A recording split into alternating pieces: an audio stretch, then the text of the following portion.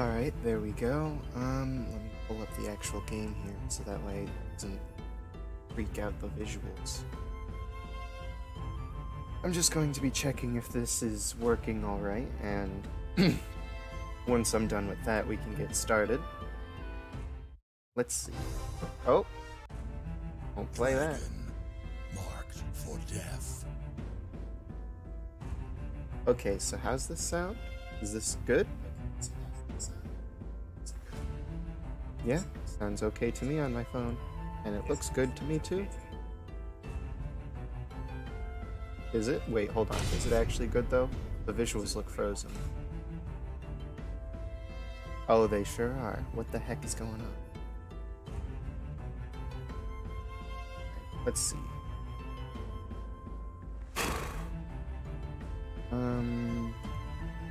Okay, so that should be working there. OBS? You good there, buddy?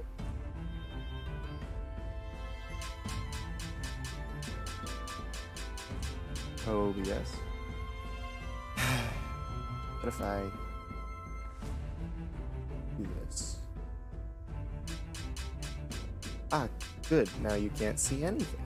That's lovely. Yeah. You should at least be able to see that, and you do. Okay. And... Ah, nothing. That's excellent. Maybe if I...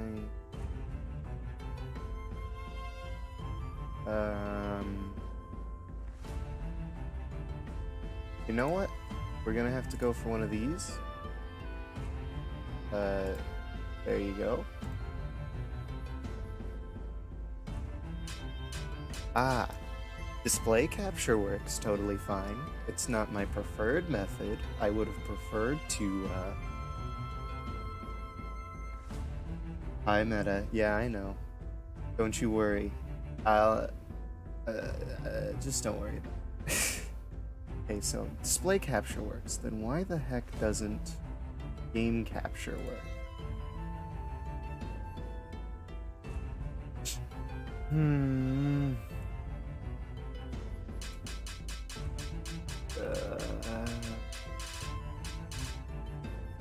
Let's try changing some settings yet again. Oh, that's not the right display capture, you dum-dum. Don't do that. Capture any full screen application. How's this?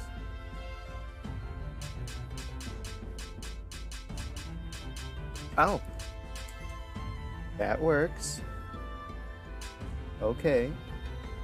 Fine, if that's how you're gonna be, then we'll just go with this. Okay. Well then, go away OBS, and go away this thing, because it's working just fine. Uh-oh, looks like I experienced some issues here.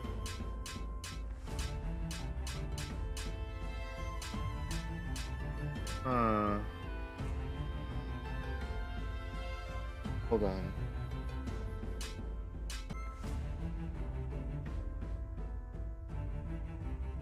Well, it wasn't my phone freaking out.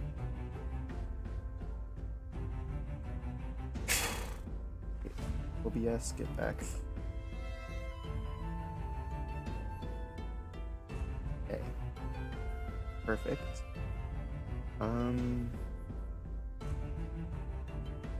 So we're going to capture specifically. Capture that. Title, otherwise that. Yeah. Okay. Now. Nope.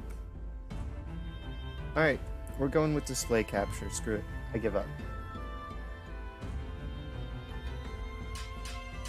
Because display capture is the only thing that seems to be working reliably.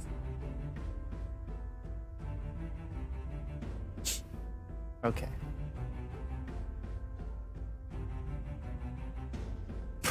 Sorry about that delay, but... Oop. Alright. We are now going to get started.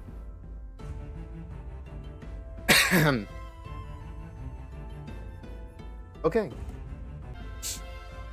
It's, I guess if I had to explain it right, it's sort of a combination of, like, Monster Hunter with Mega Man and, like, a tiny bit of Castle Crashers. So I'm gonna be playing as the Shinobi, who I've not played as yet on either of my datas.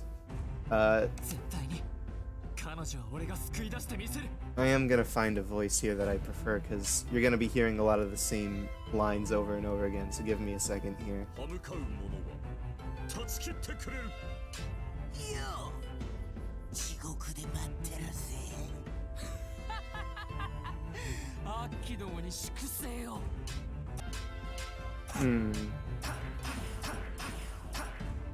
Here, let's go with Type F for voice.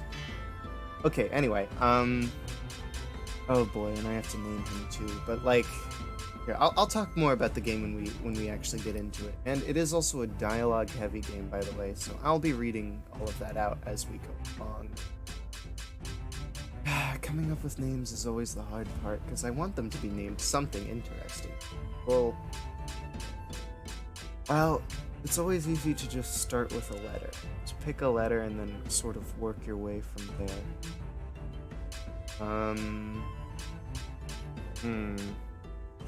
See, but I don't even know what to start with. Again, sorry for the slow start. Maybe I should have done this ahead of time, but we'll just call...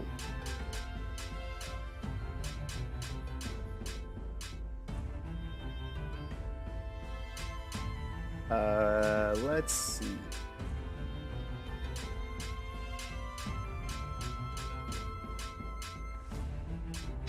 Here, we'll just work with a temporary name here. You can always change it later in the, so if I think of anything better, we can always go back and change it. But for now, we'll just go with that. Alright, so anyway, let's get into the actual gameplay here.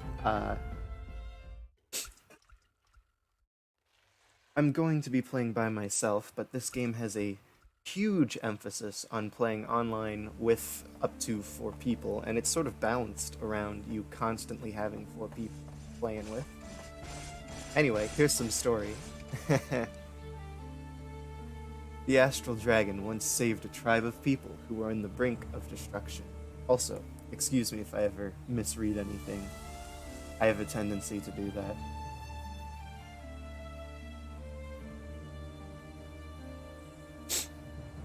Receiving the dragon's blood, they became known as the Dragonblood clan.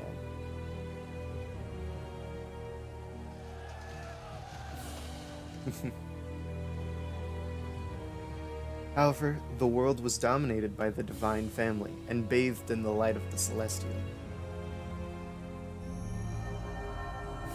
And if I'm gonna be honest with you, I haven't paid much attention to the story whenever I've been playing this on my own, so this will be the first time I'm seriously paying attention.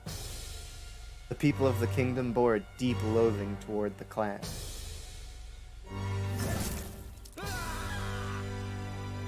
All for the kingdom. All for the Divine King. Yeah, I do remember this intro.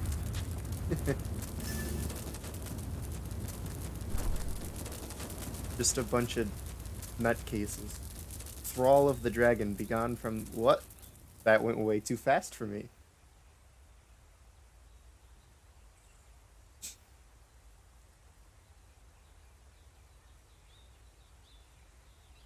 Also, apologies, it is 4 a.m. for me, and I'm just in that weird limbo of not tired, but kinda tired.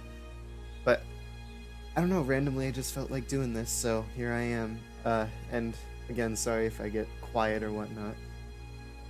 Anyway, child of our own blood, you desire power, vengeance.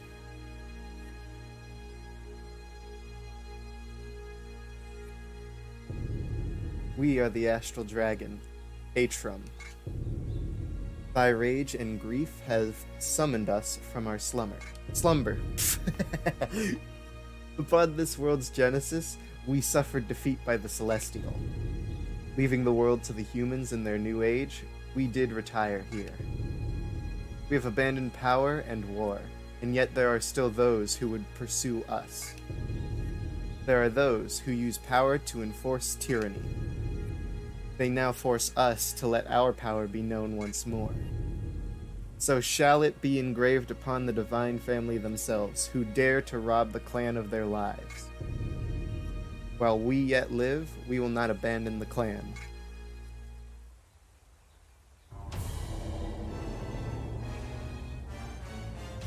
And this is where I get my dragon power.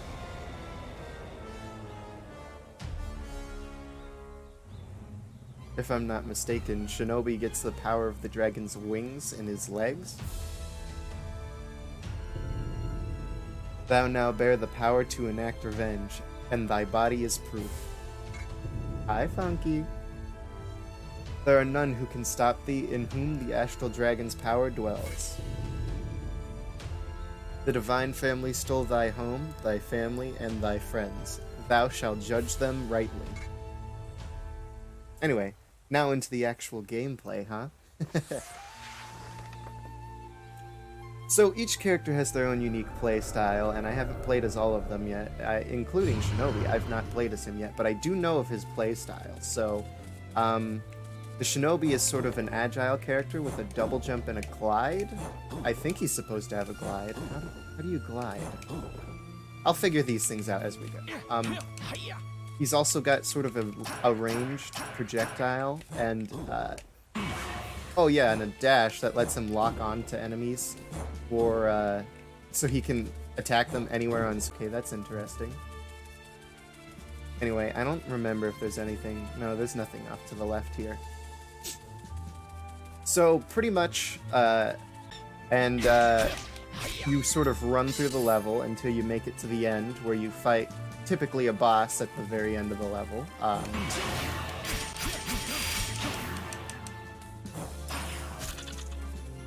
And when you make it there, you defeat the boss, and then you win, you turn in the quest, and you go at it and start up another. So this is sort of the tutorial level right now. I can't tell. I'm not reading all of his dialogue for the tutorial because I don't need to. I know, Funky. Also, I forgot, Shinobi has a wall jump that none of the other characters do, so he is incredibly agile and very good at exploring the stages because he can just jump up the walls. Well, apparently not that wall, but...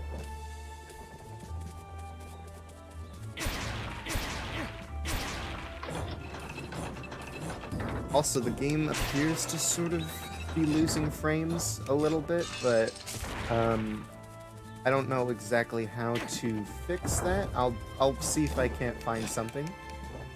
Here. Nope, nothing up there. Okay. Very strange that the glide button is set to,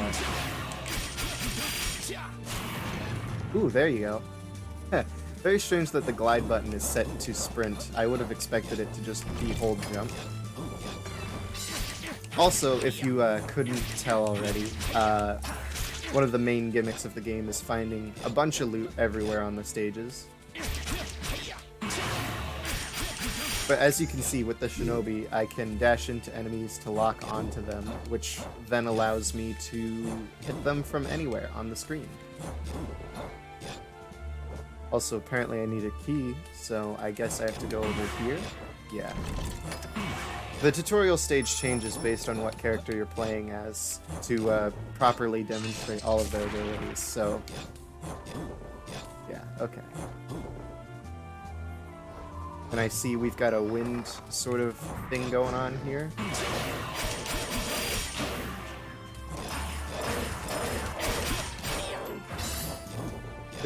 Oh, well, I'm already too low to show it off, but with Shinobi, he can glide into wind to actually go up.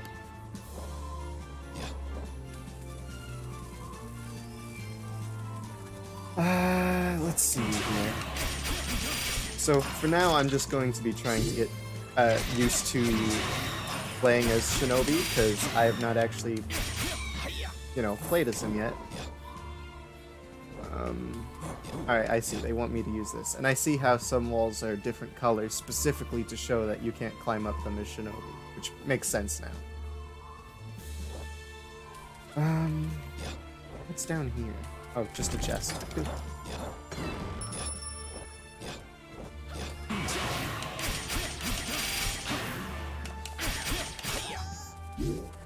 I'm trying to figure out that one move I did. It seemed like a very powerful kick. There you go. I think I have to hold down. You know what? I've messed around enough. Let's go ahead and check out the control help, because this is usually where you can see all of your moves, especially if it doesn't show all of them. So slash, shuriken, double jump, wall jump, dragon wing, dragon dash, lock on slash. Yeah. Okay, yeah. So hold down while doing a lock on slash combo. And then, oh, giant shuriken. I didn't know about that. So if I press Y, I can throw a giant shuriken. Oh, and then we've got this dragon meteor attack. Okay. So giant shuriken. Oh, okay. Understood. Let's try this out on an enemy then. That's impressive, but that consumes a lot of my DP, which I have not yet explained. But basically, DP is that meter underneath my health bar, which I consume to use moves like my shurikens and whatnot.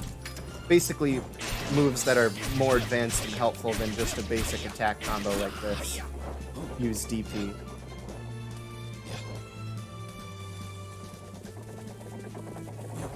Alright. Let's try out a giant shuriken with homing. Yeah, seems pretty good. Alright. Let's head up the wall. Probably just grab another door key if I had to guess. Yeah.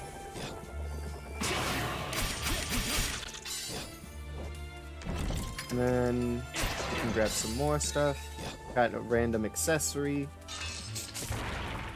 And I think we should be approaching the end of the level here soon. Yeah, if you see right off there to the right, that's the end. So we've just got to go through this small little area first. I'll see if I can't find something in the settings to fix this slowdown issue after we beat this level.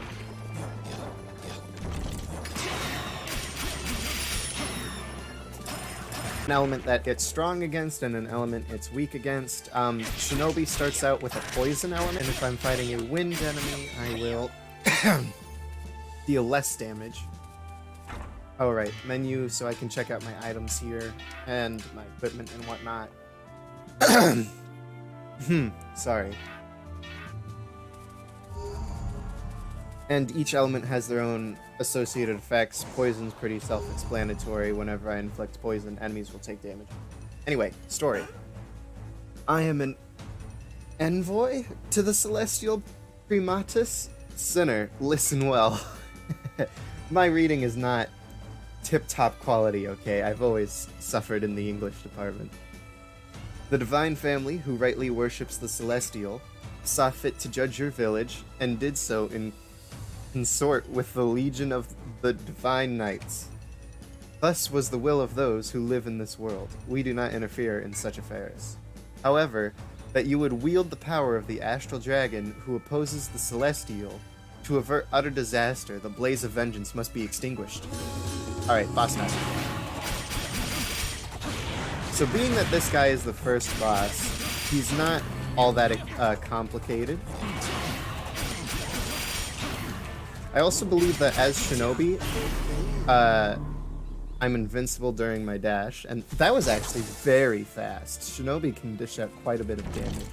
I've had that fight last quite a bit longer in the past with some of the other characters, so I'm already excited to be playing as Shinobi.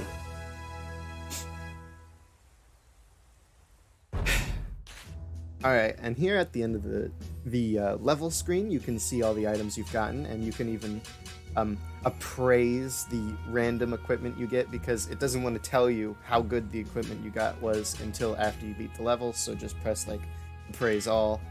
Boom. We got an ogre's bangle. You can see what that does to our stats and the required level and who all can equip it. And we got a carving knife.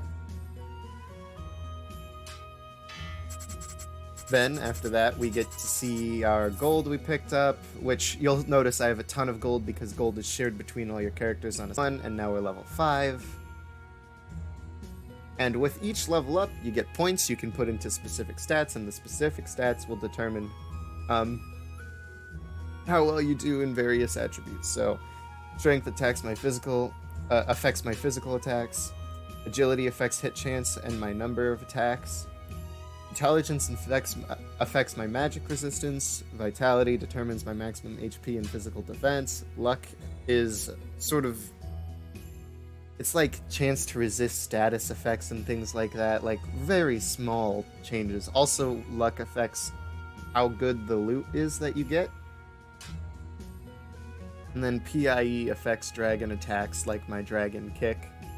I sort of want to just go for like high agility with this character, because if I can land multiple hits, that sounds very good, especially with how quickly I can attack and how I can attack from a safe distance. Other than that, I guess maybe increase my strength and my PIE, because Dragon Kick is a very powerful move that I like a lot, and of course, if I'm going to be hitting more, I should be doing more damage with each hit.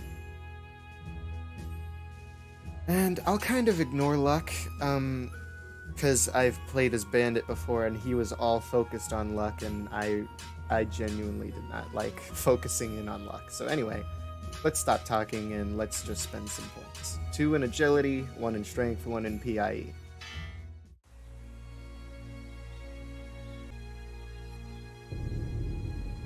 The power that dwells inside thee is beyond the limits of humans, strong enough to consume souls. If thou truly desire power, feast upon souls without discrimination. Even that lowly creature possesses power worth devouring. Hey, what do you want with me? I ain't even done nothing. No, stop! Yep, and we just straight up murder him. Other than those who had journeyed from the village, only one other villager survived the attack. That's our Oracle of the village. The Dragonblood Oracle, Amika. She was spared and taken hostage by the Legion of Divine Knights. The Dragonblood Oracle is only born once in a century. Their intentions by hearing it from their own mouths. Journey for the imperial capital of the Kingdom of Medius, seat of the Divine Family's power. Hide yourself among the forgotten of the slums, those who have also suffered the family's contempt. Oh, I was expecting more dialogue. So here we are, in the slums of the kingdom. This your first time in the city? Hey, no need for the death glare. You look like you've been through hell. Everyone here's the same way. Folks with some problem or another end up here all the time.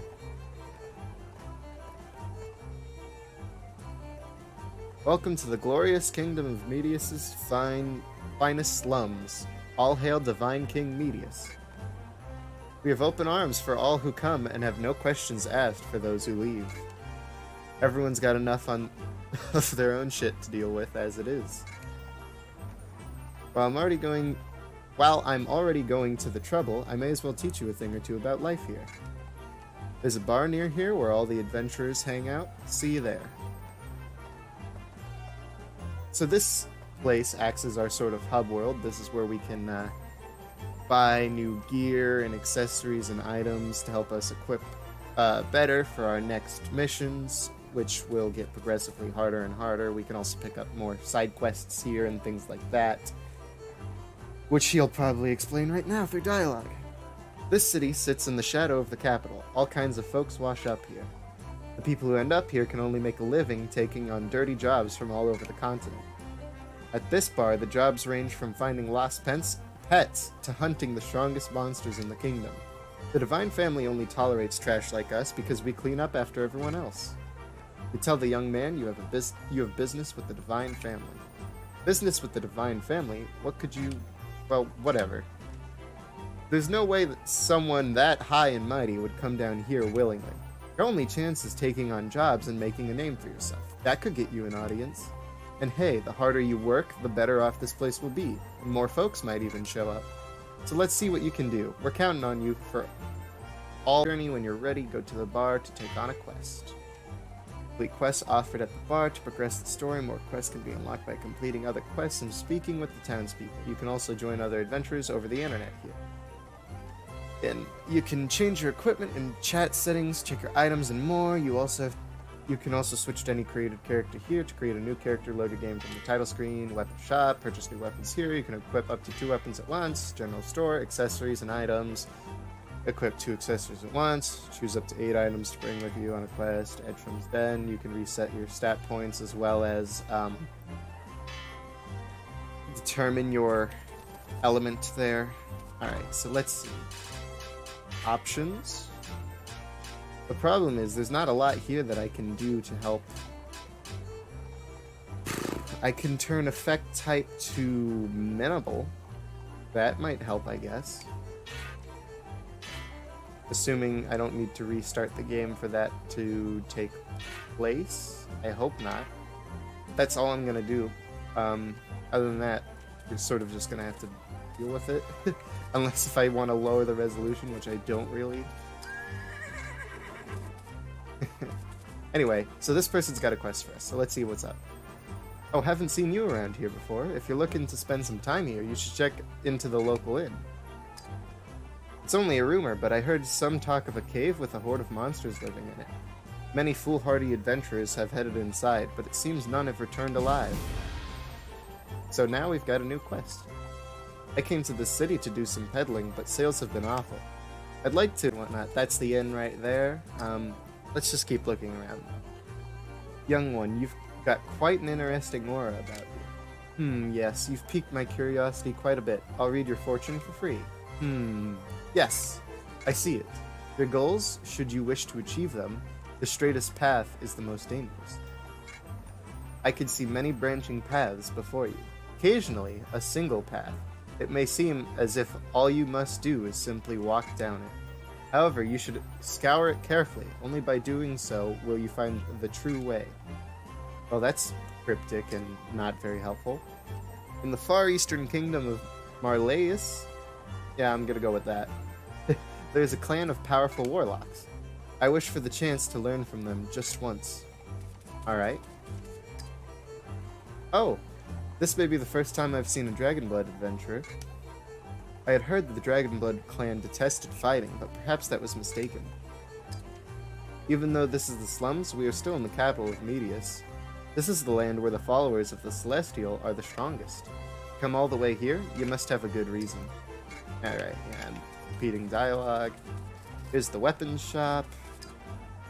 Always play here when mom and dad are at work. That girl over there always watches me while I'm playing. If she wanted to play with me, she could just ask. Alright. Mister, who are you? Oops. That boy over there is always playing by himself. I wonder if he has any friends. Alright. That scar. You're what they call a Dragonblood, aren't you? I've heard rumors about your kind. They weren't nice rumors, that's for sure. Whenever I'm here, I can hear children playing. Listening to the sounds of children playing happily cheers me up. Sometimes I wish I could be a... I know what you're thinking. What's a restaurant doing in a place like this? It's tough for a normal restaurant to stay in business in this city. Not long ago, when times were tough, I tried selling a soup made from local weeds. It wasn't a hit. So now I'm here, trying to reinvent the store's menu. The effects of the medicines enemies drop vary with their color. Red for burns, blue for frostbite, yellow for paralysis, green for confusion, and purple for poison. The very colorful ones are said to cure just about any ailment. Oh, and before you eat any mushrooms off the ground, be sure to take a good look at them first. Oh yeah, I forgot. A part of this game's mechanics is that you can zoom in and out with the right stick, and that has several different effects on the gameplay, but most of the time you'll just see me playing at a mid-level of zoom because it just looks the nicest to me. Fully zoomed out looks kinda bleh. And fully zoomed in, you can hardly see anything. So we'll be playing at a mid-level of zoom most of the time. It is my duty to guard this gate. Even if you can see all around, even if all you can see around here are swarms of peasants, this is still the capital. If you have the Dragonite, which I do have Dragonite because I forgot I share stuff. So I sort of just want to stay with poison because I don't really know what is good for Shinobi.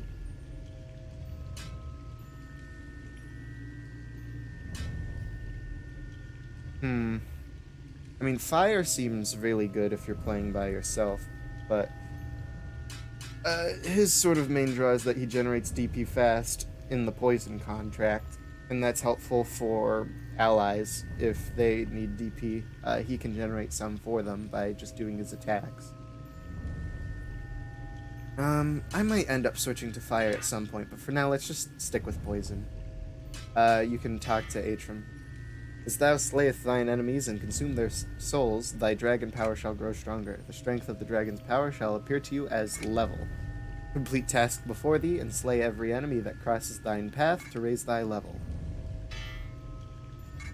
Alright, yeah, he's just repeating dialogue, so let's get out of here. Alright, I swear, we'll get back into the gameplay soon enough. We're almost done exploring the hub world, at least what we have unlocked of it so far. So let's see, what's up next? Ah, here we go. Someone with a quest. Hey, aren't you that Dragonblood adventurer? I heard there's some new work at the bar. Somebody just came through looking for help with some job. Well, there we go. Oh, and he's just gonna repeat dialogue. Anyway, this is the bar. This is where we, like, actually play the game. Did you hear the news, Hillary? They say a Dragonblood has come to the slums. My word, a Dragonblood? You mean the Astral Dragon's Dragonblood clan? By the way, Pamela, have you heard about the king's pet knight? I heard about him. They say he's the strongest of the divine knights. His name is Vassith, and the rumor is that no one has seen his real face. Oh my. Strong and mysterious. How exciting. I'm sure he's quite handsome. You said it, Pamela. I thought the same thing. Anyway, moving on.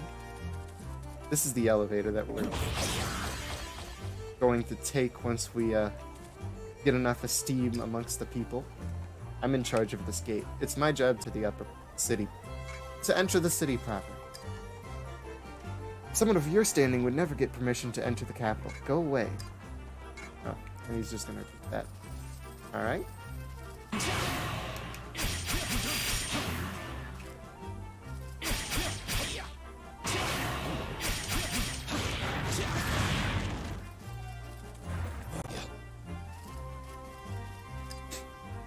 Might you be a new adventurer?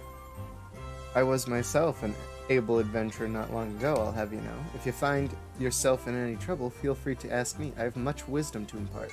So we're not going to keep talking to this guy, because he's got, like, a bunch of dialogue that's just about how to play the game, so we'll ignore him for now. Never seen you before. You new around here? Well, can't say it's any of my business. Everyone around here's got their hands full just this in the world. You'll need to take on requests. That's it? Okay. I just got here. You just got here, didn't you? I came here to work long ago when I was much younger. This city is the sort of place you grow more fond of the longer you live here. Alright. That should be everyone, so let's go ahead and actually start up the quest. Characters. Which means I might be able to trade in and get a new weapon very soonish. Like, what does this take? Daggers +3? Yeah, that's probably gonna be a while then. Shuriken just takes short kunai. So yeah, my character here is gonna have a lot of just trades where he can swap out his weapon types, because he has 2 weapon types, so a lot of these trades are just, here's the weapon, but the other version of it, basically. Anyway. Can't do anything there. So yeah, let's go ahead and move on and pick up a quest.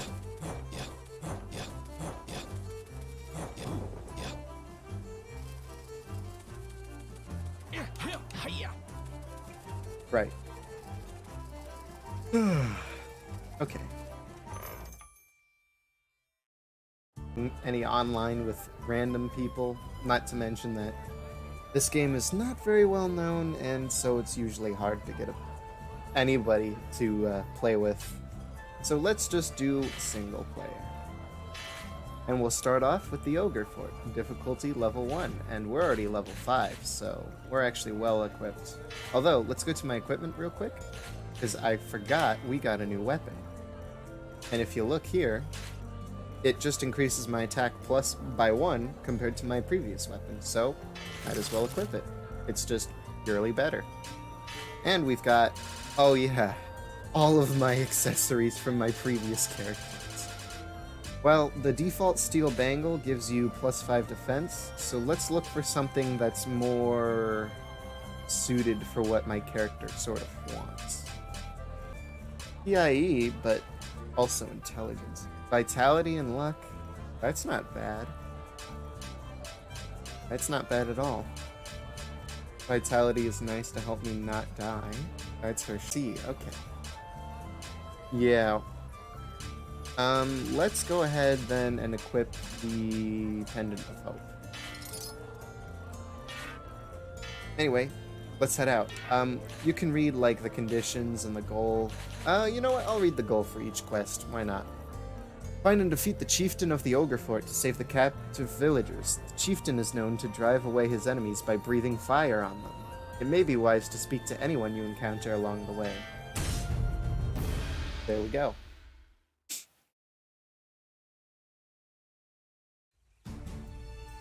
And here we are with a new cutscene. Ah, somebody help. Ouch, let me go. The Celestial punishes people who do bad things, you know? Gahaha, plenty of my meals have said the same thing. But not once has any divine punishment come my way. Daddy, this brat is too loud. Time to eat? There's no need to rush, son. Men are worked to the bone before eating. Women and children are to be savored to the last bite. This is the ogre's territory. Try bringing your dear celestial or astral dragon along next time. So yeah, villagers in danger, our job to save them. And as you can see, we've got a new weapon. Even looks fancy and new. I'm going to start by going left, because that's normally what you do in video games if you want to get the good stuff. Also, I sort of remember the layouts of pretty much every mission, considering I've played through the entire game 4 times. So, don't mind me if I'm sort of just running all over the place. Hold on. I feel like I missed something right here. Yeah. Hello. It seems those ogres have started their rampage again. Some time ago, my son got caught up in their warpath and was taken away from me. It was right after I gave him a pendant of protection, too. Cool irony, isn't it? If my eyes worked like they used to, I'd have rushed to save him. Oh, and repeated dialogue. Alright.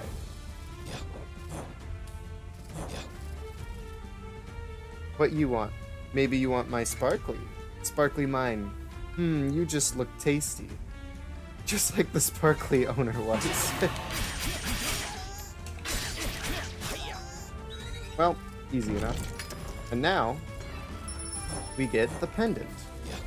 Which when you go back to talk to this lady, you hold the pendant you took from the goblin. Oh my goodness, is that... Yes, this is the pendant I gave my boy, alright. It has been a long time since he was taken. I already knew. He won't be coming back. Well, at least you were able to get revenge for us. Thank you. So yeah, some quests have special side quests within them, like this, that you need to do if you want to actually make it to the end of the game. So I'll be getting those as we go along, since I know how to get all of them. Unless some of them are a bit difficult, so if I'm not equipped enough, I may not be getting them right away, but I also have to get used to just dashing straight into an enemy. It's like my first thing I do. Because my basic combo doesn't seem very good. It seems like I'm supposed to be focused on dashing into an enemy and then attacking. Like... See, that seems pretty effective. I just use DP every time I dash, which is why I may be a little stingier with it than I should be. Yeah, it doesn't seem like turning... I hope that the gameplay is coming through fine. Actually, you know what? I'm gonna check the stream right now on my phone real quick, just to make sure I haven't been doing anything wrong.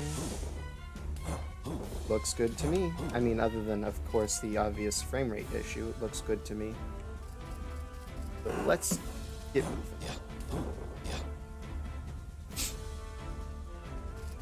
Anyway, now in the direction that we were supposed to go from the very beginning. I'm very surprised that the frame rate's an issue, because this game takes, like, nothing at all to run, but I suppose my laptop's just that bad when it comes to running a game and streaming it simultaneously. Right, I forgot. I need to double jump if I want to do another combo again. Which isn't usually necessary, as you can see, but... Oops. To try and fix the issues here. I'll even try lowering the resolution a bit. But yeah, as you can see, with the Shinobi's dash, as well as his glide and double jump, and wall jumps, he is definitely one of the most mobile characters in the game. Also, you'll see me glide pretty much every single time I jump, specifically because I just hold the sprint button down the whole game. So apologies if that's somewhat annoying.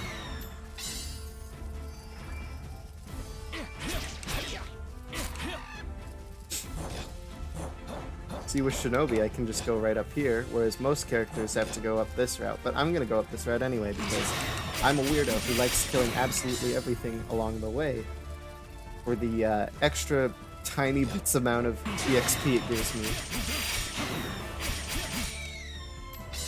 I'm starting to get into the flow of this.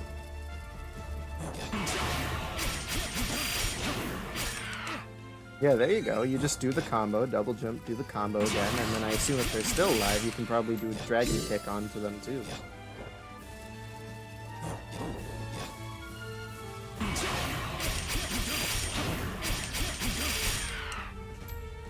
Well, not alive, but I was ready for the dragon kick if I had to do it. Oh yeah, no, Shinobi seems very fun.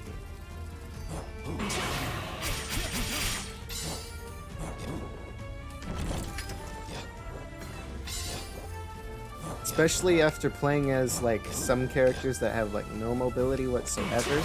Being able to just zip around the stage like this is very free.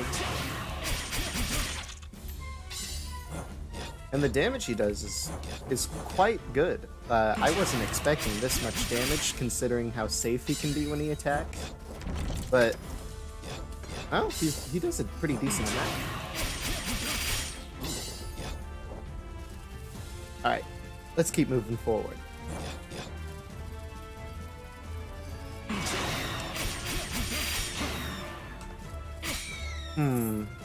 Seems like I need to be doing the dragon kick earlier in my combo if I want it to work. Ow.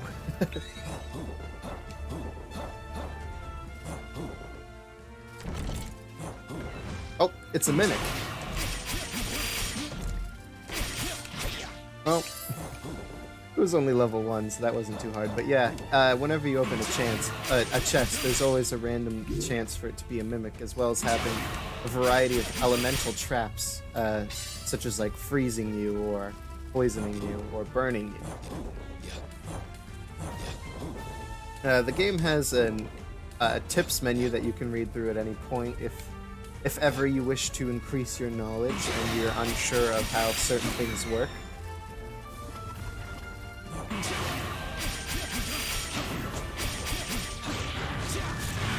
Ah, see, that's pretty satisfying. I am not using my shurikens as much as I probably should be.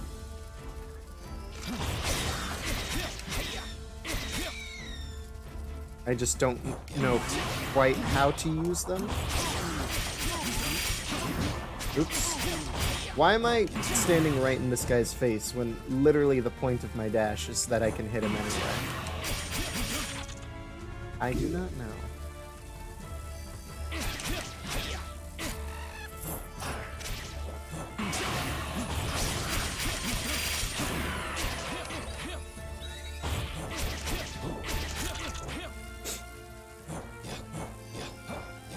I'm getting very used to this though, and I can see how you can use these shurikens before even doing a combo, and then doing your combo for an even bigger boost in damage, so it definitely seems like Shinobi's potential is very high.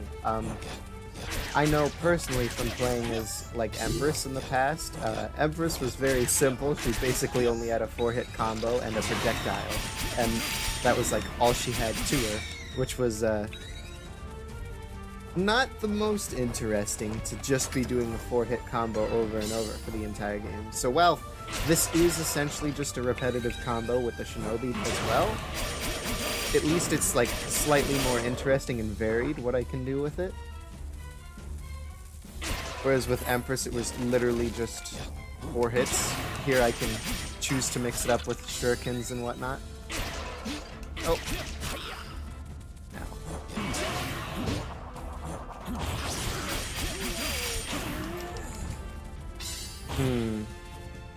Alright. I can go up here, but as always, I will be going down every branching path that I find because I like to be thorough. So let's go ahead and fall straight down. Pots can just have a random consumable in them or have an enemy in them, as you've seen. A lot of the consumables are just healing items, but any of the specific like leaf you see with the different colors, cure the elemental status effects associated with that color. So purple is poison, things like that, as you may or may not remember from the one restaurant NPC's dialogue. Anyway, here's a boss gate, so we're about to fight a boss. I don't know what I'm doing in the pause menu. There's nothing for me there, so let's keep moving. A worse stench than an ogre? I know this smell. You're of the Dragonblood clan.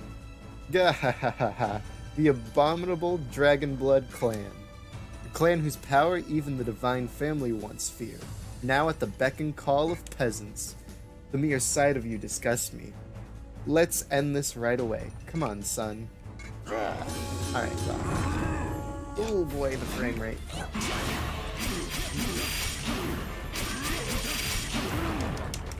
I see, so if I want to do one of these...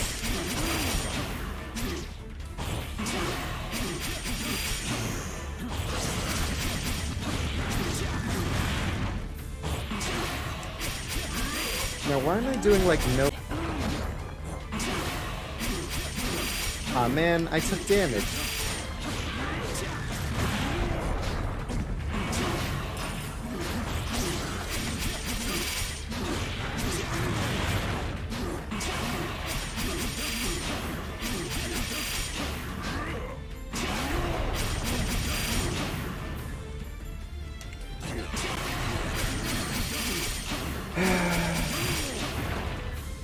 Also, this right here is a dragon sphere. You break it, you grab it, and this will give you unlimited DP for the rest of the boss fight, as well as a full heal when you pick it up, and do some damage.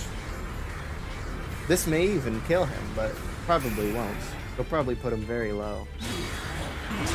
Yeah, but now I have unlimited DP, so I can just, like, just spam shurikens like this until he dies or something.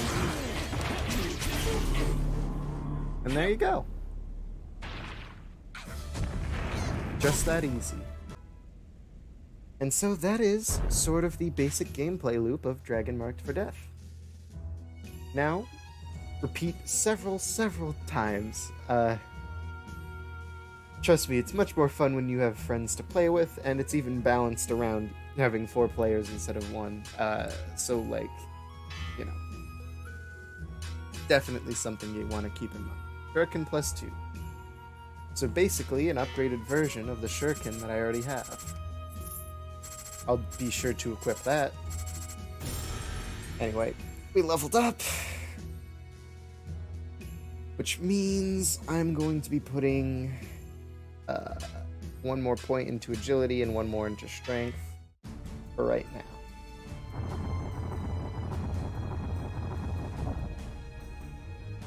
Finally, we can get out of here. We're saved. You beat all those ogres and saved our bacon? Hold on, take a good look before you say another word. Ah, you're of the Dragonblood clan. Didn't they all run off deep into the forest hundreds of years ago? You'd best keep your distance. Getting involved with the clan will incur the Celestial's wrath. You've got a good point. Or, you've got a point. Just let me make up words as I read, okay?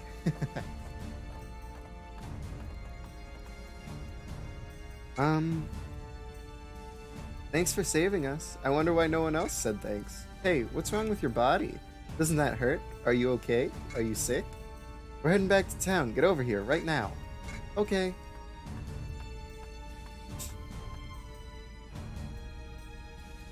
I hope you feel better soon. Thank you so much.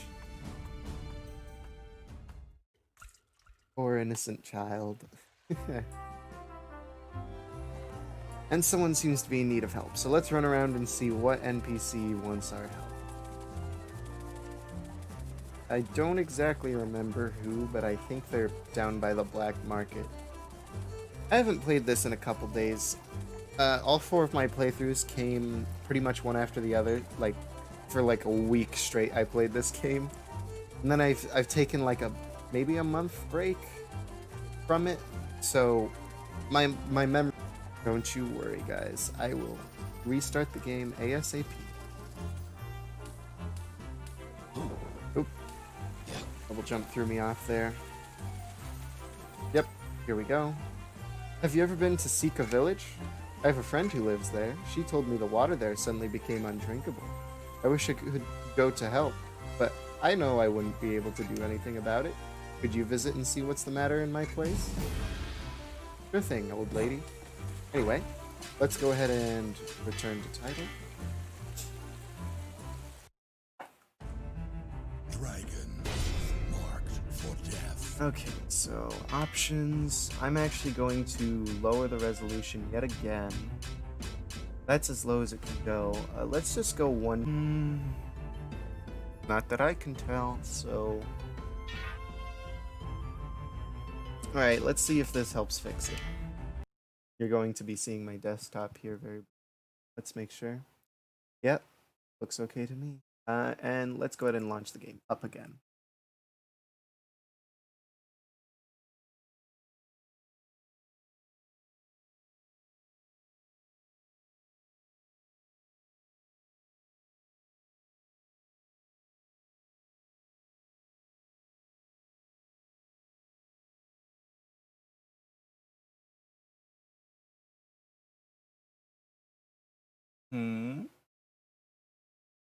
Doesn't seem like it wants to load.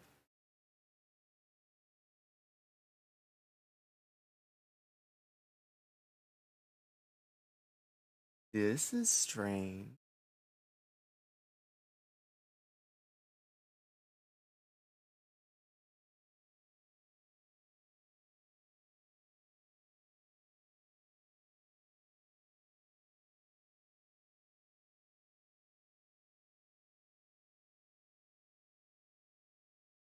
Alright, well, I'm going to give it a little bit here, but if it doesn't start up soon, I'm... I don't know what to do. Is it not starting up because I'm... Oh. Is my laptop really that awful? Can it really not handle this?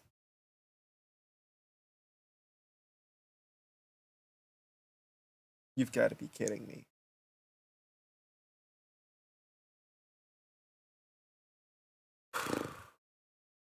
Alright. Here's what you're gonna do. You're gonna want to Alt F4. And then you need to press yes. And launch the game again. See what happens this time. You create... Ah! We actually got the game open. Dragon marked for death. Wonder, what are the settings? Okay, good. They're what we set them to, so... Let's get back in and hope we don't have lag issues.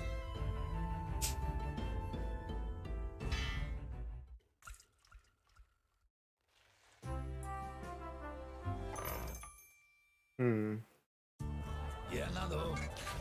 Alright, single player. So now we've got quite a few quests to take on. Let's go ahead and just try to go straight down in order, assuming that the level doesn't get too high. So we've got a level 3. We want to enter the warehouse clear gate. Speak with the villagers to find the key to the storehouse, then search the fort for the entrance. An item to light the dark depths of the fort will help in the search. Otherwise, you'll need to zoom the camera in to see. People speak of a strange plant in the area that lures people to it with a scream. So let's go ahead and check out my equipment real quick, because we do have... Oh, I forgot! I have weapons from when my other characters picked them up. So I have a hairpin +3, which is very good where I'm at right now. As you can see, what appears on the yellow is how it compares to what I have currently equipped, and what appears on the red is just its flat-out stats. So this is very good, and I did not get more of these dagger-type weapons because Shinobi's the only one to get them. The only reason I have a bunch of shurikens is because Bandit could get them. So Bandit, from my Bandit playthrough, I have a bunch of leftover shurikens. And then we'll just keep with whatever current items we have, and let's go ahead and depart.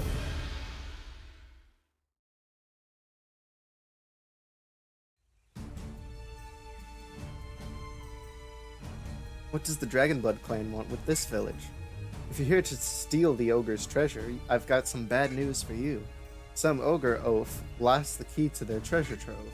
Just give up and get out of here. What an introduction to a quest. Yeah, and as you'll see, several levels are reused for multiple quests, but they usually have new branching paths open on them, so it's not entirely the same experience. What does the Dragonblood clan want with this village? If you're here to steal the ogre's treasure, I've got some bad... Oh, okay, so it's the same dialogue as we've been greeted with. You there, have you seen my daughter?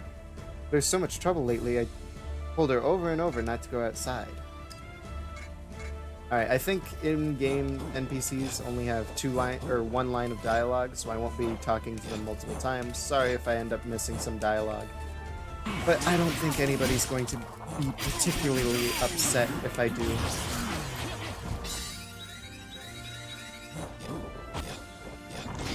Oh jeez, a crab. Yeah, they can hide underground and then just sort of hit you.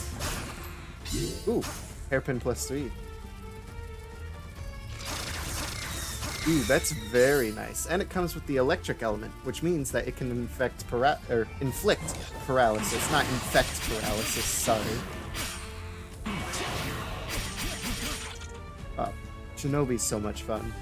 I was playing over there and saw something shiny, but some egg monster came by and ate it. Okay, I assume that means that the key is inside of an egg monster. I mean, I know where the key is, obviously, but, like, I didn't know that the NPC told you where it was. I just sort of found it on my own through exploration when I played.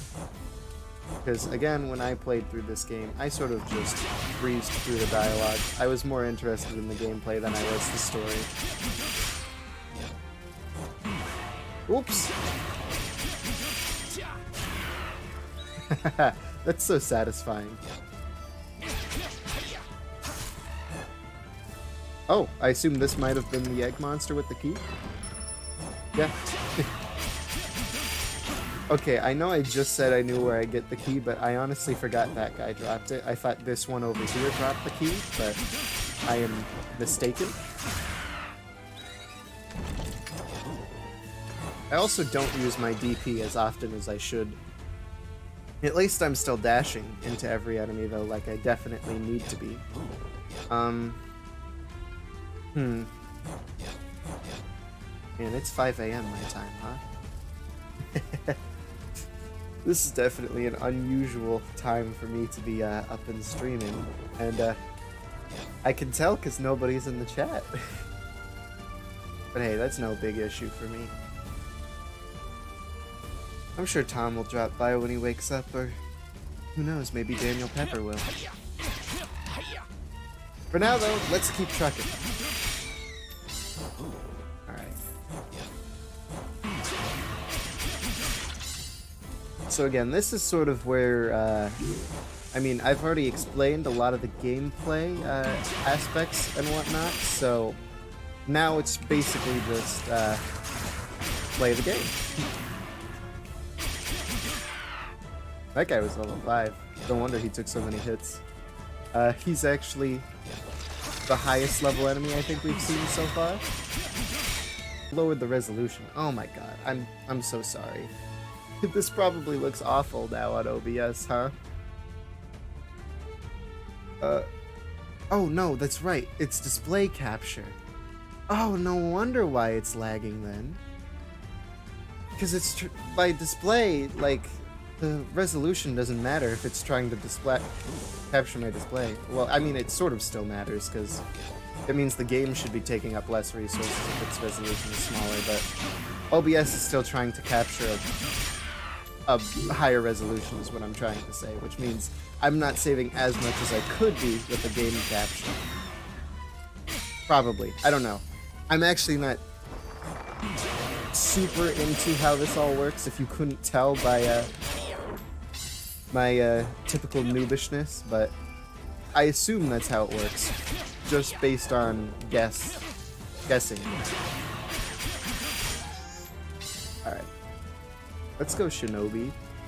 So I think I sort of want to expand my combo arsenal just a tad bit. So yeah, it seems like the only way I inflict poison is through my shurikens, which makes some sense, I guess. Despite the fact that they can also inflict paralysis because they're electric shurikens. Who's down here? You? Oh, that is so satisfying, and being able to hit them from anywhere is great. I don't have to stand right in their face and put myself at danger. At danger? In danger? Or at risk? I need to pick between the two and not just mash them together. And... jeez Louise, man. Might also just be my internet connection crap in itself. I don't know. I don't know how well this is coming through at all, actually, because my internet's been awful lately with the quarantine and such. We're supposed to be getting a new one, like a new router soon, so that should help. But we haven't gotten one yet, so for now, things might be a little crappy. By the way, totally forgot to announce, which I should have announced at the beginning of the stream, but Walter is a new DST character coming mid-June, so definitely expect to see me playing Walter the day he comes out. I know that's typically the sort of stuff that everyone seems to like, is when I'm playing the new Don't Starve Together characters. Those are the streams that perform the best, and in general, Don't Starve streams seem to perform better than most, so... But hey, I just play what I want to play, you know?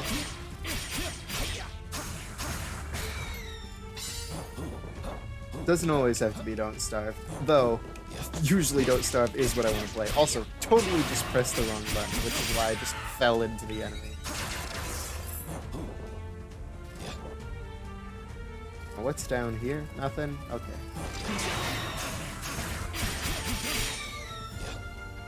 He can just stay airborne for so long. It's fantastic.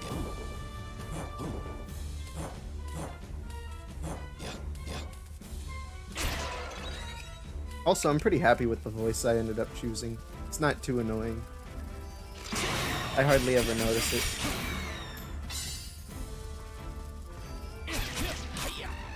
it. Poor little seedling.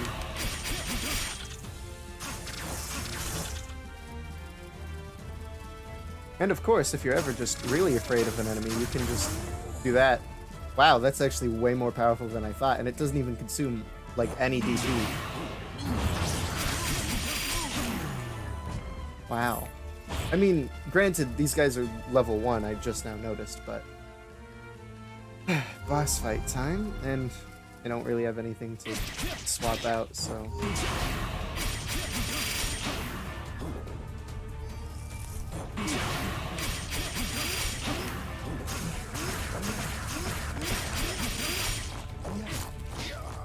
Ah!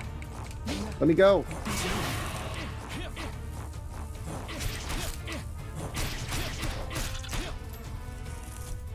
So the Mandrake is quite annoying.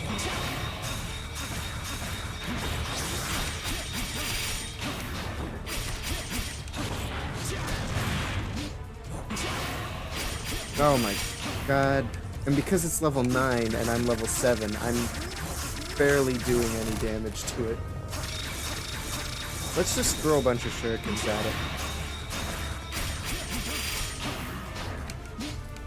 What? Did I not have a double jump? I probably used it before I locked on. Huh? Oh. Oops. Did not mean to throw that backwards.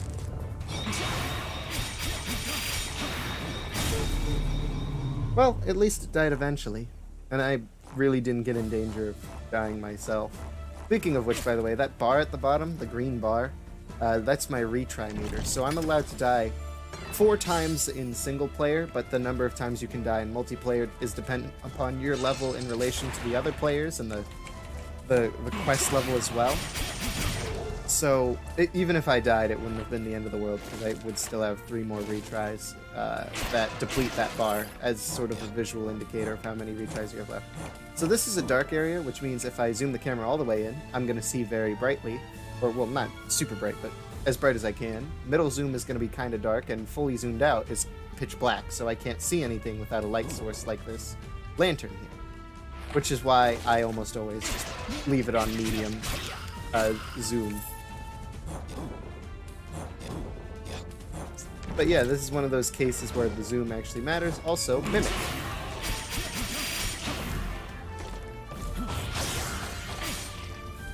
Oh. That is a mushroom that could either poison me or give me a whole bunch of stats. You can't tell unless if you zoom in the camera, which I can't really do because I'm being attacked. Might mushroom. So this will actually give me an all stats up instead of poisoning me. Mushroom that would poison you would be called a blight mushroom. But yeah, you can do that with any item. You can just zoom all the way in and see like rice ball set. Also, I'm inflicted with burn, and if you're wondering why I'm not taking damage over time, it's because that's what poison does.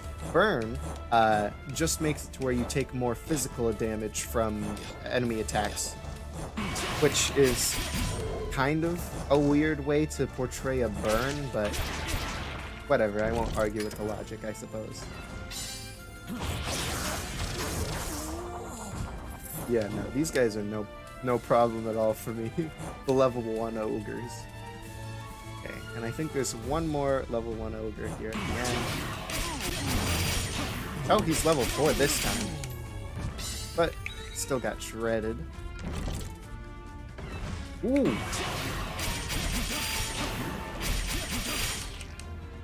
And easy win.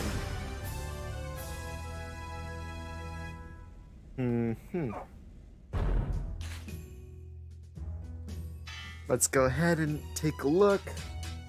Nothing here that looks super interesting. Already have a carving knife. Alright. Skip through all this, because it takes a little while. Leveled up. Got 1 point to spend. Let's spend it on PIE.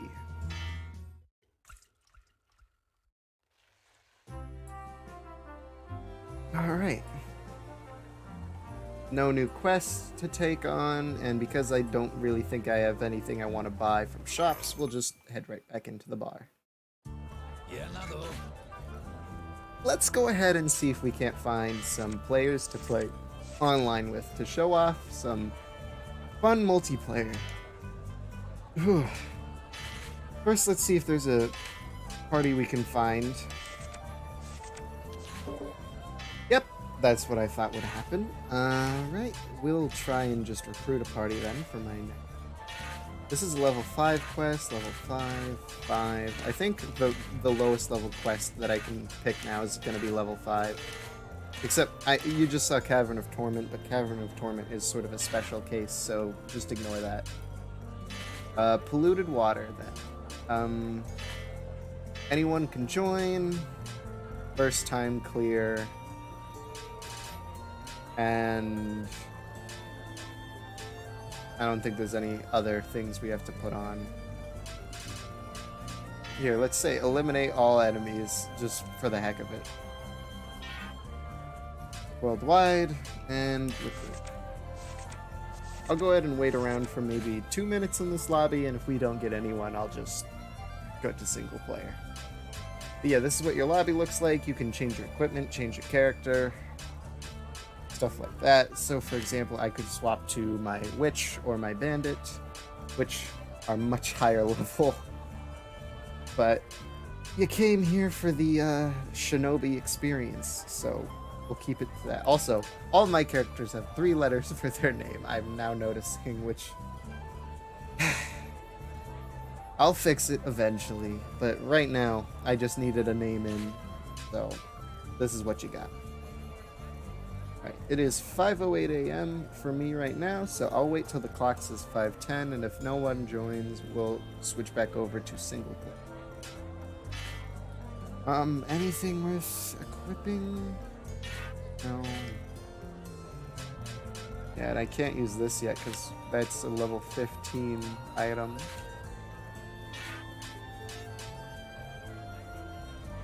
I'm only level 8, so I'm pretty much still stuck at level 5 stuff, because they usually just go by increments of 5 for when you can start to use things.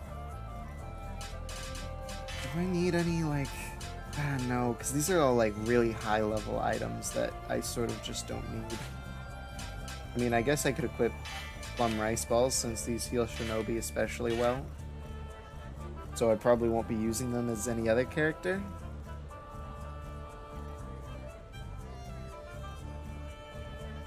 Alright, we'll wait around for 1 more minute, and if nobody shows up, then I'll just go back to whatever. I know, I've said that like 3 times. Sorry, I'm very repetitive.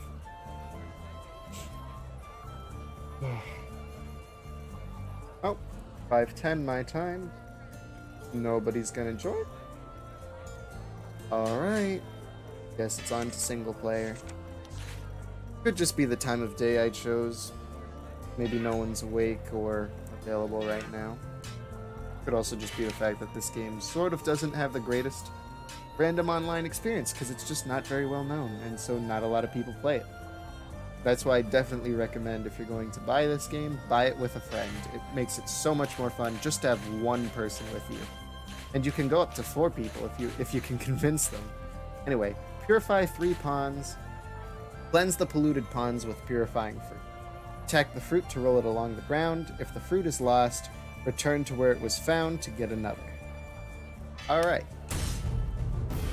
Now this will be taking place in the same place yet again. That's why you can also choose which order you take on quests, and that's why a lot of them are at the same level, so that way you can mix up your locations. So if you end up going straight down in the list like I am, you're going to be revisiting the same spot several times in a row, and if that gets boring for you, that's why it's your choice to just mix up the order. Anyway, let me read the dialogue and get to the gameplay. We got one hell of a mess here. The village's pond water has suddenly become unsafe to drink. There are 3 ponds nearby that have been polluted. There are trees that bear purifying fruit in the forest. Use the fruit to clean the water. I would tell you where to look, but my memory's starting to go. Sorry I can't be more helpful. Would you please search for the fruit and cleanse those ponds? Sure thing, my man. Also, despite the fact that I've lowered the resolution, the game still pretty much looks the exact same to me, so I don't know if it's even working. Yay, frame rate lag.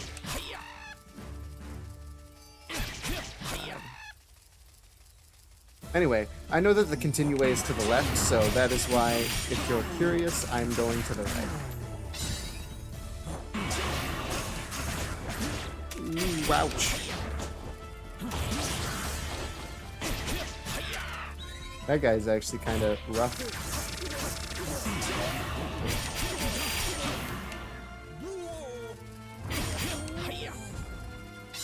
Yeah, these guys are starting to pick up in level, despite the fact that this is still only a level 5 quest yet again.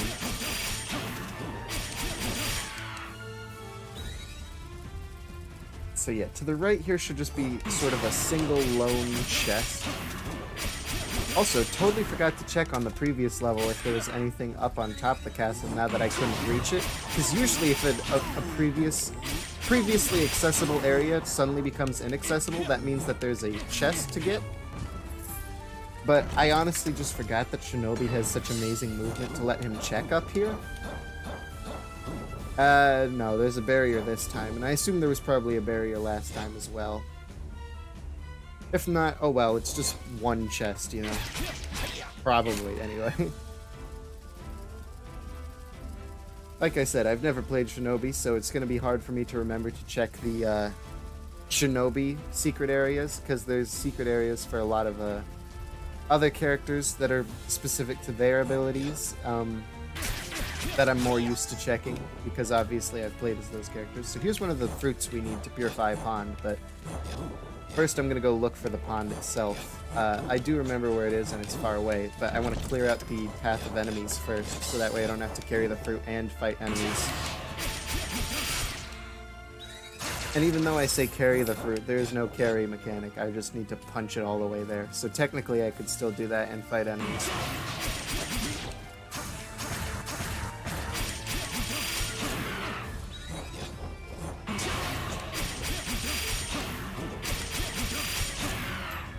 There we go. A simple combo is no longer killing them, which means I need to start getting into the habit of doing like kunai, or sorry, shurikens with my combo.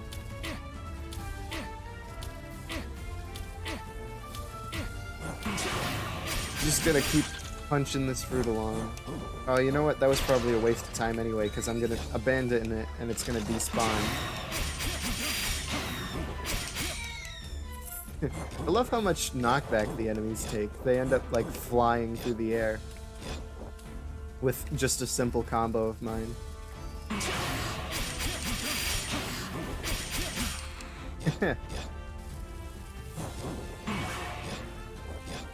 Oh man, I missed. Wow, the dash takes no DP at all though. Maybe because I'm always almost full on DP, that's a sign that I should take probably a different elemental pack that has higher DP consumption for more benefits, because, I mean, obviously Poison's been working out because everything's low level right now. Oh, hi Meta. But I feel like in the later difficulty levels, it's going to be nice to have that extra damage, and I honestly don't need all this DP that I've been generating constantly. Either that, or maybe, who knows, in the higher level levels, I'll be glad to have all this extra DP, because I'll start needing to take more advantage of it, and probably just spam, like, Birkins. You are currently downloading footage for the bombfish clip? You mean, like, from when we played Terraria, and Victor was like, it says consumable, does that mean I can eat it? That's the only bombfish clip I know. Yep. Okay. Good to know. Why are you downloading that, though? You're gonna make a funny edit and post it on the THP channel, or what? Anyway, there we go. Purified a pond. 2 remain. Yep, pretty much. Alright, that's what I expected. Victor was great in that. Said that we lost all the footage for that, because honestly, I think that was a pretty good hardcore we did.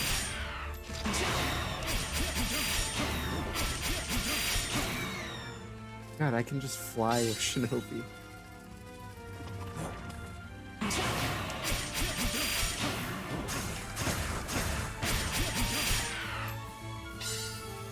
It was good. Yeah, I agree.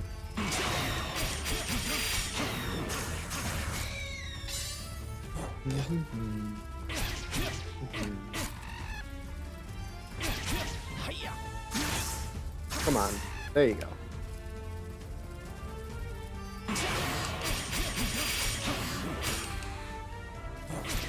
Let's go ahead and get this chest. Oh. Keep forgetting that I can slide down walls, so that's gonna mess up breaking bricks.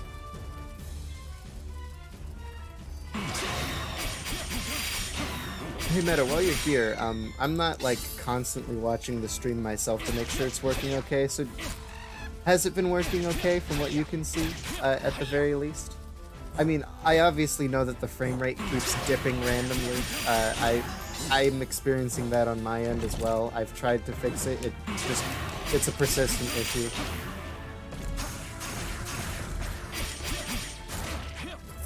Yeah. Well, that's good to know then. If it looks fine, other than maybe those random frames that I keep losing occasionally. Yeah, I don't know, like, if my internet's cutting out a lot and if that's interrupting the stream a lot either. Because you know how my internet likes to be recently. Can't you do anything about that stench of yours? Well, you know, if you don't have anything nice to say, you shouldn't say anything nice at all. You've hurt my feelings. I'm now gonna go cry and complain on the internet that you called me smelly.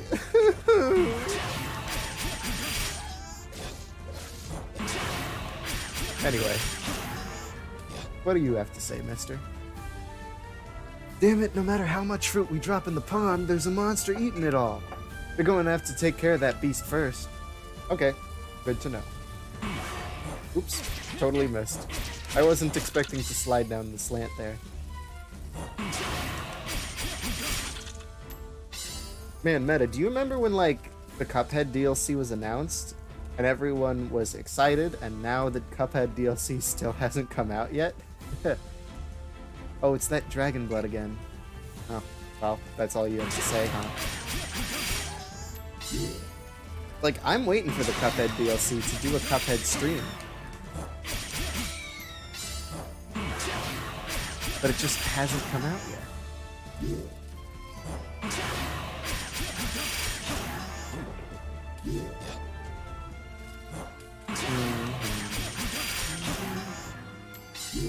Alright. Oh wow, a level 7 hatchling actually survives my basic combo at the very least. Come on.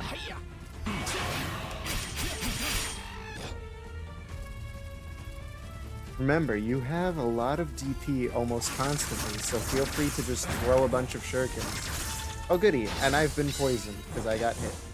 Poison is very annoying because I will just take damage over time, and it will kill you. It does not leave you at 1 HP. It will kill you if you don't find a purple herb to cure it, or if you just... I mean, you can also run out of poison because it only hurts you for so much HP. So I believe if you're at full health, it shouldn't be able to kill you because it'll run out before you run out of HP. Maybe? Depending on how much HP you have. Especially if you pick up healing items like this. Oh well, like I said, if I die, I die. I can just respawn. I've got 4 lives, essentially, so... And you know what? Since I'm already poisoned, it's not gonna hurt me to jump into a bunch of poison water. Oh, well, the poison just wore out, so maybe I shouldn't have done that. Right. Now that the enemy's been defeated, we can drop this into the pond, and mission complete.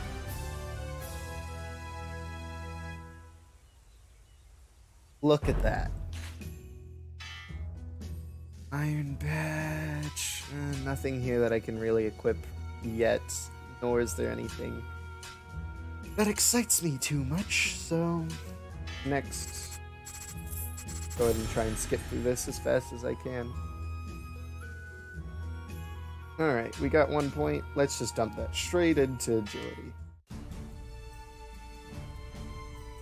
A monster in the pond, so that's what was polluting the water.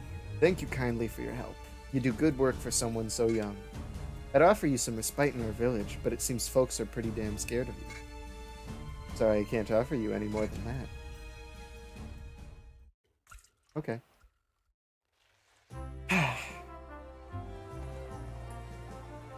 Man, I forgot just how long this game is, especially when you don't skip through all the dialogue, huh? Well, no one's got anything new for us, so let's just head right back in. Actually, no. Let's go change my element. I've played with poison for quite a bit now. I like what it is, no doubt, but I feel like there may be room for improvement. And I'm very interested in what fire has to offer. High DP consumption for high damage output seems a lot like what I want. So now we are Fire Shinobi. Let's go ahead and see. I mean, oh, no kidding, the lock-on time is much longer, huh? Ooh. Damage is higher. Also, don't forget, anything inflicted with flame is going to take more physical damage anyway, so... Oh, explosions, huh? It's pretty interesting. Can I not throw a giant shuriken? There we go. Oh, and that just inflicted paralysis because, you know...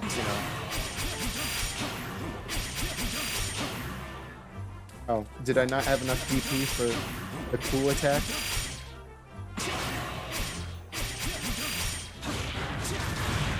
Oh my god, 810 damage? That seems pretty good, but we won't know until we actually get to fight some real enemies. Also, now my scarf no longer matches my legs, so I'll be stopping at the end real quick to edit my character. Because I always like to make the colors match. So, character, edit.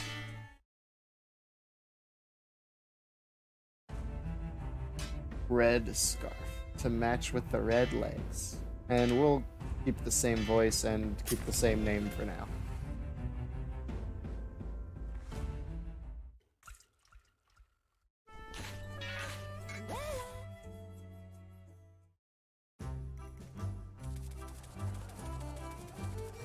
Alright, let's move on and see what we can do now with this new fire build.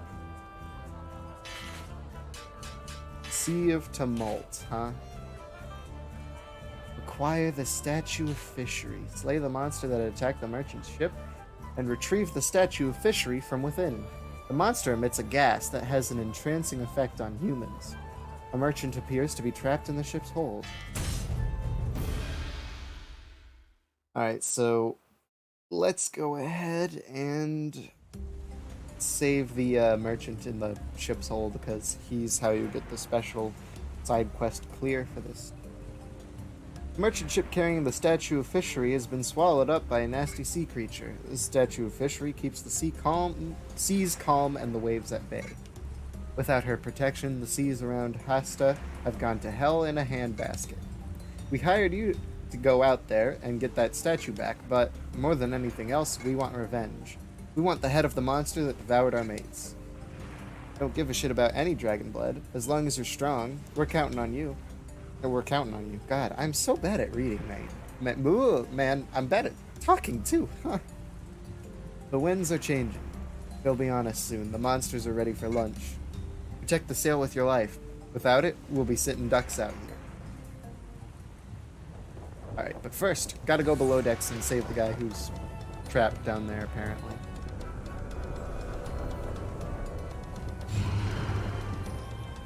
Quickly, let's go. Receive the door key. Unlock the door, talk to the guy. Thanks a bunch, so you're the Dragon Blood clan the captain told us about, hiring a monster to take out a monster, huh? Sorry about that, you seem like good folk. Find me again later and I'll thank you properly. Sorry, I gotta go. There's enemies attacking the sails.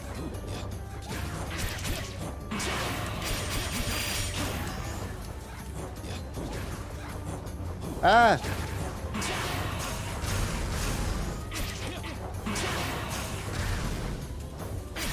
I have no DP!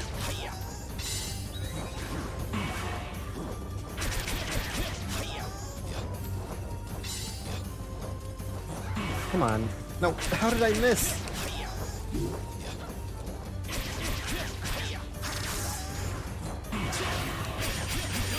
Okay, so admittedly, right now, I'm not doing fantastic at handling the enemies, but that's because I sort of got behind, and now... Oh, there we go. Seems things are finally under control. Wait, hey, hurry, everyone get together. I'd know this wave anywhere. He's coming. So now it's boss time. And I'm realizing now, switching to fire elements, when I knew that I was going to be fighting a water element boss next, probably wasn't the smartest thing, since fire is strong against thunder, but weak to water.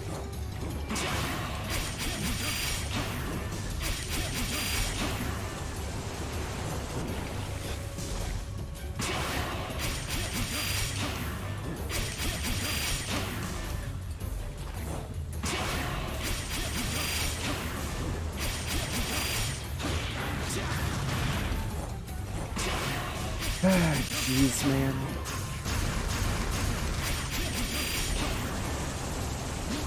Oops.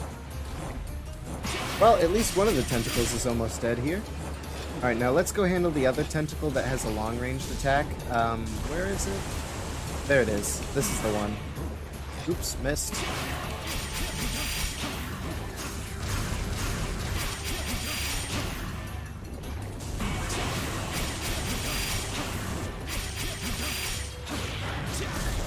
Oh my god, that kick does so much damage. I need to be using that more often.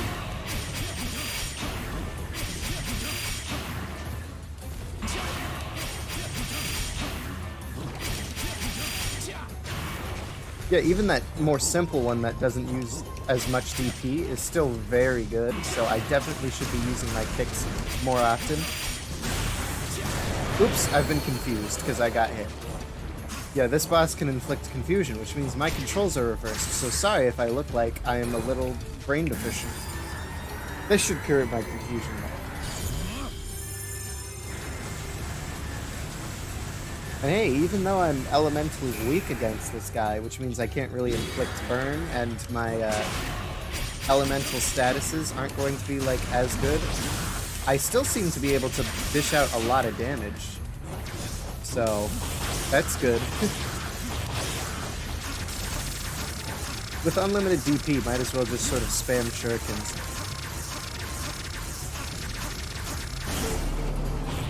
Yeah, that seems pretty good. I always forget about the giant one, too. But I don't know how good the giant shuriken is. Just sort of seems like it exists to make it more interesting.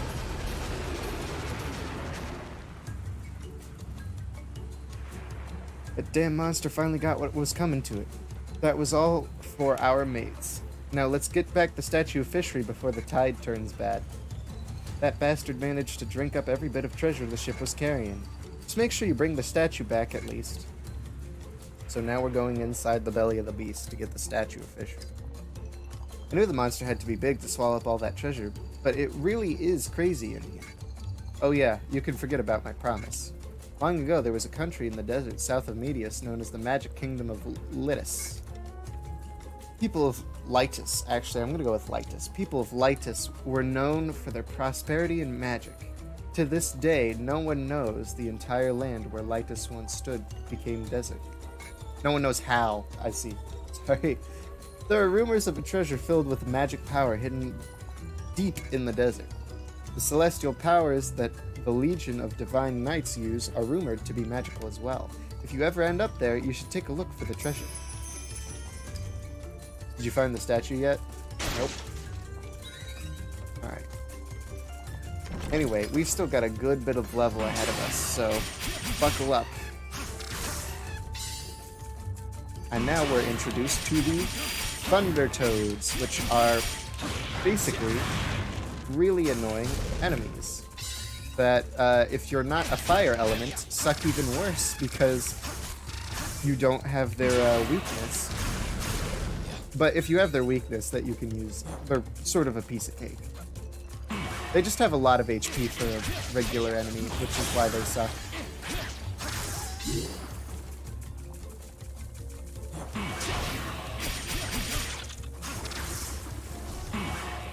Oops, I missed. Ah, I don't have enough DP to even do a dash.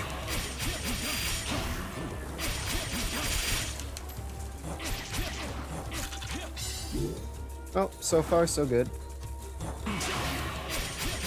But yeah, we're just sort of in the belly of the beast right now.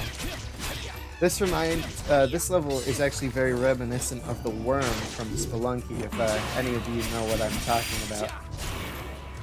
Oops, well, I killed that enemy through the wall, so its drops just sort of fell straight through the earth. I shouldn't have dashed there, I should have just thrown a bunch of shurikens. Alright, let's see what we got here. Blight Mushroom. Now that'll just poison me, which is awful, so I won't take it.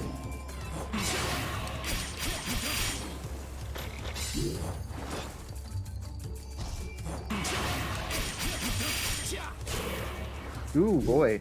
When I do that, like, downward kick, I think that imbues it with my element, so that's why the Thunder Toad died almost instantly once I got that kick in.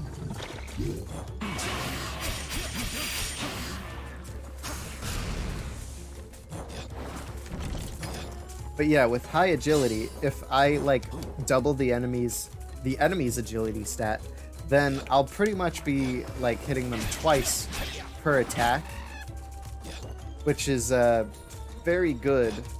However, of course, if I don't raise my actual physical damage, then, you know, 1 times 2 is only 2, whereas 20 times 2 is 40. You understand the logic there?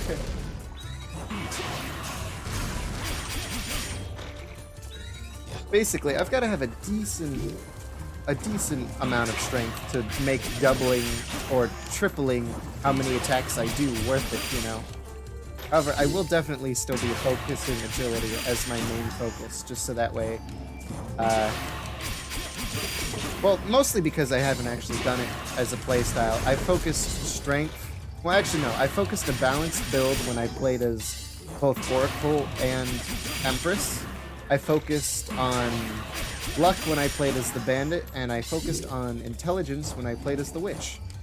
Because the Witch is a purely magic-based damage character, so made most sense to focus on intelligence, where I would increase my magical damage.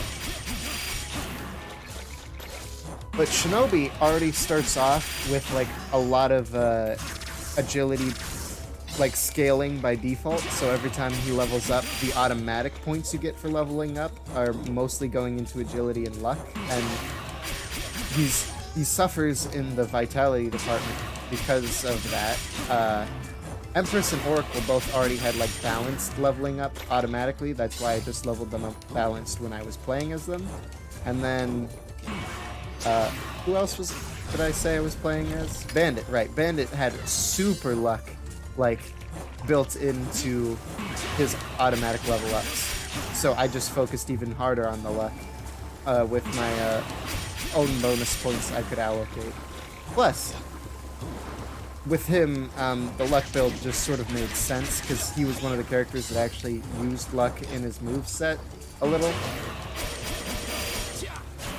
There we go. Ooh, nice solid kick that killed the frame rate. Am I going the right way? Yeah. Yeah, because up was the secret for the chest, so down is now the continue way.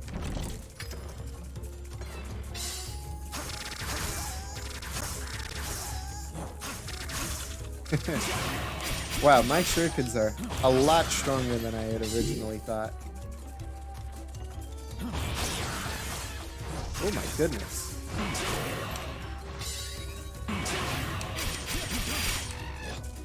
Anyway, should be getting close to the end-ish here.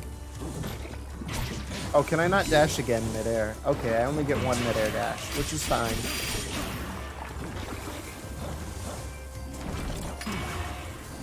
I I think, if I remember correctly, some of Shinobi's other elements get multiple mid-air dashes, or like a triple jump instead of a double jump.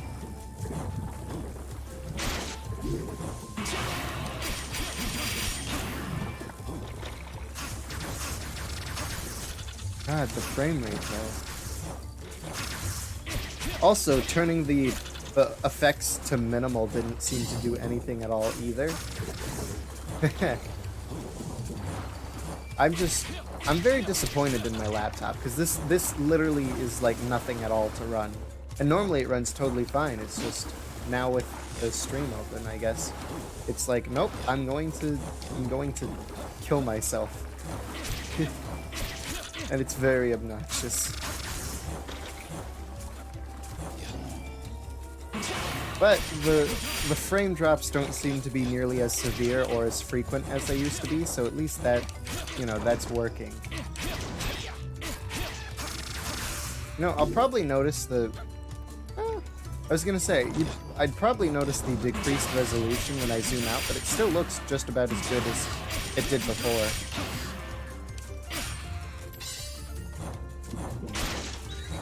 Which I guess makes sense. Maybe. I don't know. Anyway, up here is for more secret stuff. I'm a very thorough player, so again, apologies if I make missions that could last like 10 minutes, last half an hour, because I like to get every little thing I can. Oops, didn't mean to mess that up.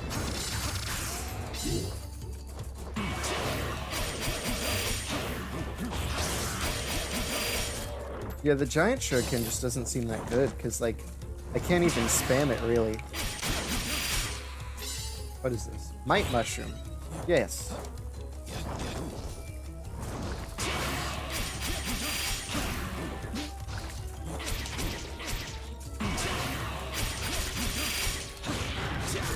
And down he goes.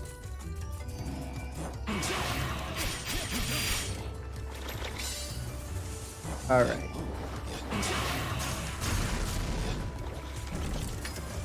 There we go, and I believe that is everything now, so we can move on to the final boss of this area and get the heck out of here. Although, we still got a little bit of a walk to get there. What is this? Blight mushroom? No, they.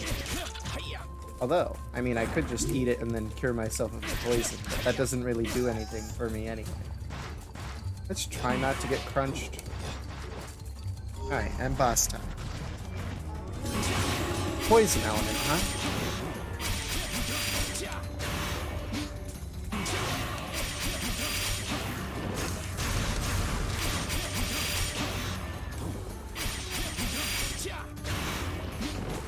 Come on. I'm sort of running out of space over here, so could you, like, turn around, maybe? There you go, buddy.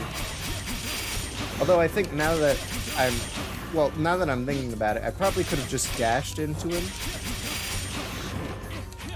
If I wanted to hit him, because the lock-on probably would have worked no matter where I was. Oh my god. The damage on the dragon kick is absurd. Alright, and I think he dropped a chest behind his shell here. Statue fishery, and the shuriken, and I think this is just blocked off for now. Yep. So there we go. Another quest out of the way. Oh, how long have I been live for? Almost 2 hours now? Ah, that's barely nothing. It just feels like it's been forever because of how slow this goes when I have to read the dialogue, huh?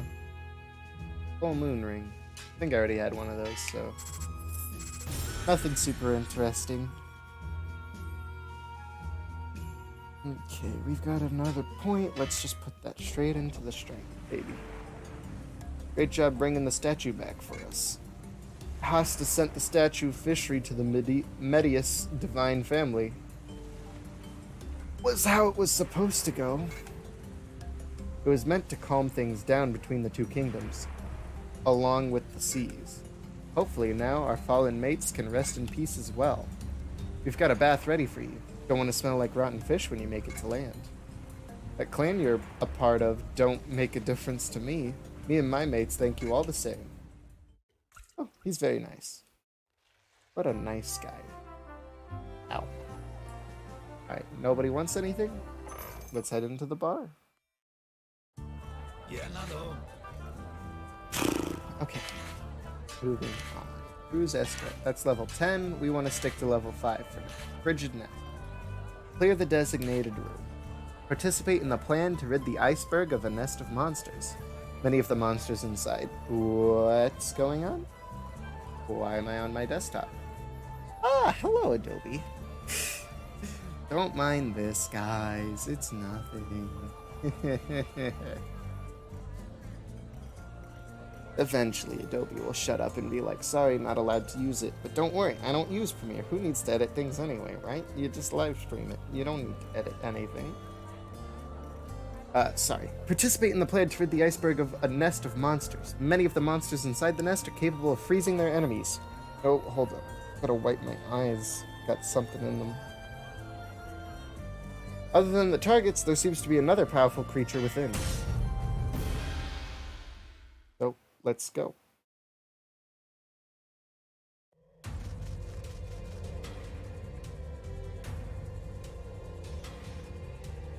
What do we got going on here?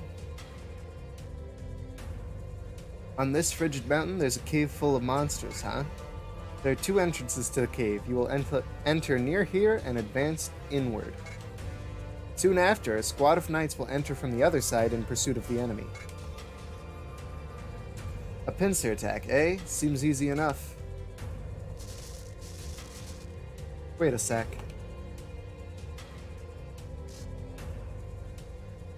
If you want to do a pincer attack, we'll need some kind of signal to strike at the right time.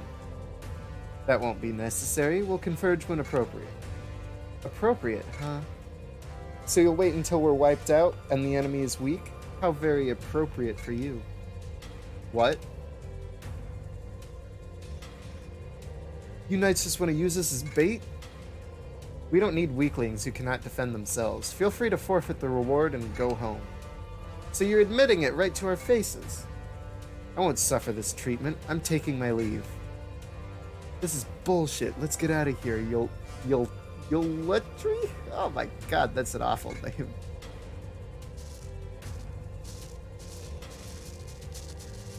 Well, nobody cares anymore, I guess. You're sticking around, eh? You must have a death wish. Don't let those bastards get you. Okay. Goodbye. Quite a few cowards, hmm?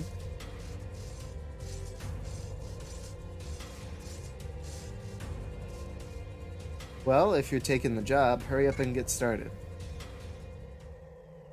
Glad I had to wait for him to walk over and say that. Oh. Rule number 1 of any side-scrolling game. Go left first. Nothing here. Probably should have gone.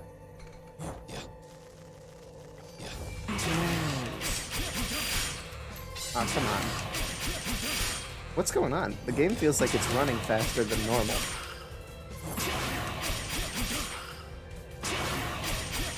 Maybe it's just because I'm finally back to the gameplay after sitting through a bunch of dialogue.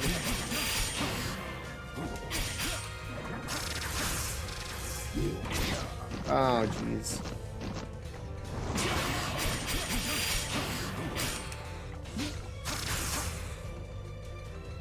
Anyway, let's keep moving. Okay, so the big shuriken does actually do quite a bit of damage. And it is more than a barrage of small shurikens, so I guess that's worthwhile. For example, there. It also pierces, so that's good too, I guess. Crowd control. Oh yeah, there we go. Now I've found a use for the big shuriken. Also, my high DP consumption, that's supposed to be a drawback of this fire contract, as I predicted, is not a problem. I'm still almost always at full DP.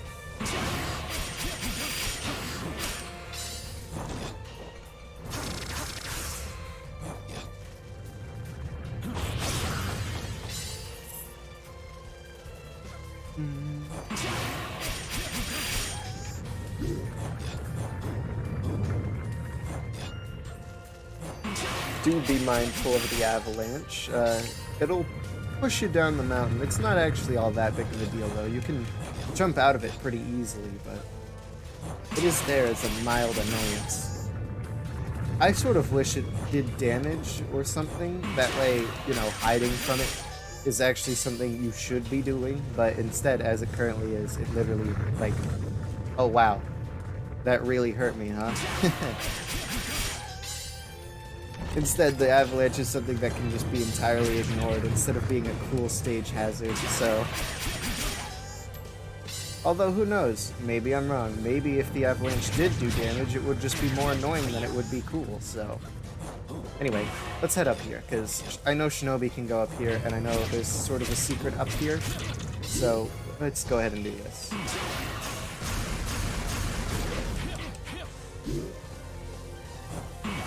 Oops.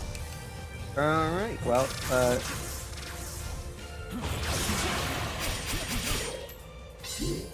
dude, the toads are no problem for Shinobi. His mobility is amazing for dodging their attacks, and the fact that I'm in the fire contract means that I'm going to be doing a whole bunch of damage to him. I will say, I seem to generate DP a lot slower than I used to with poison, which, I mean, I guess makes sense, but... I don't know. I also seem to generate DP the more my shurikens hit, which is not something I was super expecting. There we go. Easy enough. I'm starting to get into the habit of using my shurikens more frequently. I see how it's an important thing to do, so I'm trying to do my best to, like, you know, start off at least by throwing one shuriken first, and then doing my combo. But also, like, come on, when enemies just die from a basic combo like this, how do you expect me to want to use my shurikens, especially when you look at my DP and see that it's only hurting me to use the shurikens, because I'm not doing the knee attack that regenerates my DP.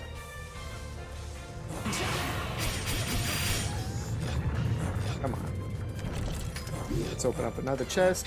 So there's an entire, like, inside of the caves route for characters who aren't the shinobi who could make that that jump. But honestly, even though I like to be thorough and I know there's stuff in the caves, that's too much for me. That is an entirely long branching path that is just entirely unnecessary. I can't jump up that wall. So I'm not gonna do it. There's also a bit of a caves portion right here for anyone in particular, since everyone can make it up at this point. There we go.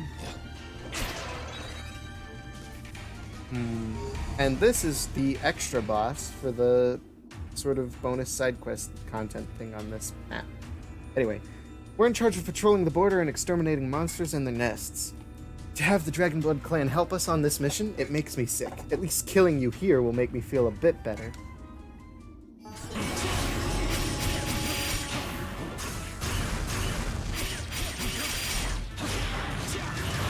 Ooh, there you go. Get in that dragon kick, baby.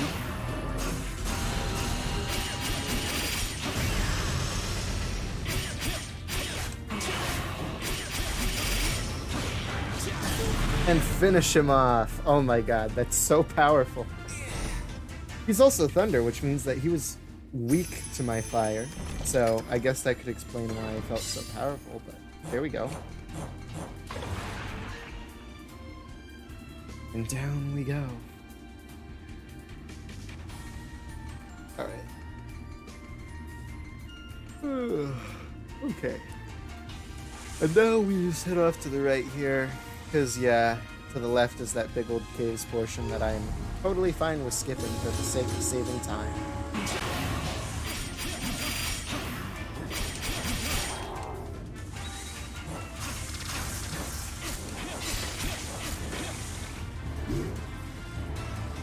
Bunch of hermit crabs, couple of cloudfish. I think they're called hermit crabs. I actually don't know their official name. I assume it's a hermit crab. It's a battle crab. Much cooler than a hermit crab.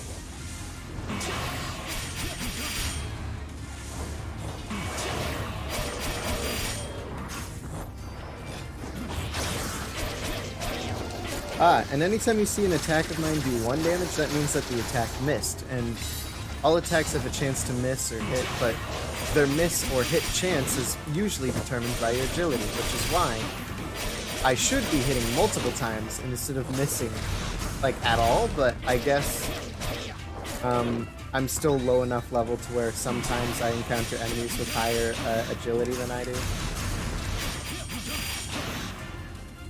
And this guy is water, which means I'm not going to have an amazing time against him. Yeah, my dragon kick did barely anything to him there.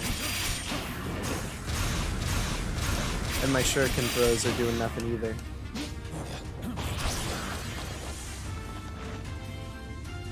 I don't have enough TP to dash.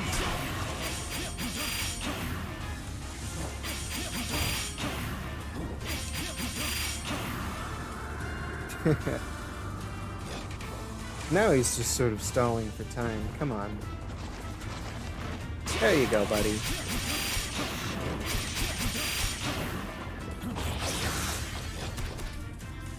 Maybe I should just not be locked on so that way I can get like the default shuriken effect of paralysis, maybe? I don't know.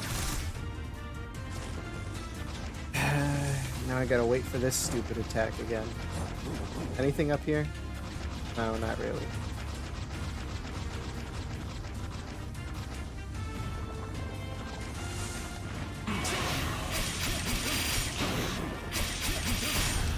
Finally, there we go. Did you drop a chest? Nope. Okay. Complete the quest. Oh boy, it's almost 6 a.m.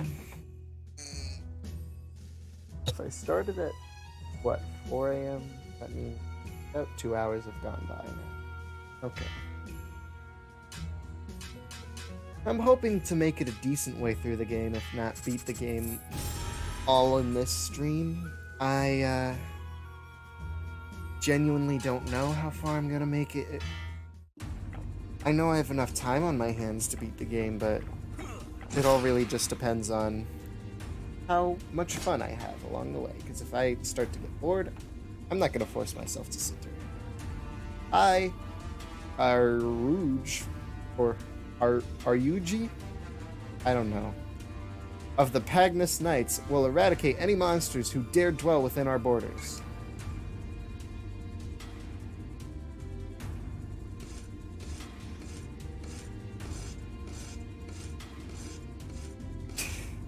You took forever. I figured you'd be useful whether or not you could fight, but I'm surprised at your ability. What's that look about? With your impure soul, you should be honored that you were allowed to assist in our great country. Man, nobody likes the Dragon Blood clan. Someone seems to be in need of help. Let's go look for them. Hello. Do you believe the rumors that calamity will befall anyone who enters the royal tomb of Litus? Many of the young people around here refuse to believe it.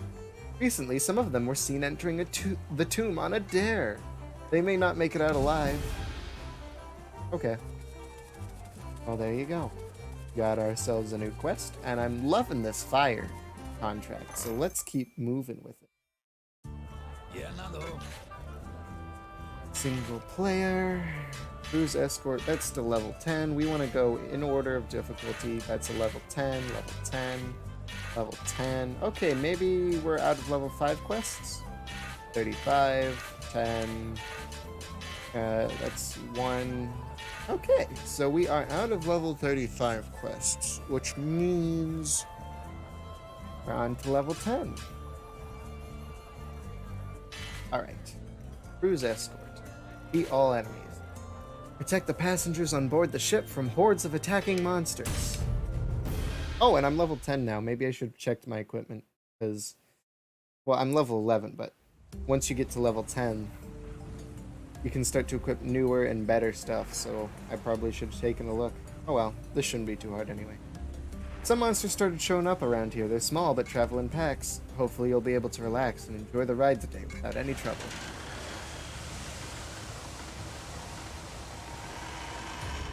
We've got visitors. What? Why are we shaken? My word, are we under attack? Someone do something! Hey, here they are. You know what to do.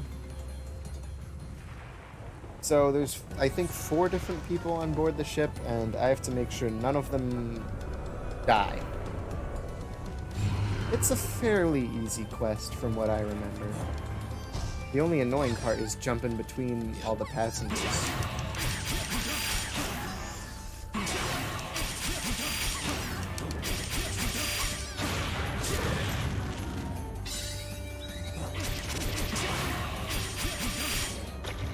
What is this? Blight mushroom? No, thank you.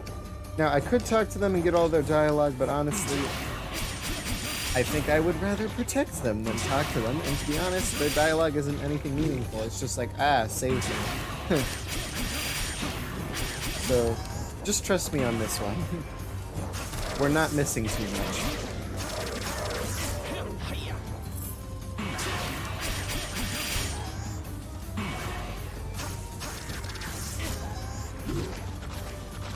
Here we go again with the hermit crabs.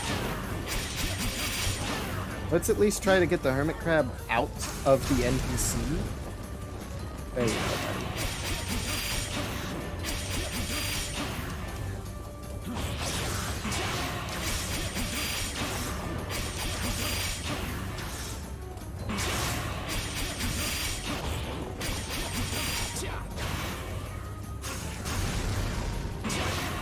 If only you weren't water element, I could actually be doing decent damage to you.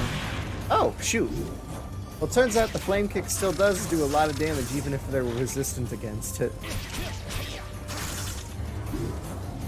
I know Beleno is calling for help. There's people under the freaking place getting attacked.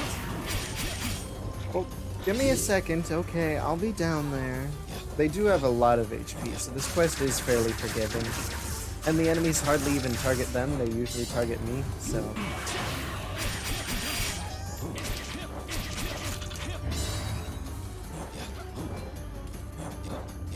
I understand Beleno is calling for help.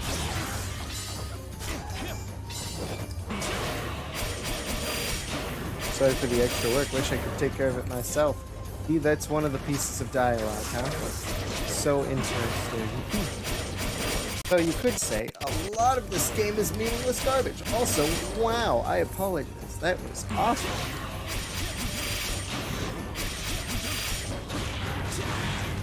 I see, so the dragon kick does not auto-lock in. And I do actually have to land on him to get it off.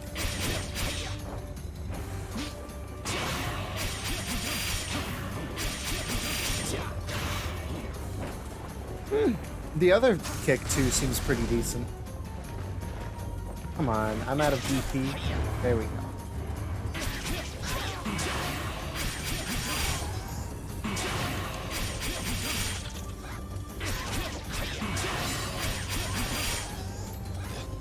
I'd like to do the knee attack that restores a lot of DP, but the enemies just keep dying before I can. Like, there you go. And oops, I accidentally talked to her, but as you can see, nothing interesting for her to say.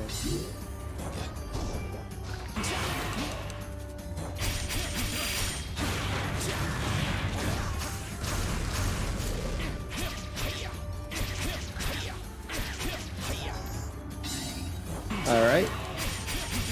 More enemies, huh?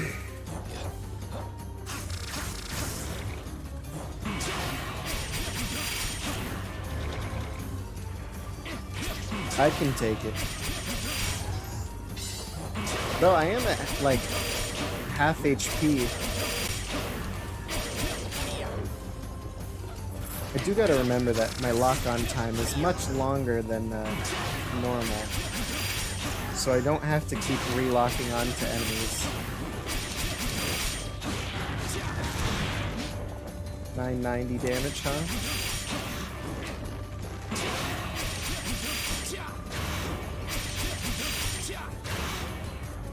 Oh yeah, and I guess the difference between the dragon kick then and the sort of just downward like axe kick is that the dragon kick has to hit the enemy, whereas the downward axe kick still has the auto lock-on capability that I normally have. Also, totally forgot, should just be hitting him anyway, because it's not like I don't have a reason to hit him.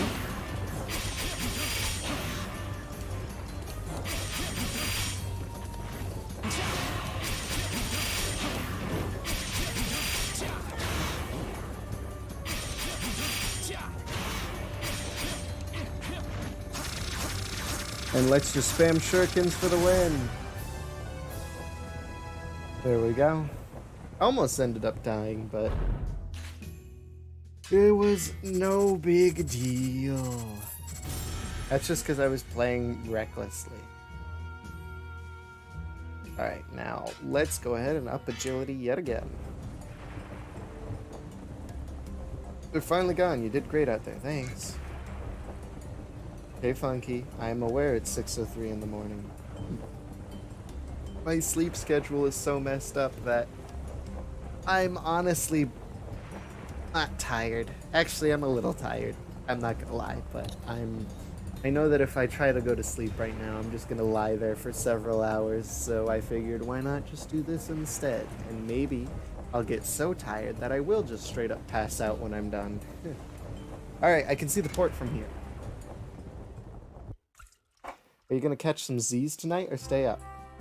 Well, as I said, I'm probably just...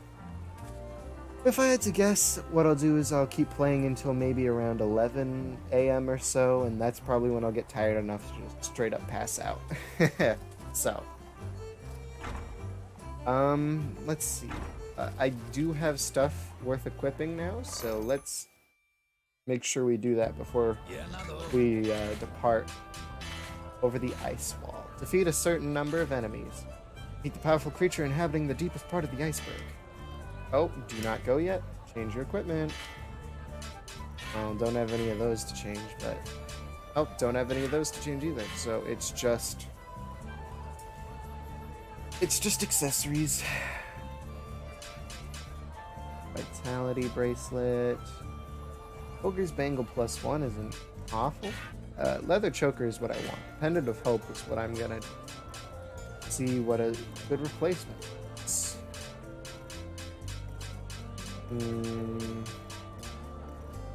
Bone ring, plant ring. What's bone ring even do? Oh, magic defense. Okay. Metal earrings. Ooh. Gives me more agility, but for what really? Like, I mean, I guess metal earrings are the leather choker, but objectively better. Although, instead of defense, I get magic defense. Why not? Anyway, let's keep looking for something else. Heart earrings? No. Prayer charm? No. Oops. Alright. These are the ones that don't have stat boosts and are more into the weirdo effects. Oh, Hasten Amulet. Oh, that seems really good, actually. Because it's just agility plus, like, the jump distance and whatnot. Okay. Iron shackles. I'm not wearing this. No way. These are specific sort of things. I don't think I want any of them, so let's just And for my character-specific gear, I have to wait until at least level 15, which is totally okay. Alright, so I guess Pendant of Hope, you get to stay? Because I don't think losing 6 Vitality and 6 Luck is worth gaining 5 Agility, so... let's depart for Over the Ice Wall.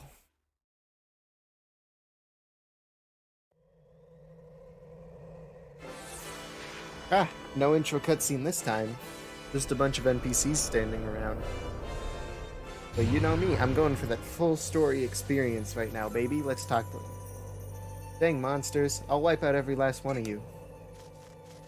Did the snow just fall off that tree? That's pretty cool. I've never noticed them do that before. There might still be a nest hidden somewhere, you know? This is my homeland, after all. I'll protect it with my own hands, and gladly accept the rewards. I don't know how well the dialogue is written in English, to be honest, because I'm pretty sure, if it wasn't obvious, that the game is not by English-speaking developers. At least, you know, not entirely. So,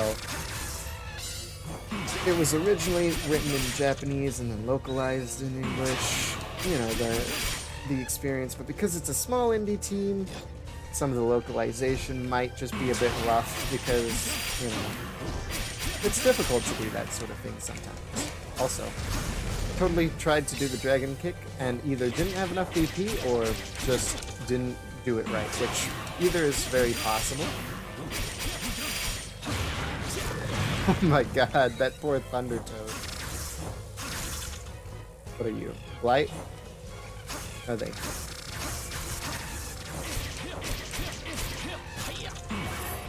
Whoa. Okay. Guess those enemies are just gone.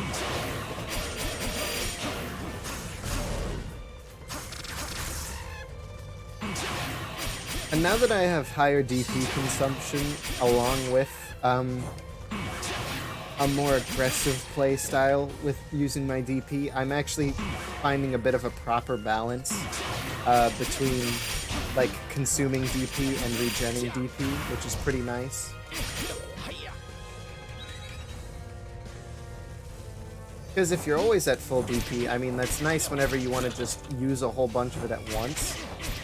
But it usually means that you're not getting as much benefit out of your character as you could be in normal situations.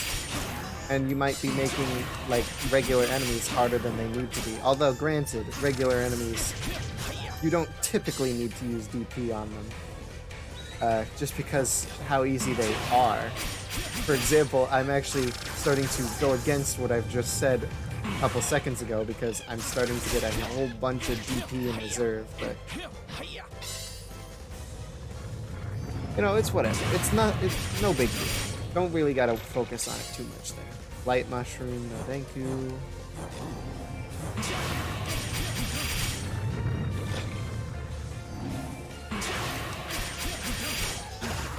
Oh, I've been confused. There's another cloudfish behind the cloudfish, and this is a fruit fly, huh? I haven't paid much attention to their names in my previous playthroughs, to be honest. So I don't know all of the enemy names right now, but I'll try and pay attention this playthrough, though. There's not too many of them, so it shouldn't be hard to remember.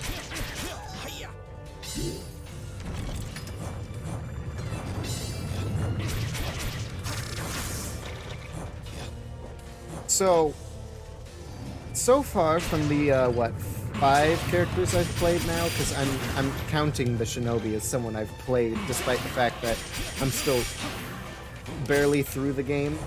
But from everyone I've played so far, honestly, I think my favorite character is still the Oracle, because she's a spellcaster like the Witch, and spellcasting is a lot of fun for me personally.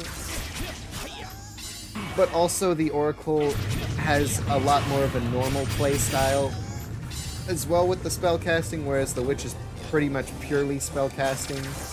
And the Oracle has like buffs and stuff, so the Oracle is a lot of fun. I really like the way that she's done. So it's kind of hard for a character, in my opinion, to be more enjoyable than the Oracle.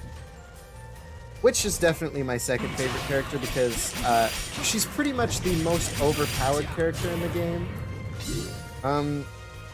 Spellcasting is very strong, especially when you actually get proficient at it.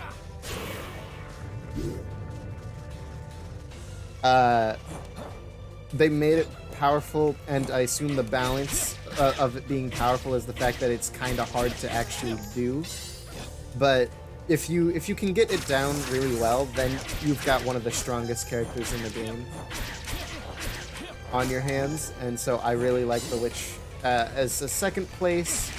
Shinobi's honestly a pretty solid third place. I'm liking his playstyle. It's very mobile and just very fun.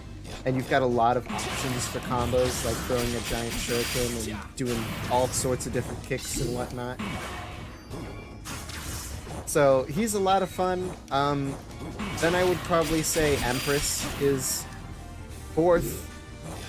She's very basic, but her simplicity is somewhat enjoyable, and when compared to Bandit, my least favorite character of the 5 I've played, she's certainly not awful. And the Bandit sucks because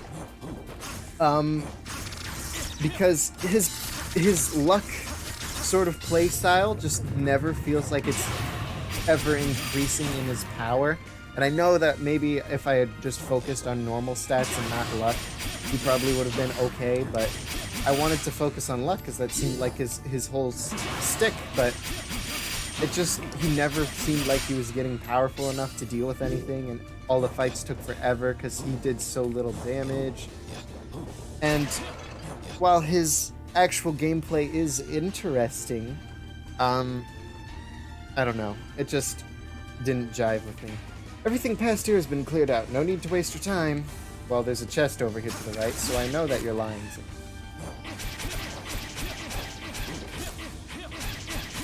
But the Empress experience, pretty much imagine, like, if I could only do this 3-hit combo as Shinobi the entire game. That's what the Empress is like. I can only do this the entire game. And then this. Like, Empress is just this or this. That's why she was somewhat boring to play as, but her straightforward nature is still fun and very effective. But I like having options to my characters, that way the gameplay doesn't feel like it's getting stale constantly. I'm getting bad vibes here. The thing hiding here must be even bigger than the Knights said. My intuition's always right, as long as it's not wrong. There's definitely a nest here. Okay, buddy. Oops. Well, I blew myself up. Oh, geez, I remember this part. This part's a lot better when you have a friend playing with you, because you can each go down the left and right paths simultaneously and sort of press all these buttons simultaneously, but when you're by yourself, you just have to walk back and forth and alternate the buttons that you press, which is not the most fun in the world, for sure.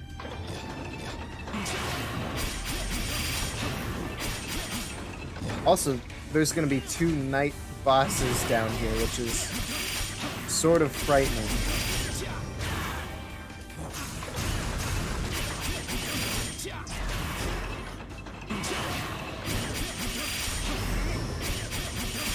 Well, one of them's down, so the other shouldn't be that much of a problem.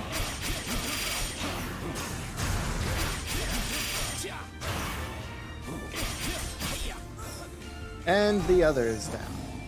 When I actually effectively use all the options that I have available to me, things just sort of die.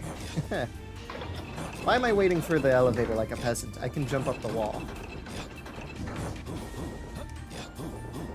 It does seem like I can't entirely jump up ice walls, but for whatever reason I get like an additional jump when against an ice wall, which is at least something.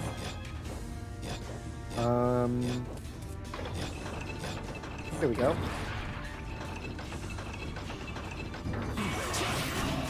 Uh-oh, I've aggroed a lot of enemies at once this time.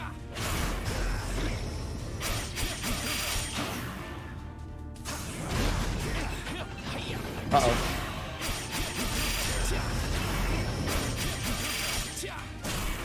Okay, well, one of them is down at the very least. I see, so my knee attack doesn't actually do damage to enemies that I'm not locked onto, which is sort of annoying.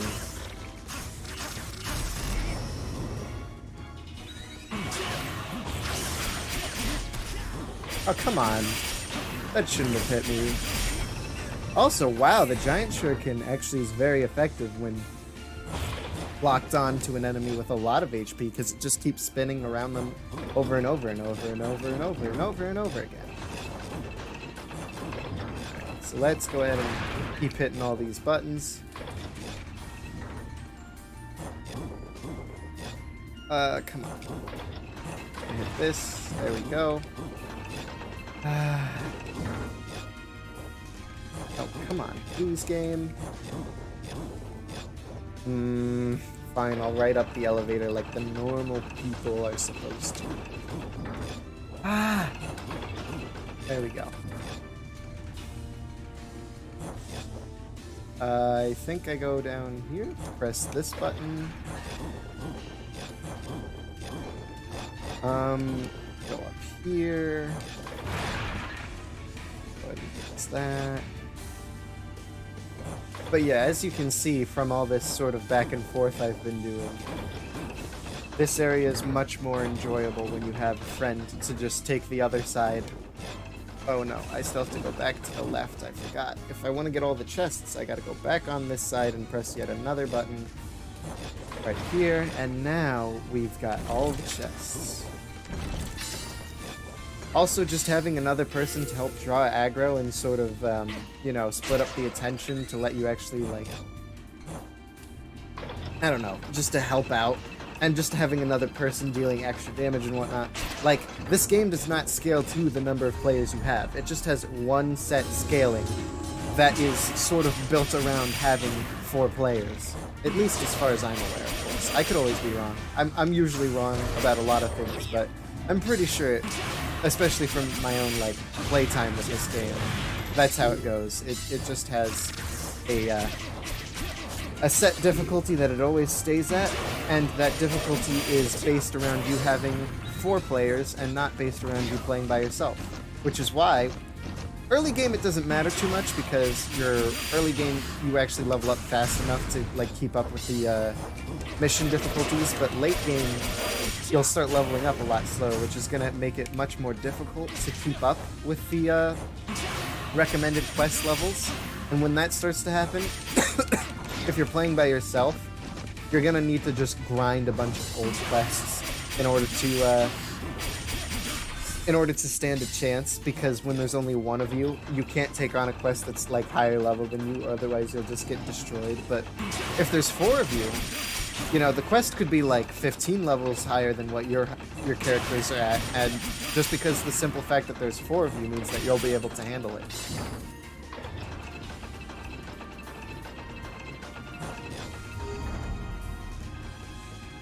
Also, I believe there's even, like, an EXP bonus for playing with a full party of players, which seems weird to me, but I don't know, maybe it's just to encourage cooperation. So basically, you're actually hindering yourself by not playing with a bunch of people. Although, I suppose Battle EXP is not shared, so Quest EXP is shared, and that's where you're getting a majority of your EXP anyway. But Battle EXP is like, you know, every time I kill an enemy, they give me a certain amount of EXP. Like, I just got 8 from that Thunder Toad. Battle EXP is not shared, so whoever gets the kill on the enemy gets the EXP, and I guess maybe that is why they add an EXP boost for playing with a full party of 4, because you're going to be getting a lot less Battle EXP per person. But I think any hardcore fan or professional of this game will tell you that Battle EXP means absolutely nothing, because Quest EXP is just so much more. And killing enemies is just so pointless that usually by the higher level quests, it's just much better for, like, your sanity and your health and your everything to just straight up avoid the enemies rather than killing every single one, especially with how long it can take on the higher levels to just to kill a simple enemy. So yeah, basically, I do not know why there's a EXP boost for a full party of 4. If there is one, because I've heard there is one, but I don't actually know for absolute certain if that's true. Also, let's go ahead and cure my frozen. Oh my god. My brain does not speak the English language well, huh?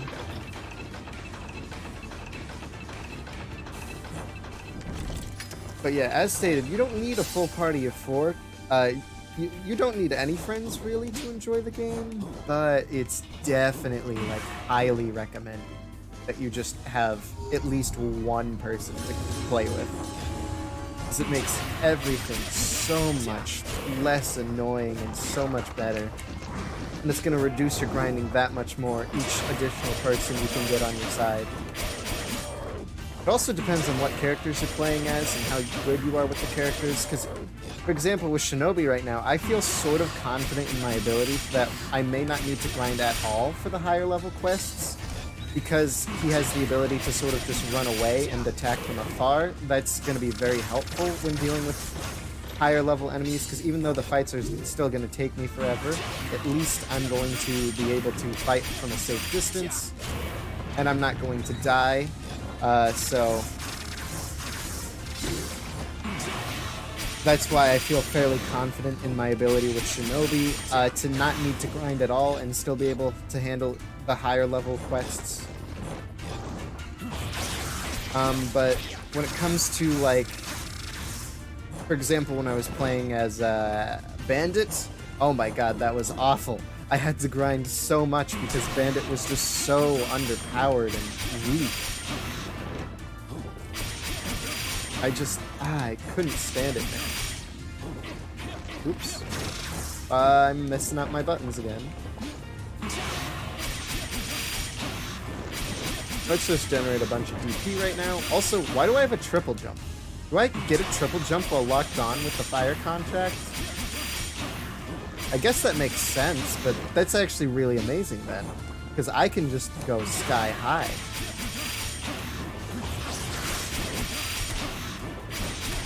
I never have to be in any danger. I thought the Thunder contract was the one with the triple jump, but maybe that's triple jump just always, whereas Fire contract is triple jump only while locked on.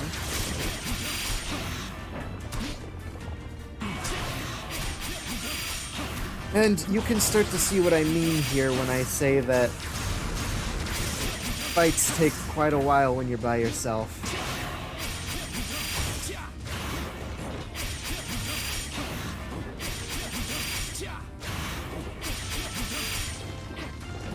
Oops. Guess my lock on ran out.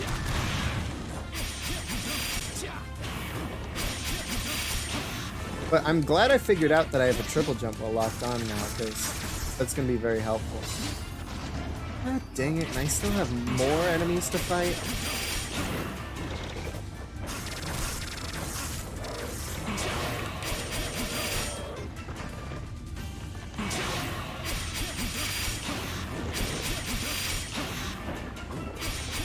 I thought I had enough for Giant Shuriken, but apparently I did not.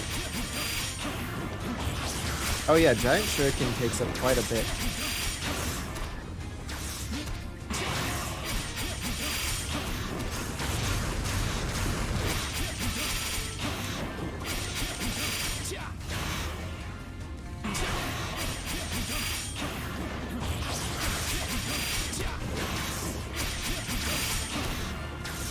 Well, I'm starting to at least take a little bit more advantage of my tools.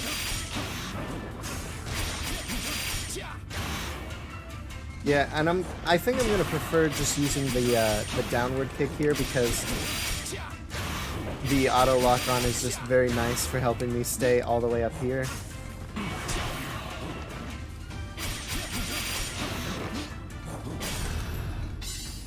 Ah, there we go.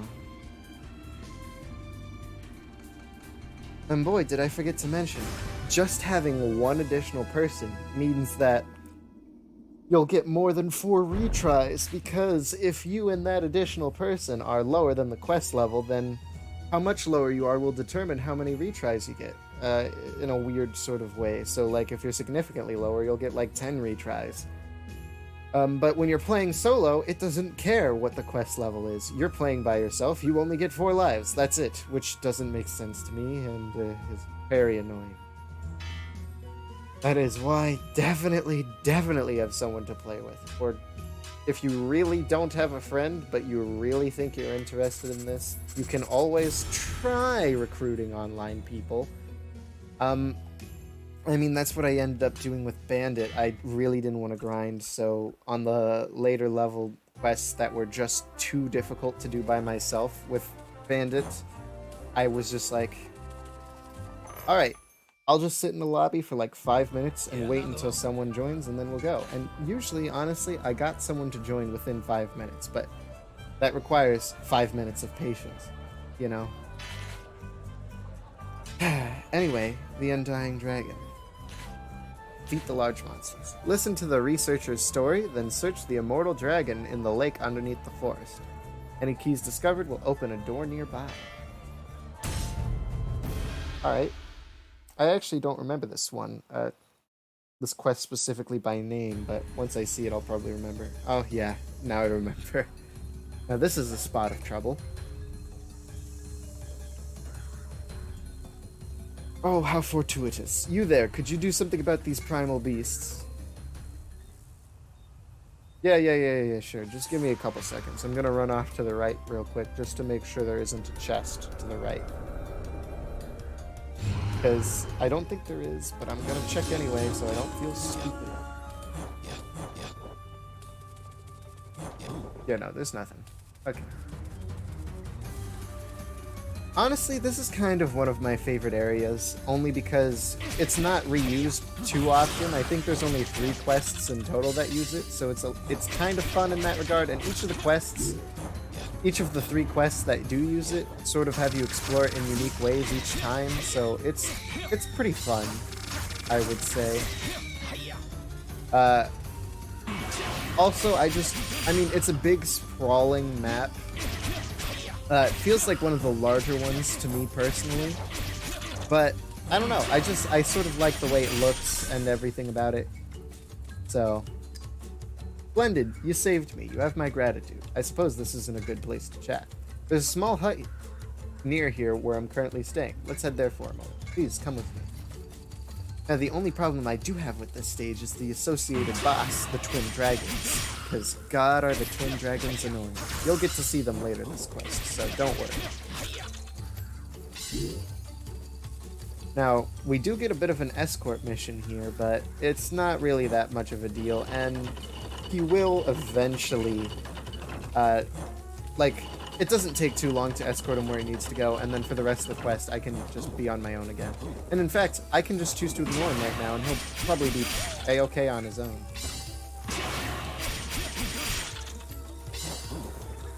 Which I will choose to do because I want to get some loot. I need to stop being so careless and bad.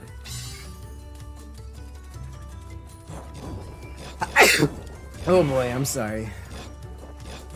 Oh jeez. That actually hurt. That sneeze hurt.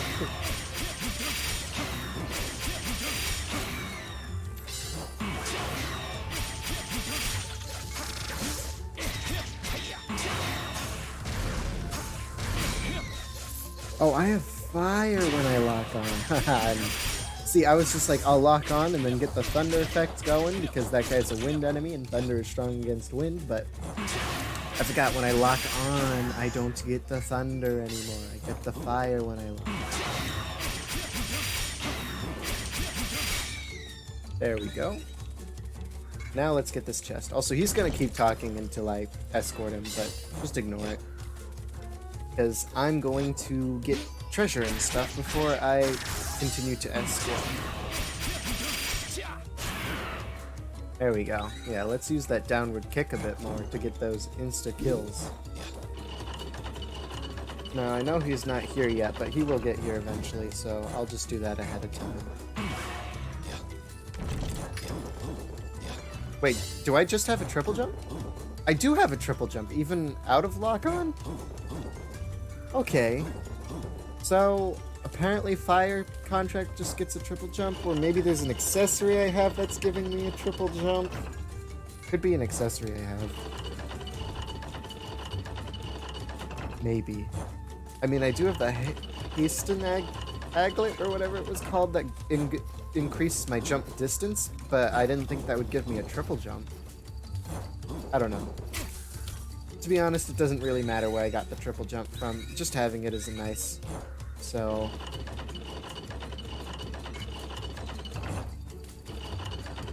there you go, my guy. Alright, now... I probably didn't need to do that kick.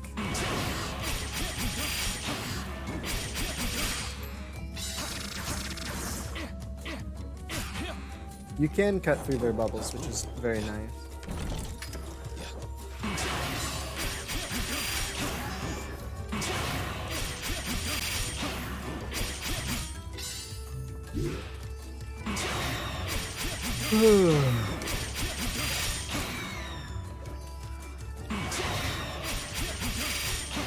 Sorry, I honestly don't know what to say anymore. It's just down to the basic gameplay again now.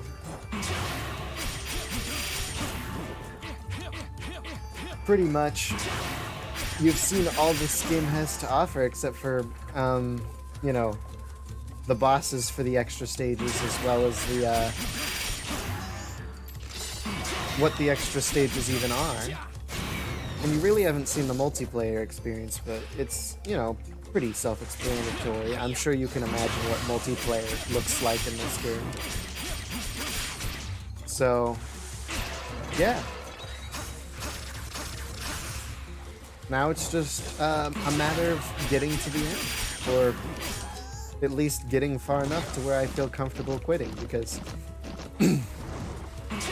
if I don't do a stream for like at least 3 hours, then I feel kind of guilty, because I feel like, what was even the point? It's so short. Nothing even got accomplished. But at the same time, I suppose short isn't always, you know, awful, and usually the length of the stream is determined by the people who I have come by during it. Like,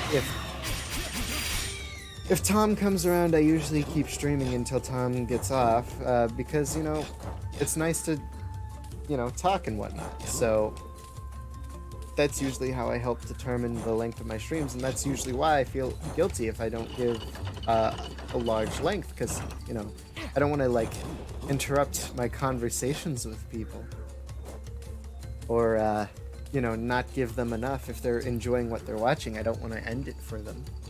Top-notch work. Welcome to my... Did I say that right? Top-notch work.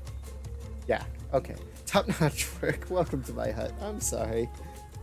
I work here as a researcher. I'm currently studying a pair of dragons living in a cave nearby. Those dragons have a peculiar habit of returning to life after being killed. It just so happens my research is on the topic of immortality. You explained that you came to investigate the immortal dragons. I see. I heard a new investigator was on their way, so I guess that must be you. Ooh boy. Sorry, excuse me. Absolutely smashing. Let's give it our all. You can do all the legwork, and I'll do all the brain work. How's that? Ooh. How's that sound? Haha, don't look so dour. Actually, the research is just about finished. All I need is 2 dragon samples. As you can tell, I've a pretty tough time doing that on my own. Your job will be to obtain the samples from the bodies of the 2 dragons and bring them here. Just to reiterate, there are 2 dragons in the cave. Make sure you get 1 from each. Alright, and you have to talk to him again in order to get the special side quest flag, whatever thing for this level. From your perspective, do you believe it's possible to achieve eternal life? Personally, I believe it impossible to become truly immortal. Even if a conditional immortality were to exist, complete eternal life may still be impossible. There would be such great cost to pay that no human could afford. Those who could afford it, it would be limited to beings such as the celestial or astral dragon. You know, recently a man visited me inquiring about immortality.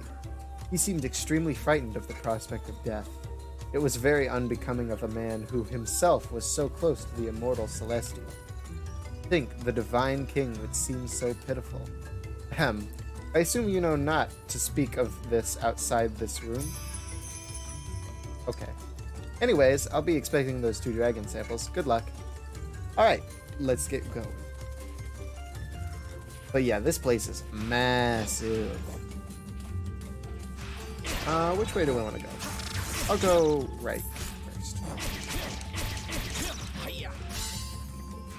I think the right twin dragon is the more annoying one to deal with, but I can't remember for sure.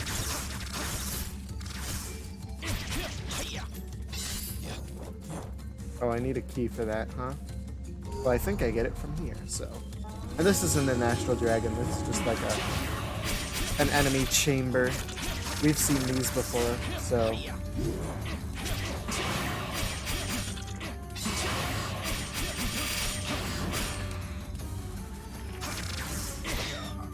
Come on.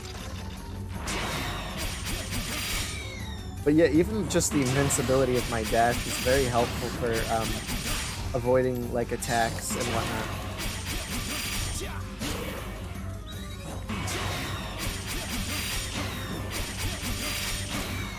And that knee attack is really good for generating DP. So I think this is the door key, so let's go ahead and head back up here.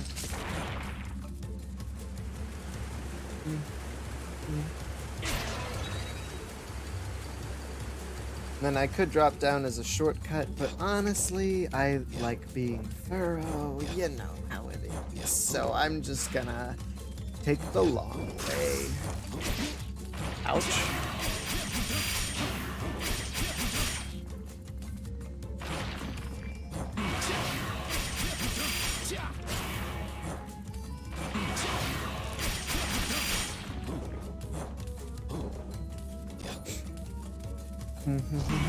Oh, well, that was unfortunate. Now I have a whole bunch of enemies aggroed onto me at the same time. But I guess that's one way to deal with all of them. Just kick them all. One mighty blow. I'm really liking Fire Shinobi. I think I'm gonna stick with Fire Shinobi for the rest of the game. For sure.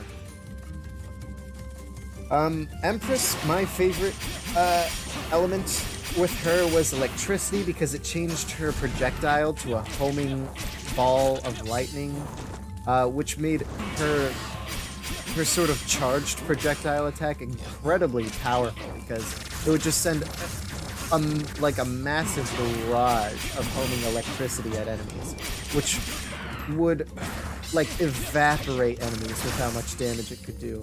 And even bosses would get destroyed by her. With Oracle, Wind was honestly my favorite contract because with Oracle, you can only cast the element that your contract is in. Also, I can't go through here? Okay. So yeah, with Oracle, the only element you can cast is for the contract you're in, which means that because Wind was the most useful sort of casting element, Wind is the contract of choice for me. That's pretty much all it really had an effect on. It affected her, like, her dragon skill, but her dragon skills are not a useful thing at all for her, really. And she's got, like, 3 different ways to consume DP, so really you don't want to use her dragon skill at all, because the other ways to consume DP are much more beneficial. So yeah, I went with Wind Element for her, plus that was just her default anyway. And then for... who else have I played? Also, I'm about to die. I don't know if I should use an item, or if I should just chill out and try to get some drops, some healing drops. Probably could just do that. Probably could just get some healing drops.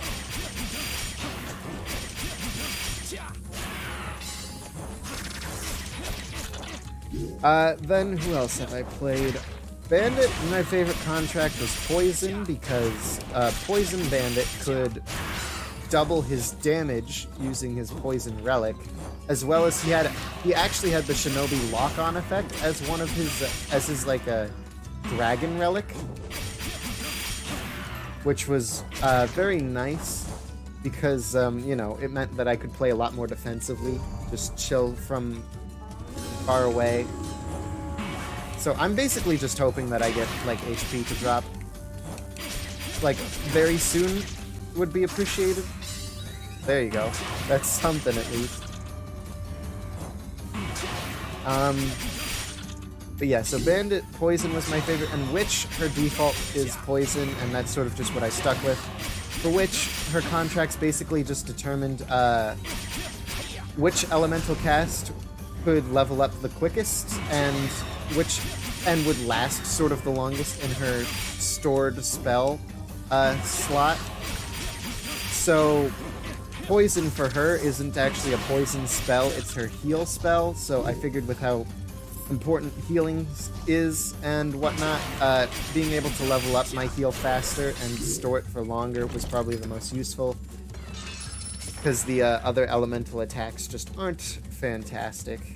I mean, no, they're great and all, but like, they don't require the ease of use of changing her contract. You know, I feel like the best thing to do is just leave it on Poison, so that way you can get quick heals off and never die, you know. Anyway, we are about to enter a boss fight. We're going to fight one of the twin dragons on the right here, right now. So I think this one is the more annoying one for characters with no mobility. But because Shinobi has quite a bit of mobility, he shouldn't be that much of an issue.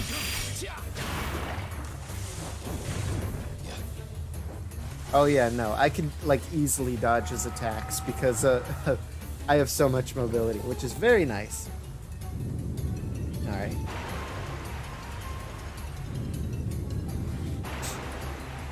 What's annoying about these guys is just the fact that you have to wait so long in order to hit them, and a lot of their attacks are incredibly difficult to dodge without a lot of mobility like Shinobi has right now.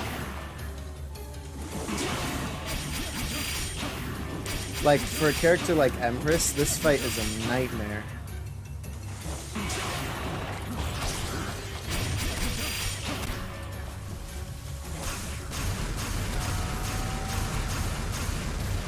Okay, so the kunai, or not kunai, sorry, the shurikens aren't doing all that much, which is sort of a bummer.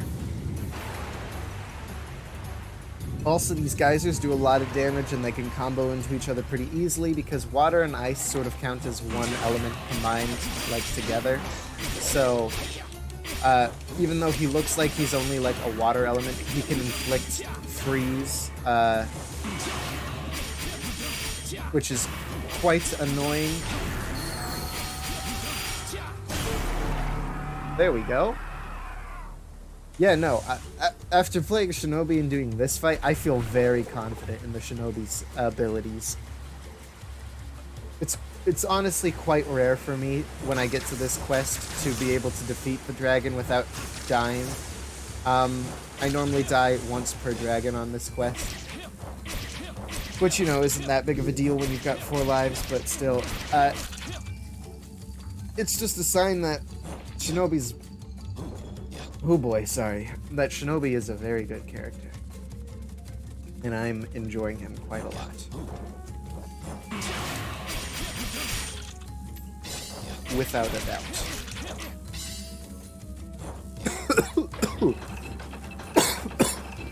Sorry.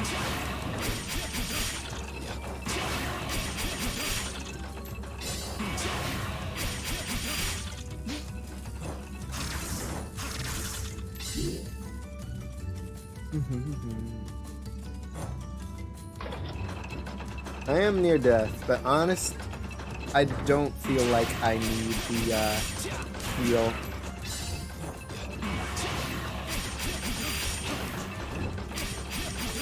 Whew! Narrowly avoided that. Let's try not to get poisoned here.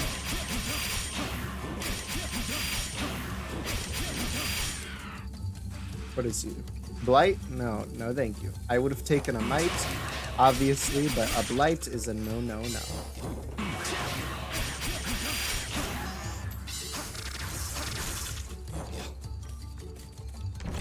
Anyway, the other dragon is off here to the left, and this one has a less annoying attack for characters with low mobility, but I assume probably a more annoying attack for characters with high mobility.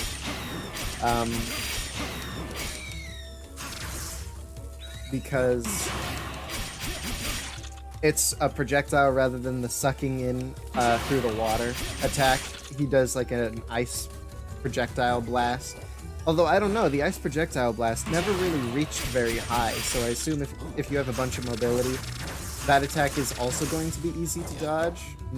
So, like, really, it just seems like the right dragon is just the objectively harder one.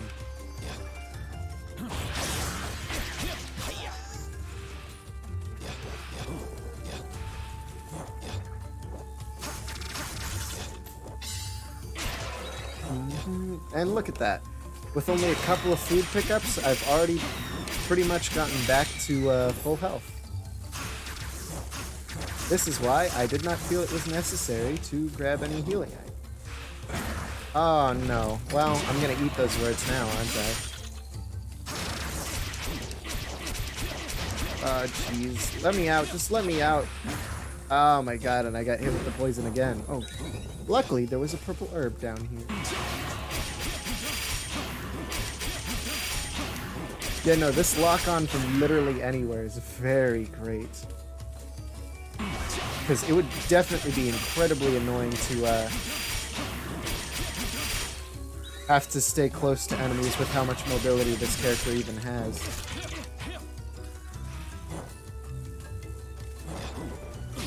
Oops.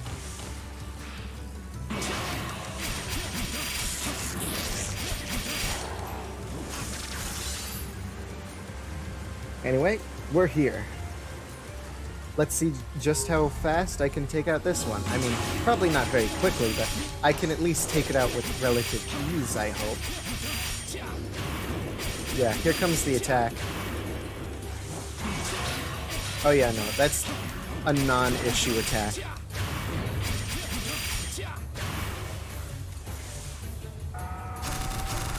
Oh, my lock-on ran out. Okay, so I might end up dying during this fight just because I'm a bit careless, but no big deal. Although you do get more EXP the less you die, so maybe I shouldn't.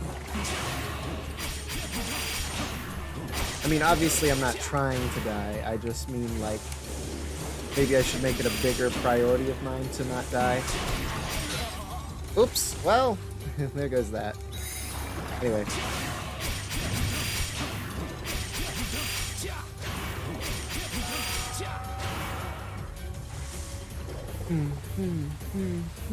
Also, forgot to mention, music in this game is pretty okay. And by pretty okay, I mean, I actually like it a lot, but some of the tracks are a bit generic.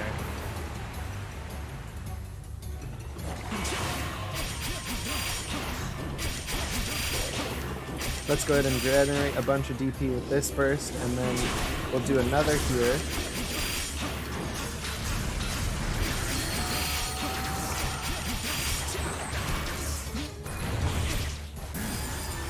And let's actually pick up the Dragon Sphere this time, because last time I killed him before I could even pick up the Dragon Sphere.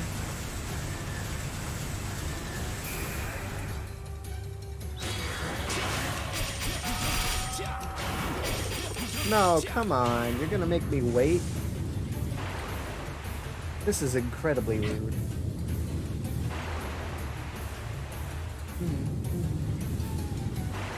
Ooh. Thought I ran into that there for a second.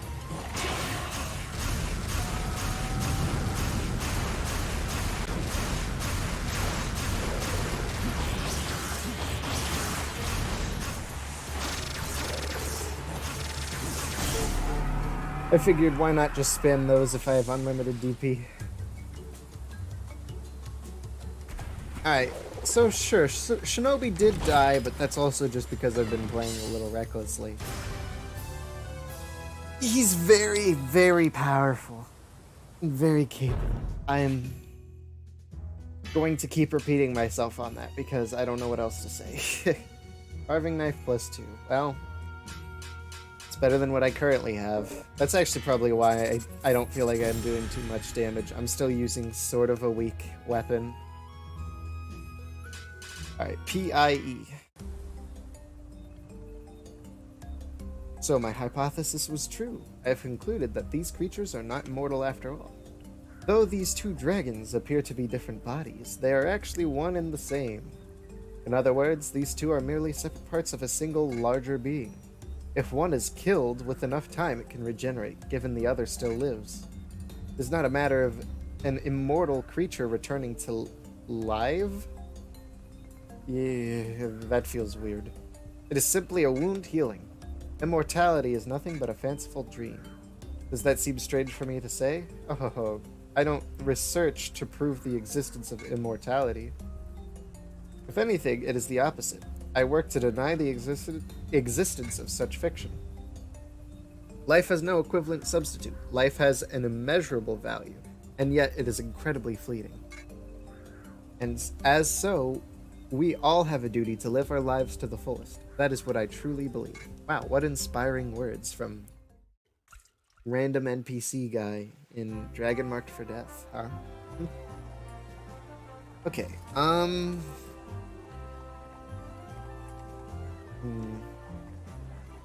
thought maybe there was something in the shops that I might be interested in, but honestly, it doesn't really. Yeah, Nando. So let's go ahead and move on. That's level 15. That's also level 15. We're still on level 10 stuff. It's level 15. Here we go. Protect the targets and defeat all enemies. Set out to rescue those left behind in the tomb. Zoom the camera in on mural walls to view the carvings. They're said to be a powerful monster energy. Alright. Let's go ahead and... Oh no! I forgot to equip my better weapon. I knew I was gonna forget. Help me, please. We were in the middle of exploring the ruins when we were attacked by monsters. I managed to get away, but my friends are still inside. There should be 4 of them still in there. Please, save them. Alright. Let's do this.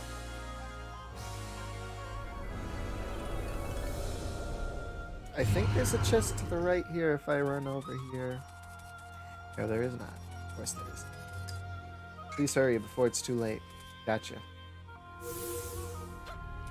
Okay.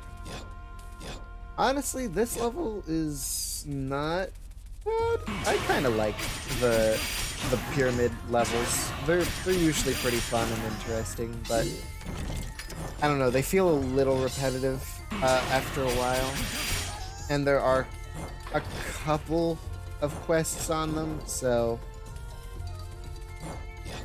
not my favorite area, but it's honestly not one of the worst, so I kind of like it. Also, waiting for elevators is a peasant thing to do.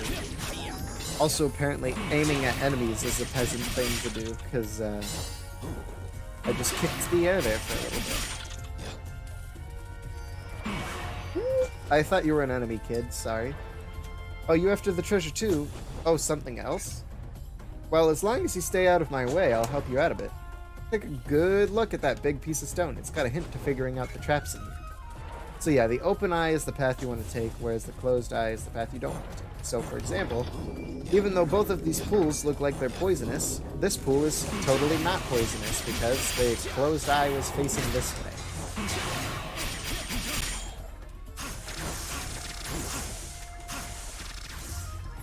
Oh, am I out of DP? I certainly am.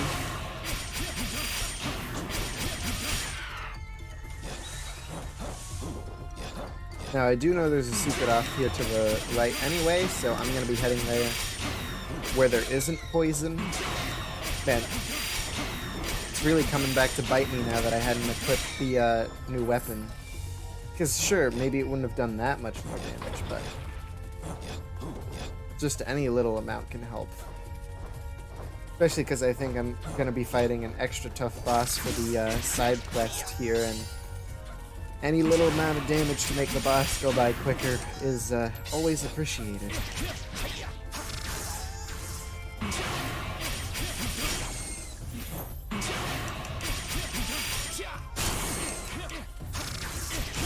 What are you? Are you a blight mushroom? You are.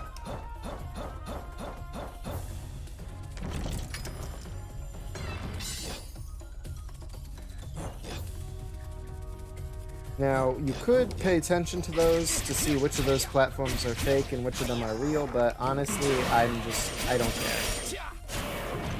care. I just jumped right over. Oops. Oh, whatever. Top left, bottom right. So that's the solution for a room we're going to encounter later.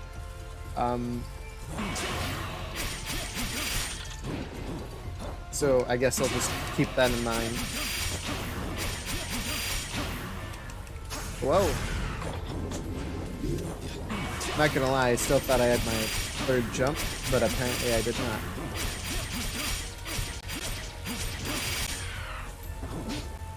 Ow. Also, loving this slowdown, man. Is it because of all the sand particles? Is it because of all the sand falling everywhere? Is that what's making my game go kill itself? Could be. Or it just could be my laptop randomly slowing down like it likes to do. Oh my god, you survived a kick? Man, I really do need to update my weapon.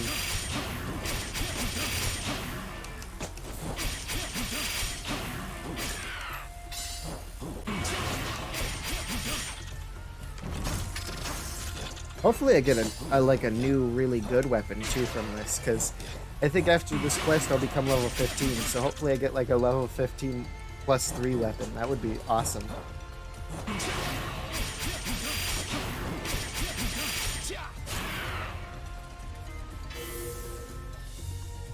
Alright, so this is the room that had that puzzle over there, as you can sort of see.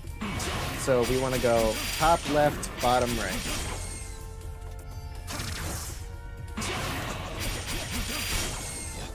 Alright. So first, we go left.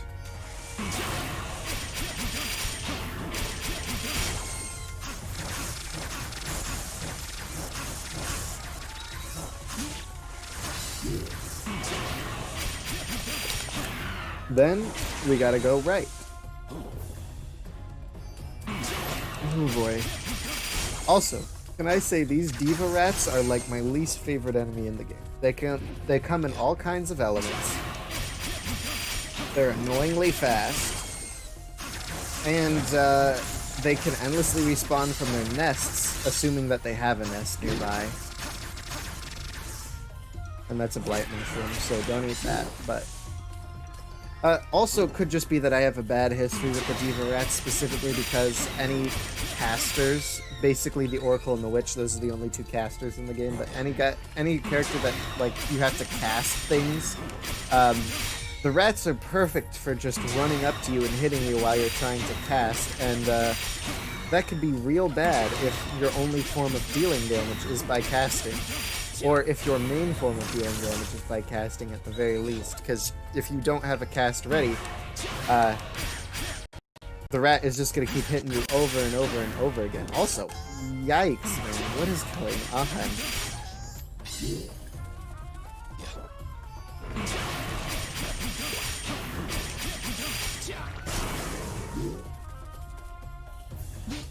Oh, come on.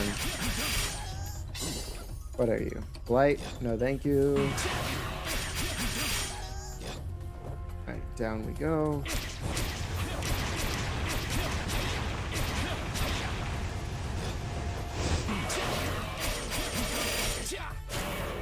Probably didn't need to do that. That was probably a bit overkill. No, that wasn't.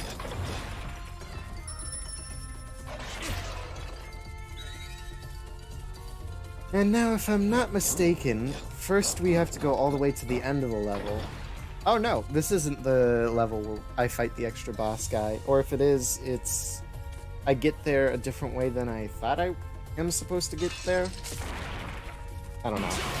We'll see. We'll see what happens at the end of the level. I just... If there is something, there's something, you know? Like I said, my memory is not too sharp. Okay, so this is where we have to save all the hostages, so let's get to work. I'm just going to be sprinting around trying to get to the hostages as fast as possible. You also have to talk to them to make sure that they are actually safe.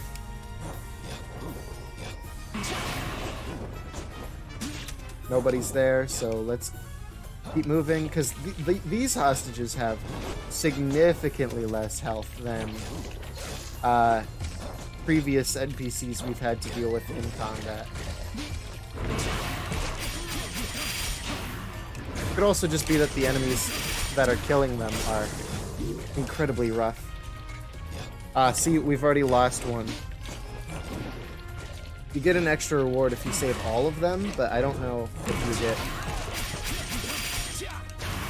a reward if you only save 3. I know you don't get one if you save 2, because 2 is typically the amount I save. And look at that, this one's about to die already. Okay, so 3 out of 4 isn't awful. I mean, obviously I wanted to get all 4, but... Now let's go ahead and clean up the extra enemies.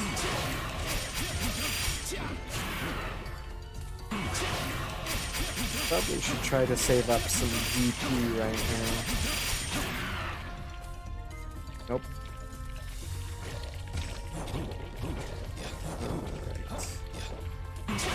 Oh, I think these skeletons, as they're called apparently, I think they endlessly respawn, so killing them is pointless.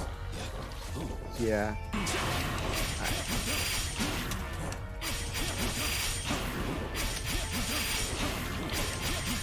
Also, I have full DP now, so maybe I should start using some of it.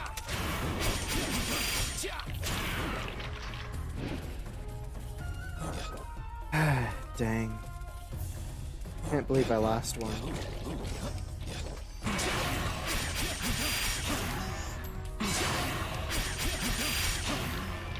Maybe if I had that better weapon equipped, I wouldn't have lost one.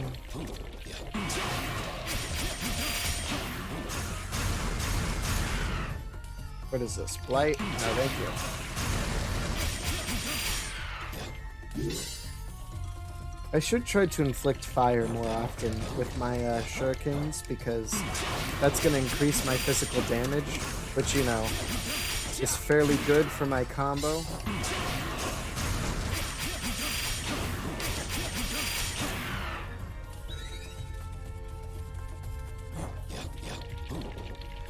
Don't need to go this way if that's just full of Skullingtons. And also, I know that there's a secret here, so let's go ahead and get this.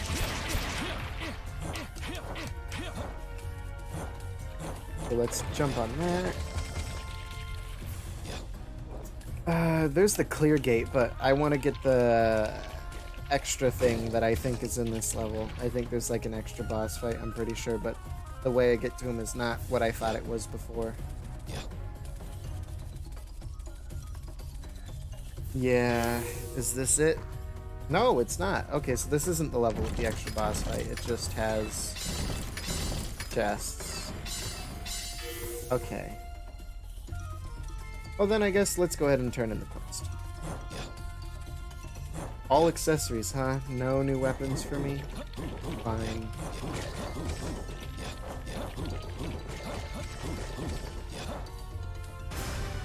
There we go.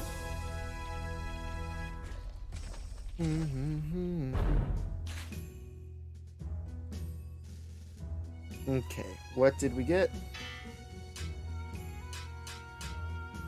Ogre's Bangle +2, wow. Almost like I don't really care about that. Oh, whatever. Alright, we're level 15 now. So, let's go ahead. Bye. So you couldn't save everyone. This is all my fault. If I had just stayed behind...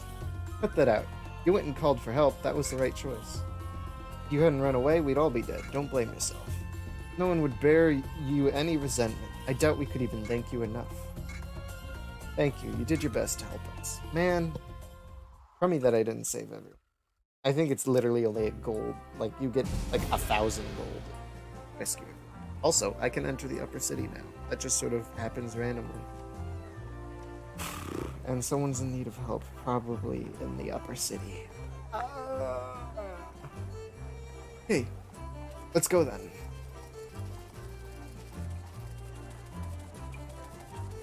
I think these guys have new dialogue. Hey, the Divine King's given you permission to enter the city. Good for you. Step onto the lift. From there, you can enter the upper city. Lower-ranked knights like me are left in charge of guard posts. If you cause any trouble in the capital, you'll face consequences. Don't get any funny ideas up there. Here we go. Upper city time, baby. This is the capital of Medius. Not those slums spreading like a bad infection, but the capital proper. Oh. The Holy Capital was created to escape the impure land and stay between heaven and earth. Long ago, the Celestial defeated the Astral Dragon, whose body became the continent of Remalia. Or Remlia? Okay. No, nothing up there, but I just realized I could jump up that. We can finally open the route to Hasta once again. I've already been getting more work, too. Okay.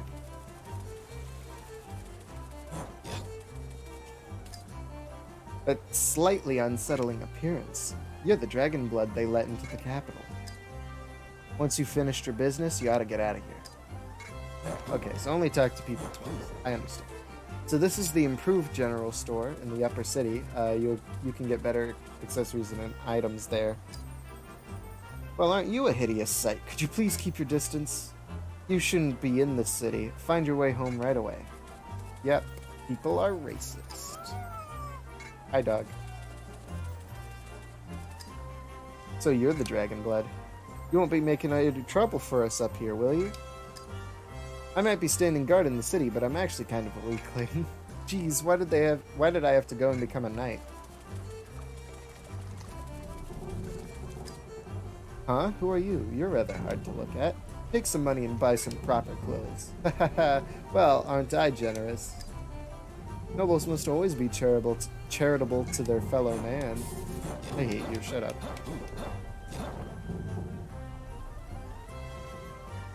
Is gliding the same speed as running? I actually don't know.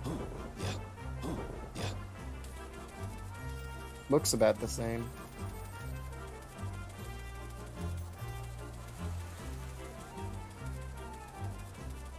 Anyway, there's a whole right side for us to explore, so let's have fun doing that. Also, the better weapons place, which I will actually stop by. Because I want to see what my level 15 weapon is like. Where's my level 15? Here we go. Level 15 is the Jite +1.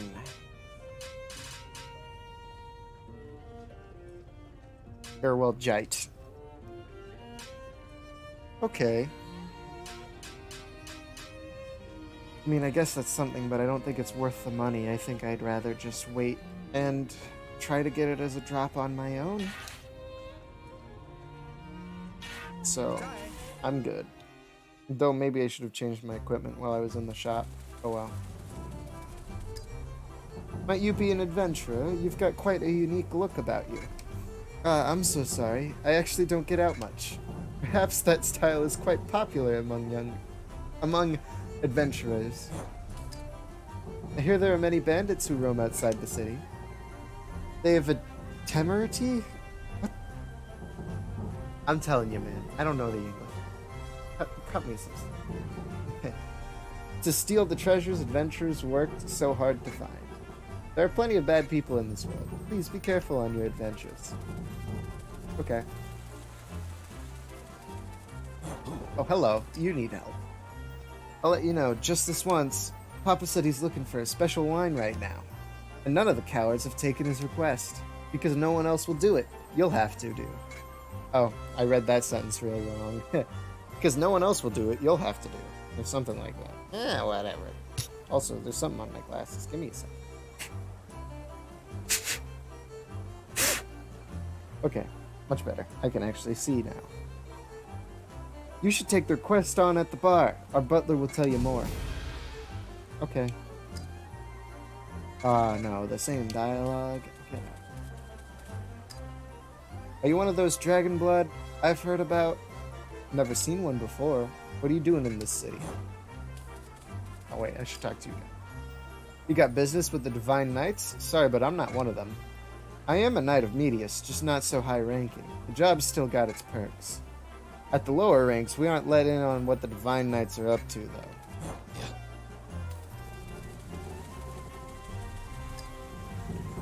Looks like you're the dragon blood I heard about who came from down below. You've got... Sorry. You've got the proper permissions, so you're free to go as you please. Just don't cause any trouble. Oh, and he just repeats himself. And someone's still in need of help, so let's see. How about you? I once saw a dragon blood who left their home just as you have. They died. Not only that, but they brought misfortune to those around them. That's all I wanted to say. Man, you're a jerk. I just finished unloading a big load of cargo on its way to the Divine King from the gondola. Every day is unbelievably busy, but I count myself lucky to work in such an amazing city. And you're also going to repeat yourself. Okay.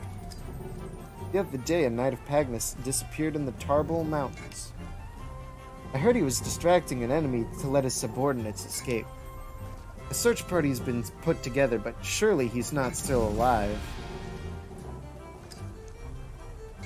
Okay. Well, that's everyone who needed help, so let's get back to the bar now. Actually, I think there's a shortcuts menu, so I can just do this, which is going to help a lot, so... Single player, and now we've got some new quests, so... Remember, we're still on level 10 though, so let's look for some level 10 stuff. Or maybe we're on to level 15? No? Okay, we've still got one level 10 there, and another level 10 here. Okay, so let's go ahead for it. Aim for high heaven. Escort the vehicle to the top. Assist the inventor as he tests his flying instrument. The vehicle tends to get stuck on the tower. Use an attack to dislodge it. It is said that a servant of the ancient gods will attempt to attack those who near the top with powerful winds? What? I don't know, man. I can't read. Also, equipment. You thought I was gonna forget, did you? Well, I almost did, but I didn't. Anyway, also, because I'm level 15 now, there's probably some good level 15 equipment I can equip. Yeah, like a leather choker +1. That's good. I'm looking for Warrior's Necklace. That's kind of interesting. Yeah, let's go with that for now, and let's keep looking. Demon's Pendant, that's not really what I want. Pendant of Hope +1.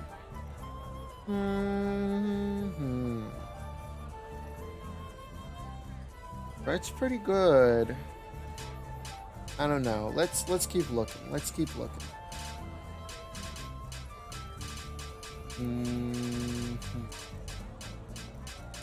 Teardrop earrings? This looks awful. Why would I want this?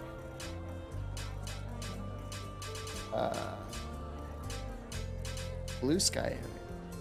Oh, I see. Okay. Oops, what did I just do? Her anklet? No. That's a level 6? Okay, I thought it was a level 4. Giant's ring. Yeah, no. Hero's emblem. Oh, that's nothing. That's nothing. Oh, hey, I've got enough for my character-specific items now, huh? Cooling Scarf is just the warrior's necklace, but worse. Fur Scarf? Now this is more like it. Okay, I was just checking with that then. Yeah. I mean, agility and luck. How could I not? Alright, so now we've got 33 agility, which is pretty good. Do I have... Oh, I do have the full moon +1. So how good is this? It's got more attack, more magic accuracy, more PIE, but minus crit. Honestly, I don't think the crit is really anything special, so we'll go with the full moon ring +1 there. So now our damage output should be a decent bit higher, with the agility being higher, meaning I should hit more often, as well as, oh boy, just having better weapons. Salutations, I have called you here to act as my assistant. Don't worry, I won't ask you to do anything too challenging. What you see here is a flying device I created. I call it a balloon. I need you to climb the tower alongside my balloon and watch over it as it ascends. Should it get stuck, I need you to free the balloon from any obstacles. Okay, let's begin the experiment. Alright. Now this is my least favorite stage of all the stages, because it has a very annoying wind mechanic, and it is just a very long vertical stage. I'm going, my guy, I'm going. Oh, baby, the new damage output is feeling fantastic.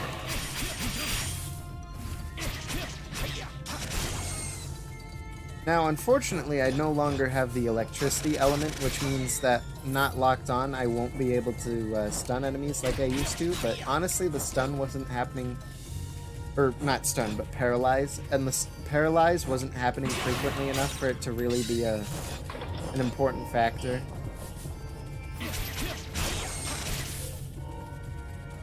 Plus, these new ones just seem to do a lot of damage. Also, the giant shuriken seems to be unaffected by my shuriken of choice. I can't believe that missed. Much better when it actually lands.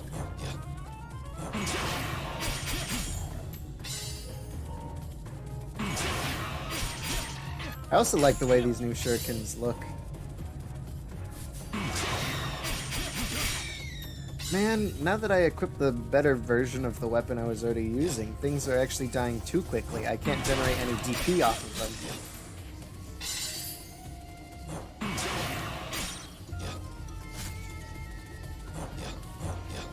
But yeah, as you can see, the wind is blowing, and that, I mean, it's not so annoying with a character that has high mobility like, Shinobi has. But when you're someone like a spellcaster, like Witch and Oracle again, it can move you as you're trying to cast spells, and that can be annoying for moving you off an edge and making you fall, or moving you into an enemy. Just an annoying mechanic.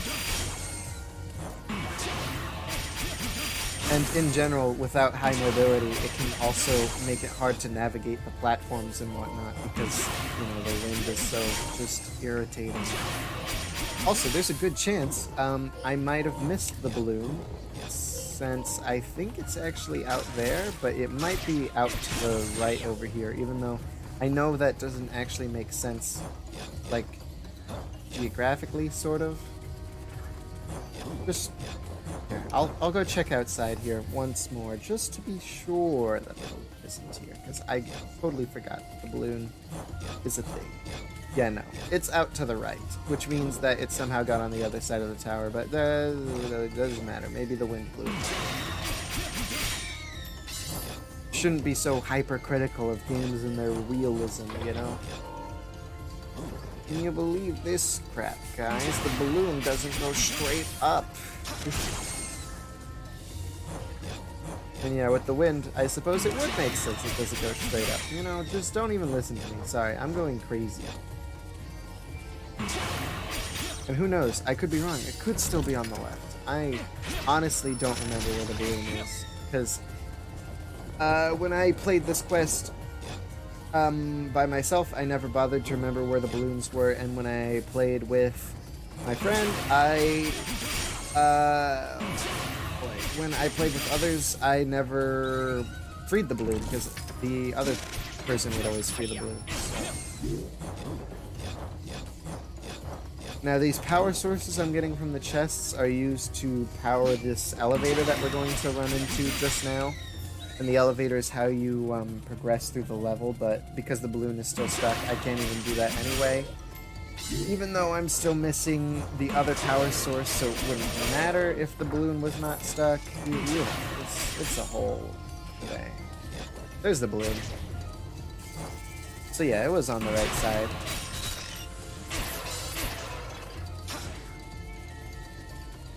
Also, wait, no, I had both of the power things. I totally forgot. I had already gotten one of them. I'm stupid, just ignore me. So you insert both the power sources, and now the elevator goes up, and it takes you to the next part of the level.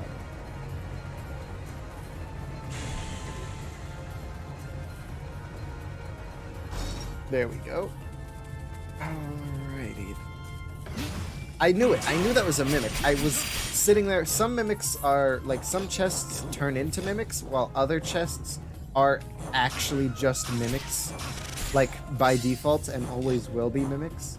And those chests will actually attack you when you bump into them, whereas chests that turn into mimics do not attack you until you open the chest, because, you know, it has to turn into a mimic first. So that's why if a chest ever looks like it's just suspiciously out in the open, it's probably a mimic, and you should probably punch it before you try to open it. But I did not, because I am stupid. White mushroom.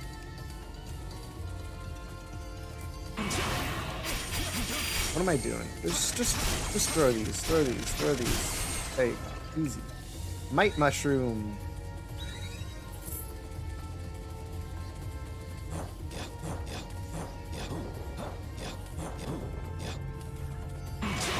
I'm thinking once I beat this level, I'm gonna take a small break just to go get some water and some food. Since by the time I finish this level, it'll probably be 8 in the morning for me, and I haven't had something to eat since like 6 p.m. yesterday. Or something like that, so.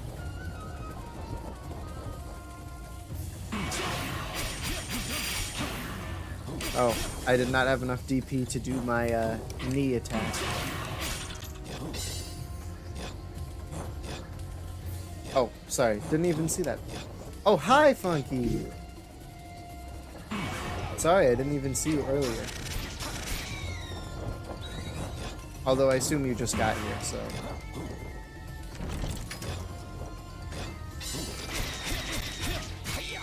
There we go. Oh, so you admit that you just arrived, and you're not gonna try and claim that you've been here the whole time?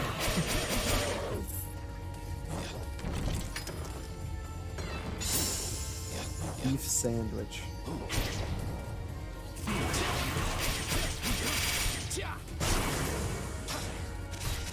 Oh, shoot, I killed something? I just threw those randomly because I felt like it. Alright. I'm still, like, very confused as to why game capture wouldn't work on OBS for this game, and I needed to just do display capture.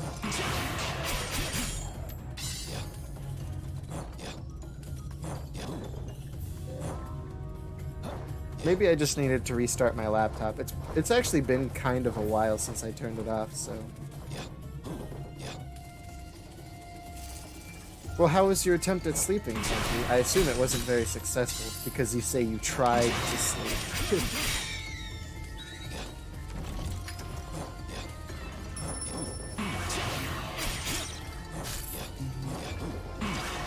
Oh, come on. You've got to be kidding me.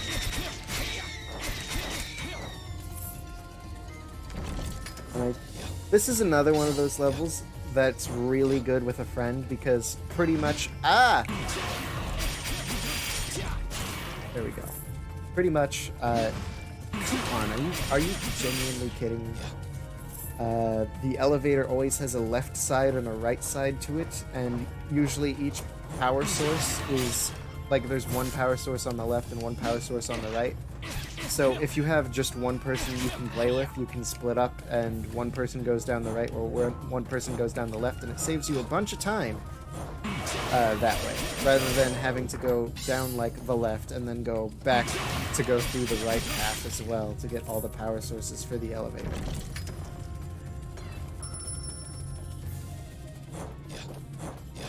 Anyway, we got the power sources, so let's keep moving up.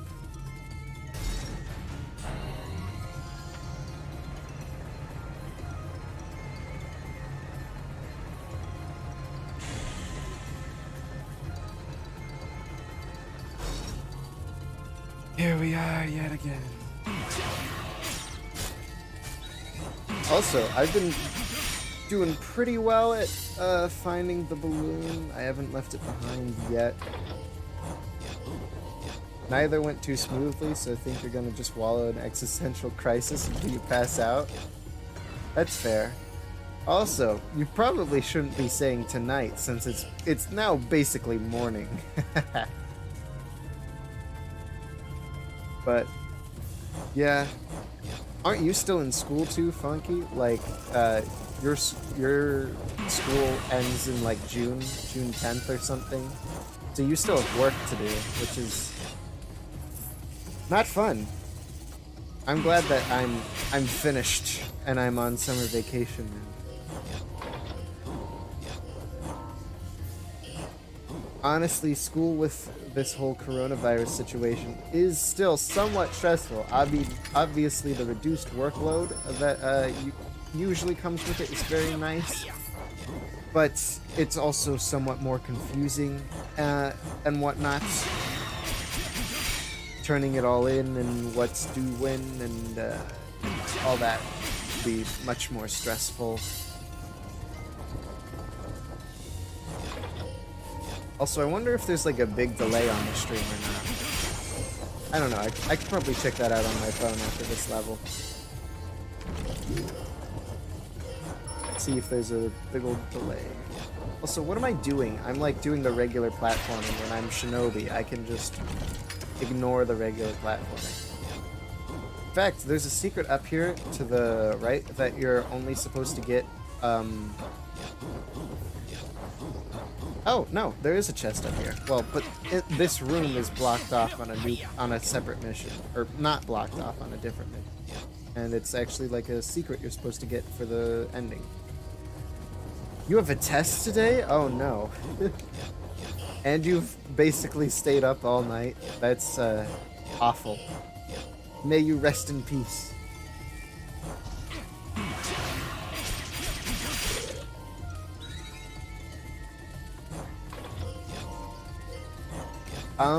If you want some good news to balance out your bad news, well, actually, it's not really, like, good news. It's sort of something weird that I'm noticing.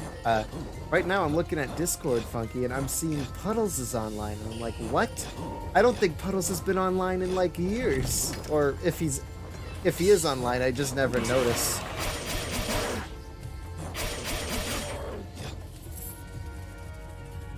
Anyway. Just as I said that I was doing a good job finding the balloon. Although, I think it's literally right here. No. Oh, it's up here. There you go. Not too much backtracking. Puddles be like, okay. Oh, crap. I have to fight things. Oh, look, it's a boss enemy that nobody cares about.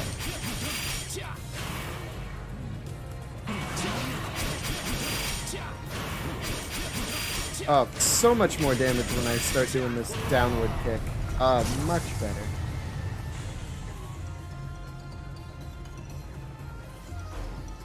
I know I keep saying it over and over again, but I'm really liking Shinobi. He's got the damage. I received a new kunai. That's cool. That's cool. What did I get? Herky +2. Oh, that's my level 10 weapon, though. Although I'm only using my level 5 one right now, right? So I guess this is just purely better. I just wish it was my level 15 weapon. That would have been much more epic. Alright. What should I upgrade next? Let's go. Strength. Oh boy. On this day, you have witnessed the flight of my balloon. You must always remember this day. The results of my experiment are unlikely to ever be widely known in my lifetime. To fly close to the celestial in our human bodies is blasphemy. The divine family will not tolerate. However, I believe we will see an age where everyone is free to fly however they wish. We need neither magic nor the Celestials' teachings to do so. I believe humans have the power to take to the sky without relying on outside forces. A tower built to reach the heavens. Perhaps whoever built this tower had the same dream I do. How inspiring. Alright, well, as mentioned before, I am going to be taking a slight break now just to get a drink, get some nice food. Don't mind my desktop background here. Just swap into the be right back.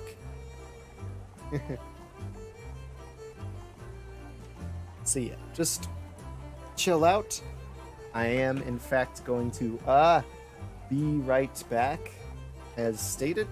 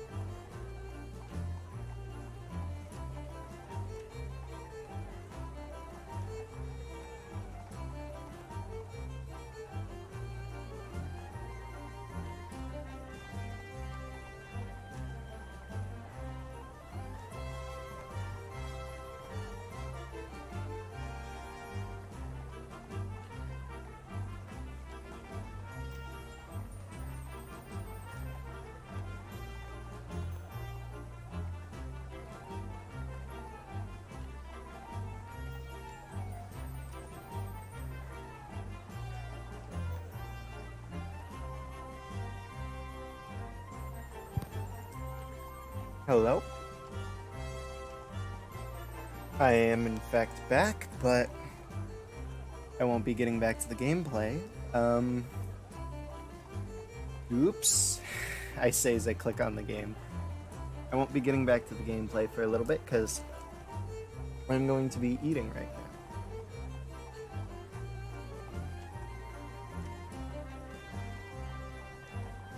now. For anyone who may be curious, I'm eating Great Value brand pretzel mini twists.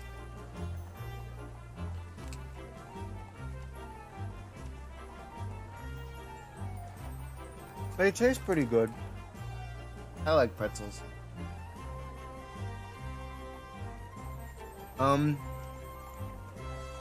However, the best kind of pretzel is always gonna be the soft pretzel, you know?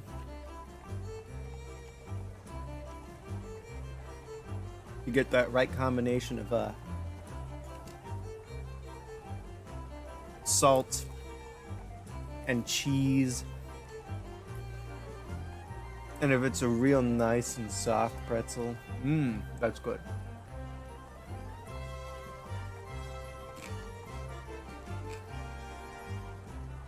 I'm kind of a big pretzel guy. Well, I never really thought about it. What even is a pretzel? Like, what defines a pretzel? It's like, I mean, a soft pretzel to me, right, just seems like an oddly shaped piece of bread, right?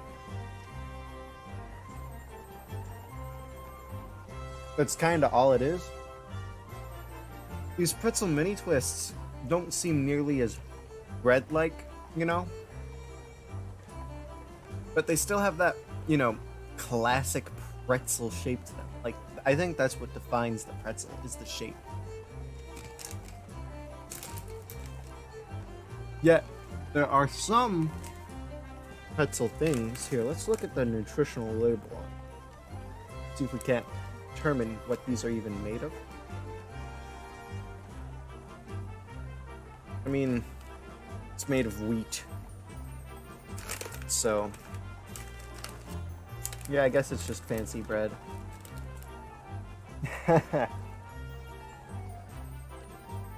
But, as I was saying, there are some pretzels out there that are just like, you know, like the straight line pretzels. And I'm like, what's the point in that? What makes a pretzel is its iconic shape.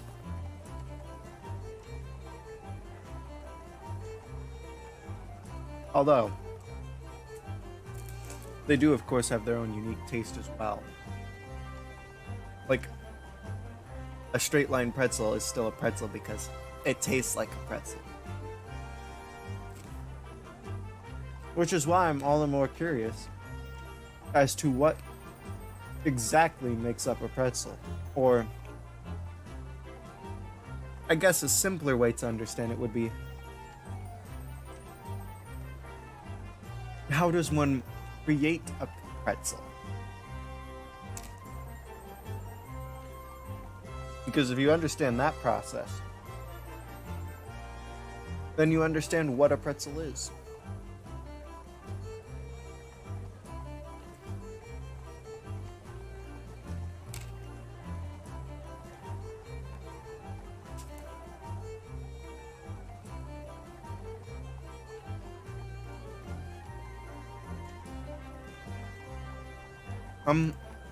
I'm sort of sad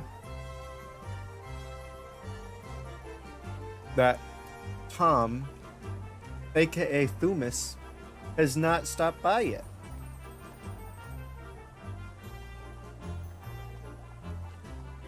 He's usually here for every single one of my streams. But then again, usually I start my streams sometime around 3 p.m. And I started this one sometime around 4 a.m., so...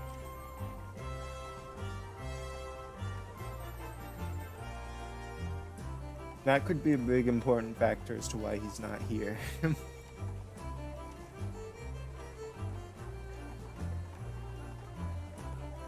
Who knows, though? There's still time. He could show up.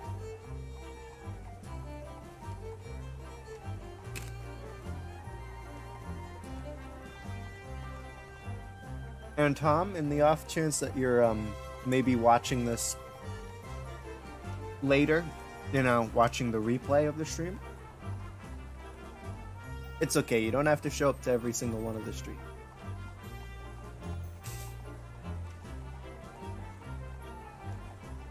It's nice to have you around, but honestly not mandatory.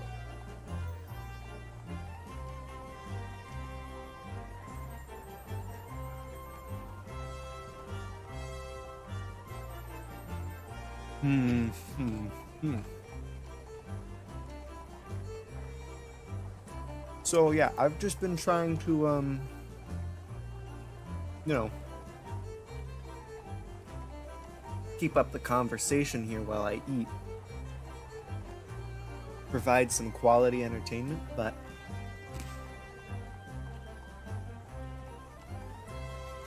you know how hard it is to just talk? I mean, honestly. I do actually have an announcement. And by that I mean more like a casual statement to make. That I acknowledge the fact that I have not been particularly good at checking and responding to the comments left on all these streams. And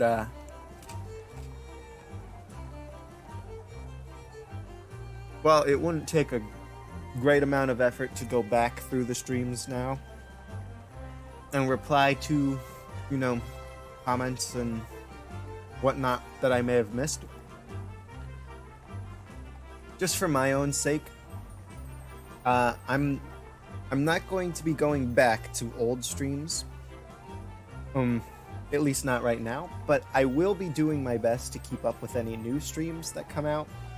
If any comments get added to, say, for example, this stream, I'll do my best to make sure to reply.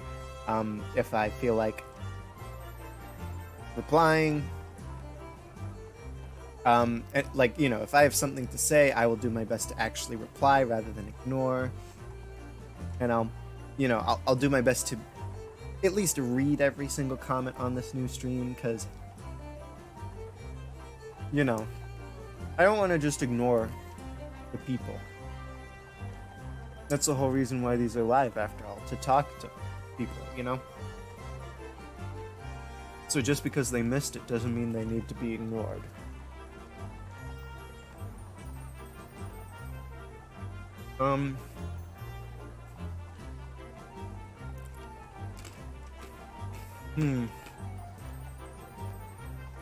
Also, as stated earlier, in case you missed it somehow or whatever, new characters coming out in like a day. Sorry, what? My brain just malfunctioned. The new character is not coming out in a day. There's a new character coming to Don't Starve Together sometime mid-June is what they said. And considering today's June 1st, I've still got maybe a couple weeks to wait. But when the new character, whose name is Walter, comes out, you should expect a stream from me the day he comes out. Because, I mean, I like Don't Starve Together. My Don't Starve Together stuff seems to perform the best. Especially the new characters, so I will definitely be there. As far as plans for that go, I do typically try to get people on my Don't Starve Together streams because, you know, it's more fun when you're playing with friends than when I'm by myself ranting for the, 500th time as to what I need to do in Don't Starve Together.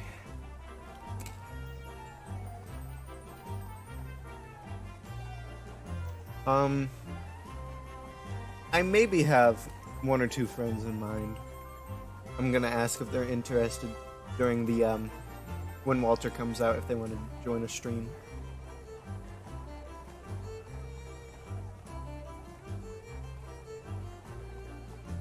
I actually look back at some of my previous streams, like I obviously didn't watch them or anything, but I just like looked at the titles and stuff. And I forgot just how many other people I've had in all my streams. I mean, I get a lot of different people to show up.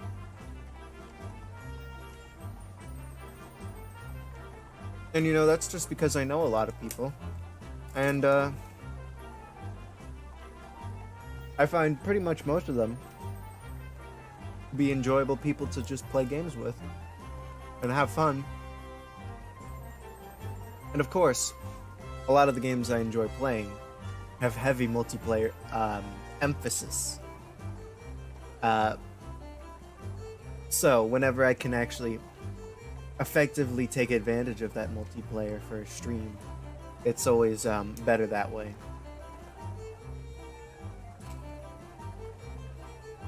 Plus, I will acknowledge I'm not the greatest at solo commentary, as I've probably said many times before.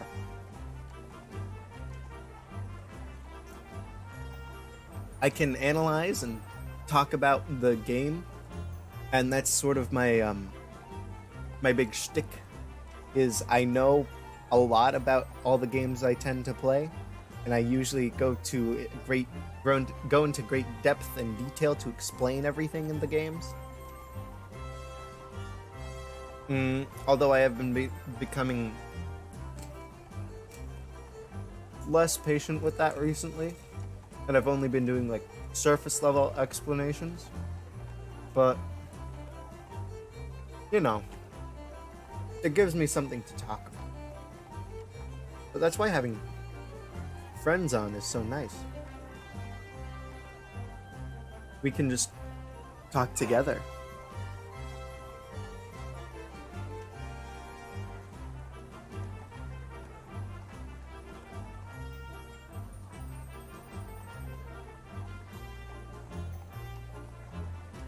Another thing that amazes me is my first stream came out like over a year ago at this point. Maybe 2 years ago, but I feel like that's a bit of a stretch. But definitely I think over a year ago at this point, which is just impressive because I didn't think I've been doing streams for that long. But I suppose when I only do a stream like every 3 months, it feels like not a lot of time has passed, when in reality, you know, what, stream number 26? Doing a stream like every 3 months or so? Yeah, makes sense why it would be like a year.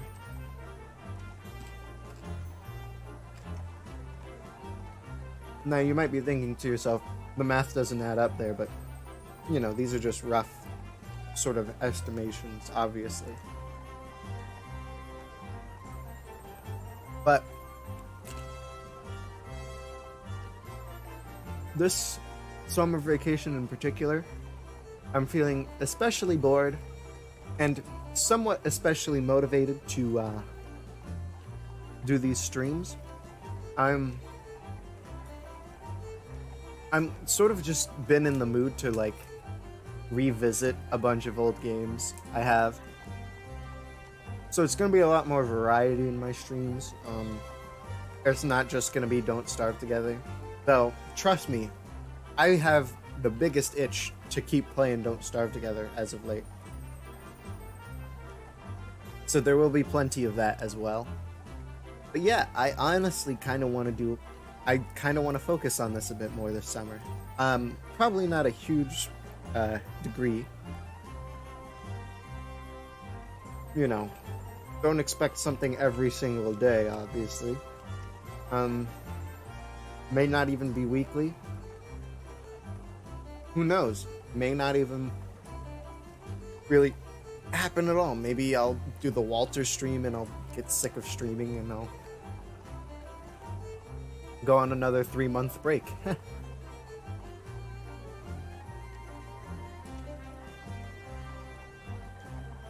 But I don't know.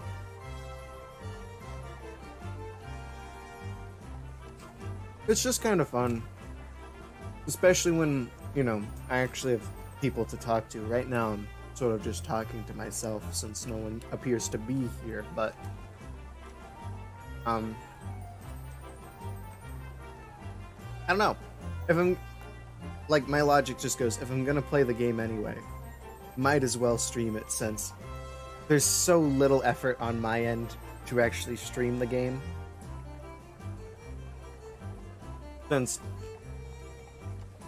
I'm not, like, you know, super experienced with, like, making a high quality thumbnail. I mean, you can obviously tell all my thumbnails are just screenshots from the game.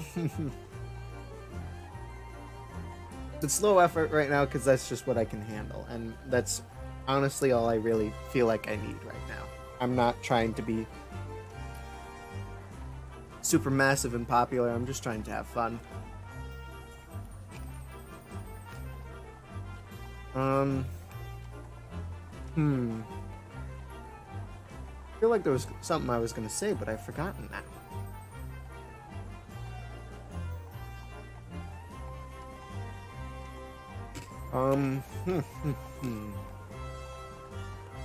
Oh yeah. I mean, the only other complication when it comes to playing old games and then streaming them is that obviously, as you have experienced, my laptop is very not amazing. So most of my games are limited by the fact that my laptop can hardly run them without the stream, much rather with the stream. And even simple games like this one that it can run perfectly fine without the stream will lag out, as you've experienced. So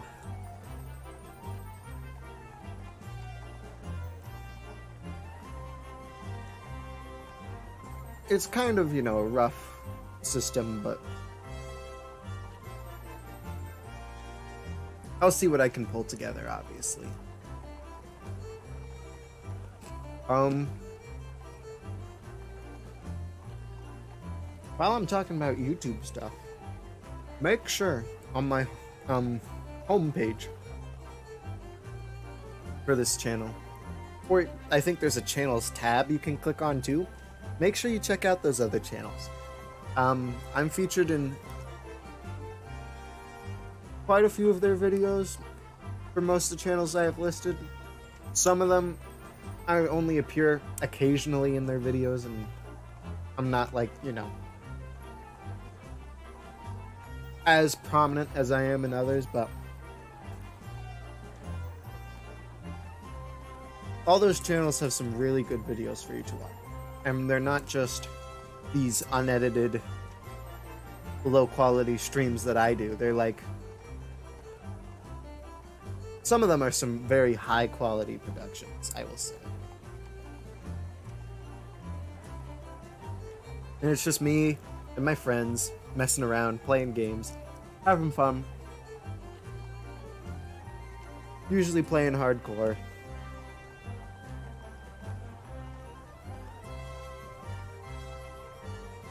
And even if I'm not in the video, they've still got some pretty good stuff to check out.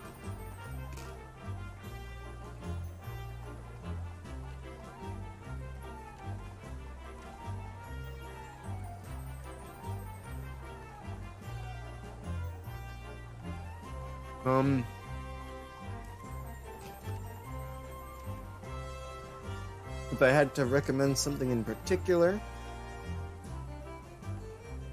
go to Jack Xiaolong's channel and watch Rollcore Seasons 1 and 2.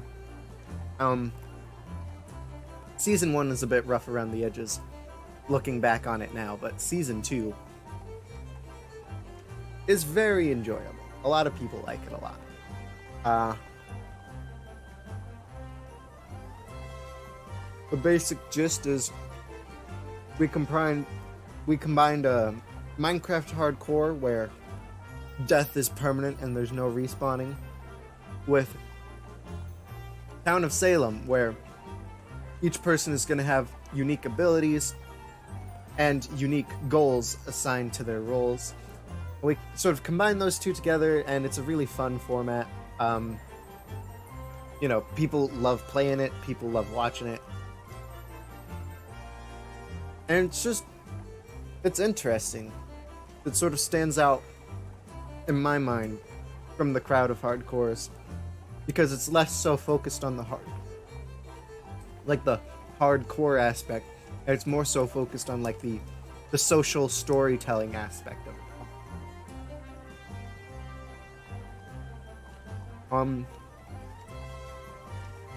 And while Jack is still sort of learning how to edit as he goes,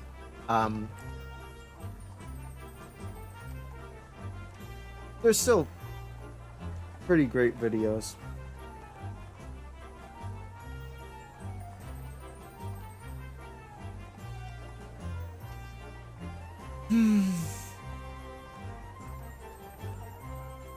So yeah, I know I've been eating for a while here, but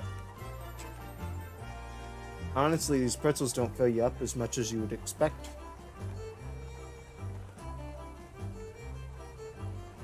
Oh well, not like I'm inconveniencing anyone in real time right now.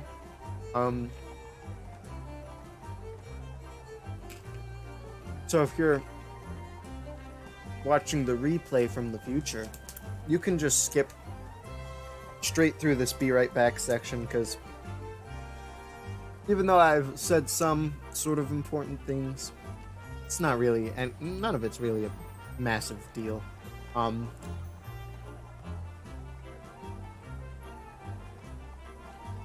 who knows how long it'll be until I resume the game. In fact, you've probably already skipped through all this be right back portion, and you're probably already watching the game. So, I don't even need to tell you.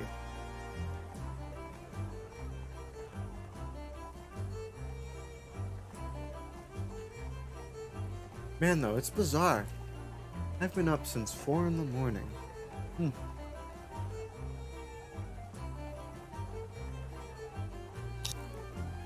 This stream is only 3 hours long, and it still feels like it's been forever.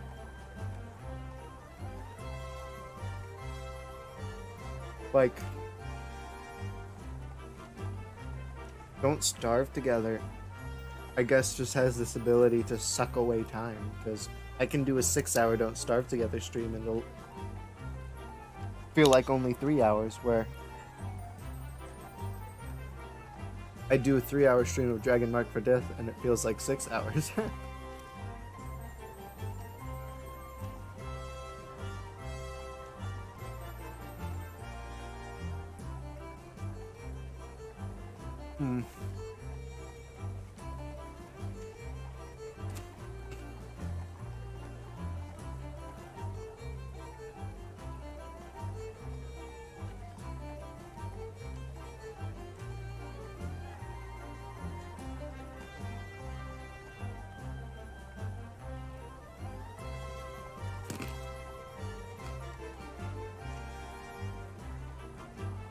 Alright, you know what?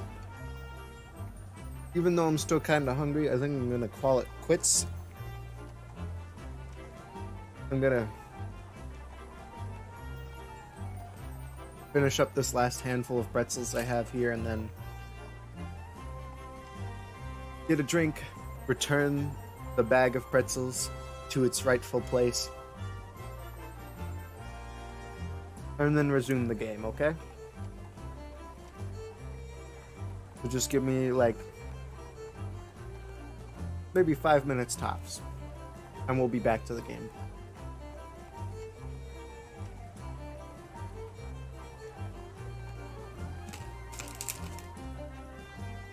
I'm gonna go now.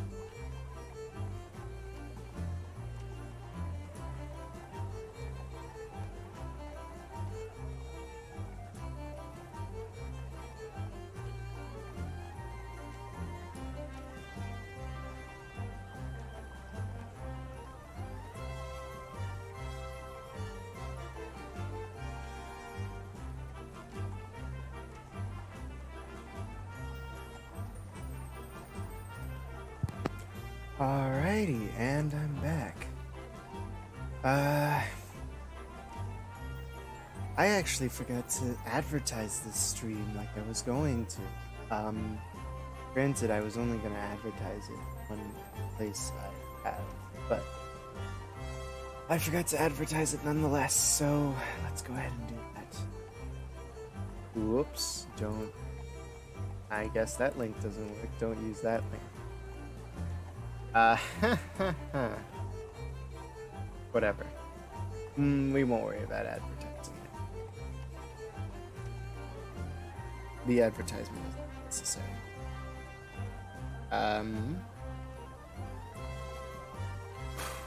So with that being said, let's get right back to the game.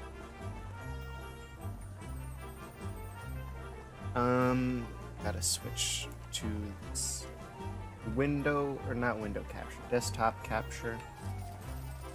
There we go. Okay, just wanted to make sure it actually came up on screen. Alright.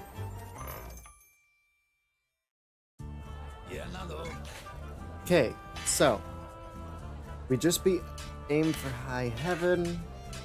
We've got one more level 10 mission, because Cavern of Torment is weirdo. The Dragonblood Village. Defeat the boss. Monsters have infested the land of your destroyed village. Reclaim the area from them. Rumors claim that a servant of the god, capable of freezing everything around it, is somewhere in the middle of the village. Okay, so basically we're going back to the tutorial level now, but this time you can play with 4 people.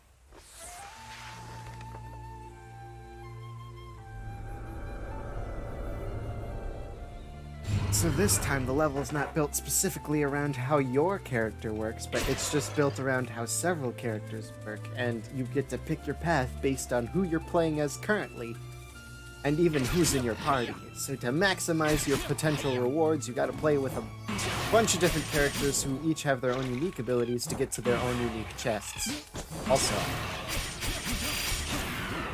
for some reason these enemies feel easier than the previous level 10 enemies. I don't know why. Maybe because certain stages also just have certain tendencies to have more difficult enemies. For example, since this is the tutorial stage, I guess it would make the most sense why this stage has, like, easy level 10 enemies. Also, frame rate, just gotta love it, how it is just awful. But, at the very least, I think I've noticed now that the problem is this tutorial stage. This tutorial stage in specific seems to have a bad frame rate, so that's good, because, well, I mean, it's not good, but it's nice to know, because that means that when I first started the stream when it was lagging like crazy, that was just probably because of this stage and not because my settings were super high. Which means that I've basically confirmed, in my mind at least, that turning down the settings has not actually turned down the settings at all. I like that cut the rope mechanic. It's very interesting. I'm just disappointed that it isn't, like, used more, because I like sort of interacting with the stage like that. Alright, let's go ahead and just go on up, I guess. Well, oh, we can't jump off that wall, huh? Alright. Easy get.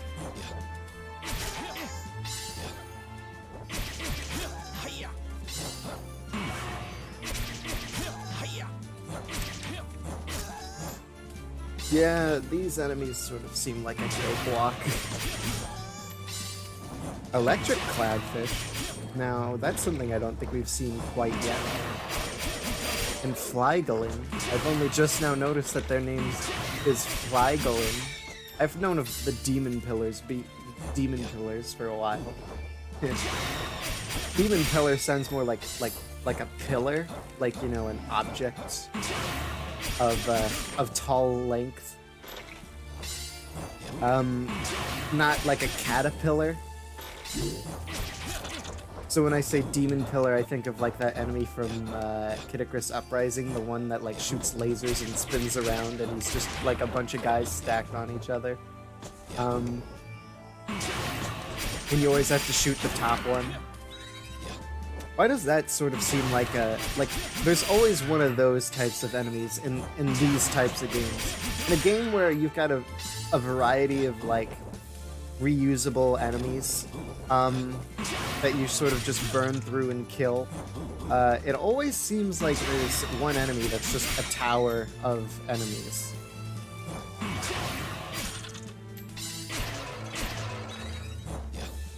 Like, you know, in Kid Icarus Uprising, there's that guy. In this game, there's the bug tower that we've seen a couple of times on that, like, windy tower stage.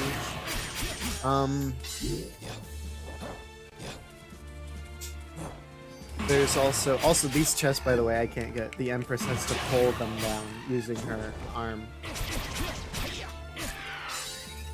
But yeah, like, there's the bug tower. I actually honestly can't think of more examples, so maybe it was best for me to suggest that every single game like this has an enemy like that, because I actually don't really know a bunch of games like this, and I don't know a bunch of enemies like that, so... But I'm sure there are more examples, because, you know... I don't know every game in the universe, and I don't really... Like, whatever. I don't know what I'm saying anymore. The original point is lost. Who cares? You could probably, like, hear the steam, like, pouring or smoking out of my ears just because of how overclocked my brain was trying to end that, like, sentence.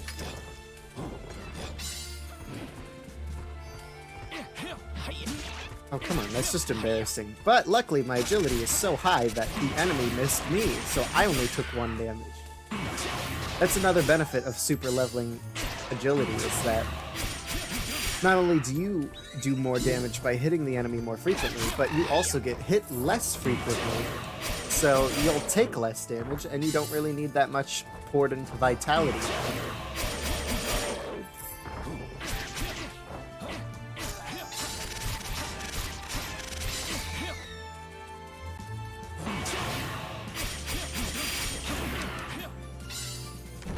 Alright, anyway, sorry about that. Just being thorough, which is why I went, like, completely backwards through the entire level again, but hatchlings seem to respawn a lot, so I'm just gonna ignore the hatchlings that respawn. Yep. Ooh, excuse me yet again. I apologize. I should be unmuted. Yeah, no, I'm definitely unmuted.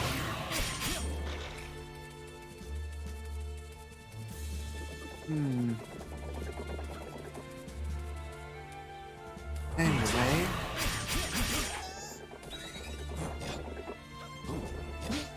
Oh, come on. These, like, tree trunk pillars we've been seeing, these are warrior-only paths, because warrior can just bash into the tree trunk and make it fall over. I know a little bit of, like, how all the characters play, so I'm not, like, super oblivious. I knew what I was getting into with Shinobi. I know even the 2 characters that I haven't played yet at all. I still know how they play. There are 2 I haven't played yet, right? Because there's 6 characters. I've played as 5. Okay, no, there's only 1 character I haven't played as then. I can't do math. But yeah, I know how the warrior plays, despite not playing him at all. Sort of. I mean, obviously I don't know, like, the super deep intricacies, but I just know his general playstyle is have a lot of HP, naturally, do a lot of damage by going into berserk mode, which, like, maybe trades your defense for attack, and, sort of just slam into enemies to stun them and hit them a bunch, and also have that shield that makes you and allies in it completely invincible while also healing you.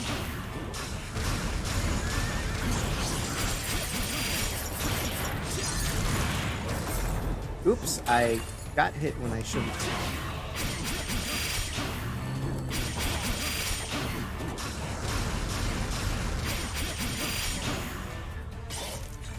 Oh, come on.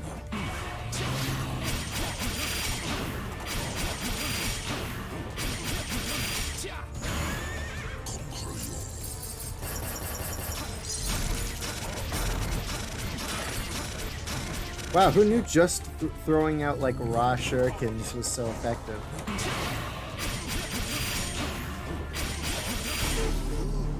Yeah, no, that's crazy how much damage I can do.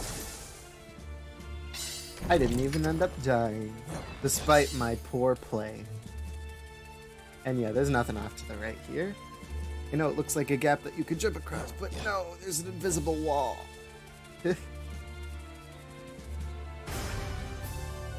So there we go. Quest complete. Hasten anklet +1. Well, that's kind of something. Granted, it ain't no fur scarf, that's for sure. But it ain't no fur scarf. I mean, fur scarf I think is actually kind of worse, maybe, but I don't know. Don't ask me such complicated questions. Couldn't answer them. Okay, so now I think we're on to level 15, which is gonna open up quite a lot. Oof, boy. Well, let's start with dangerous wine, I suppose. First, actually, let's check my equipment, because leather choker +1, what do you do? +10 agility, +8 defense. Now, what does the hasten anklet +1 do? So it's the same, but also gives me jump distance. Why not, then? Just seems like that makes the most sense. Also, cooling scarf seems like absolute garbage. Fur scarf seems pretty good. Okay. So, acquire the phantom wine. Brave the belly of a giant creature to bring back the phantom wine. Its insides are infested with large, venomous monsters. This stage should look awfully familiar when it started here, because I know what it is, and... Oh boy. Oh no, I have to sneeze. Oh, no. It's past. Okay. Wait, maybe not. No, okay. Oh, okay. Sorry about that. A festival for the Divine King's birthday is being held in the coming days. My lord wishes to present his majesty with some top-class wine for the occasion. I was pursuing some old tomes, gathering info about a sea monster whose body recently washed up. It once swallowed a whole ship with a hull full of wine. From Litus, known as Phantom Wine. That means there's still a chance the wine is... That means there's a chance the wine is still there, deep in the belly of the beast. Just ignore my awful ability to read. If my lord were present to that... If my lord were to present that phantom wine to the king, he'd surely be in his good graces. For one as lowly as yourself, this is a grand opportunity for you to be of use to our society. Do whatever you must to bring that wine back to me. And I just invented more words that weren't on the screen. But you get the general of what I'm trying to say. What's up?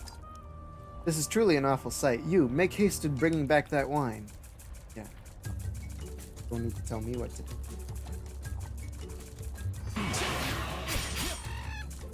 Probably shouldn't be wasting a dash on seedlings.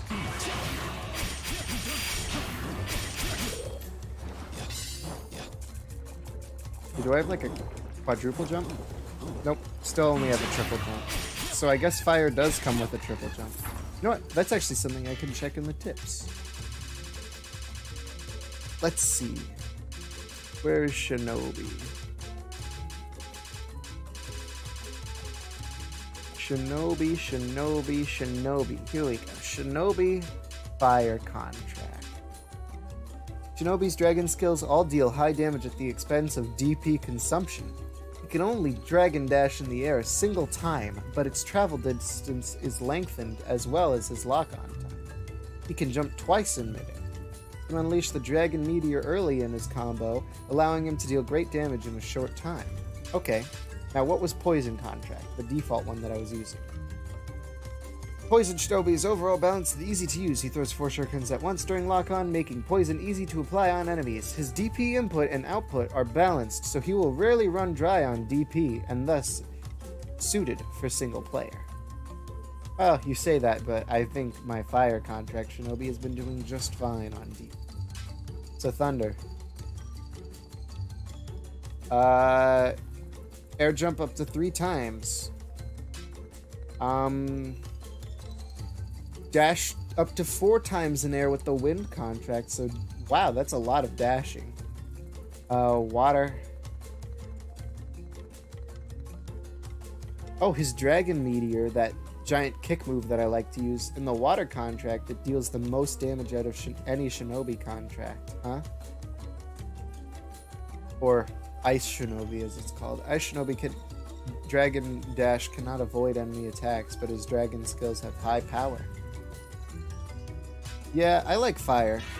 Because fire is like a good balance of like damage with DP consumption, as well as still keeping my invulnerability from my dash, even if I only get 1 dash, but then the dash is lengthened. Plus I still have a triple jump to make up for the lack of a dash. Whereas water seems fairly basic and seems somewhat worse. Even though your potential damage output is higher, it seems like I could just do more consistent damage with fire, especially being able to have the longer lock-on and all that. Oops, just ate that mushroom, purely just because I could. Actually, can you burn me, please? Nope, you're just gonna let me stay poisoned. You can only have 1 status on at a time, which is why, if you ever get poisoned, just tried to get hit by something that applies a different status then. Like this lava, for example, applies burn.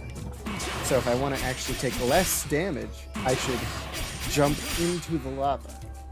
Also, down was the continue way last time we were in here, but down is now actually the secret way full of chests, whereas up is the continue way, and that is why I've come down first and foremost.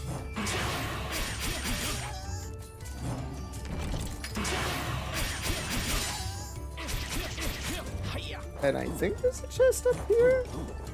No, there's not. Okay.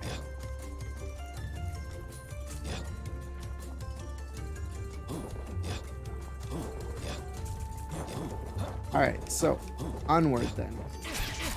If I'm not mistaken, there's not really a boss to this level, it's just a swarm of enemies. So, that'll be something. Sort of nice. Levels that don't have bosses and only have swarms of enemies tend to be the easier levels to do if you're trying to scale up. Because that's sort of a mechanic I forgot to mention about this game, is that each quest, after you beat it, for the first time you'll unlock like a higher level version of the same quest. And each time you beat the higher level version, you'll unlock yet another higher level version of the quest, and so on. So you can sort of grind the same old quests, but grind harder versions of them to get better loot, as well as just get even more EXP to help you level up even faster. Because by the time you beat the game, like fully, you beat all the content in the game, you're only probably going to be like level 45, level 50 at max. And to be honest, 45 and 50 are quite high. That's if you're doing a lot of grinding. You might even just be level 30 or 35 by the time you actually beat the game. Yet the level cap goes all the way up to 100, so in order to reach that level cap, you're gonna have to do you're basically gonna have to take advantage of the fact that missions can be replayed at higher difficulties. If you actually are so invested in this game that you want to just keep replaying old content but make it harder and try to level up to max level. I've not done that yet. I'm sort of in the middle of doing that with my Oracle. She's like, what, level 55 now? But the levels come so slowly in compared with the difficulty of the quests. I don't think I'm ever going to actually make it to level 100. Just because of how slow that EXP comes, but I'll try, maybe.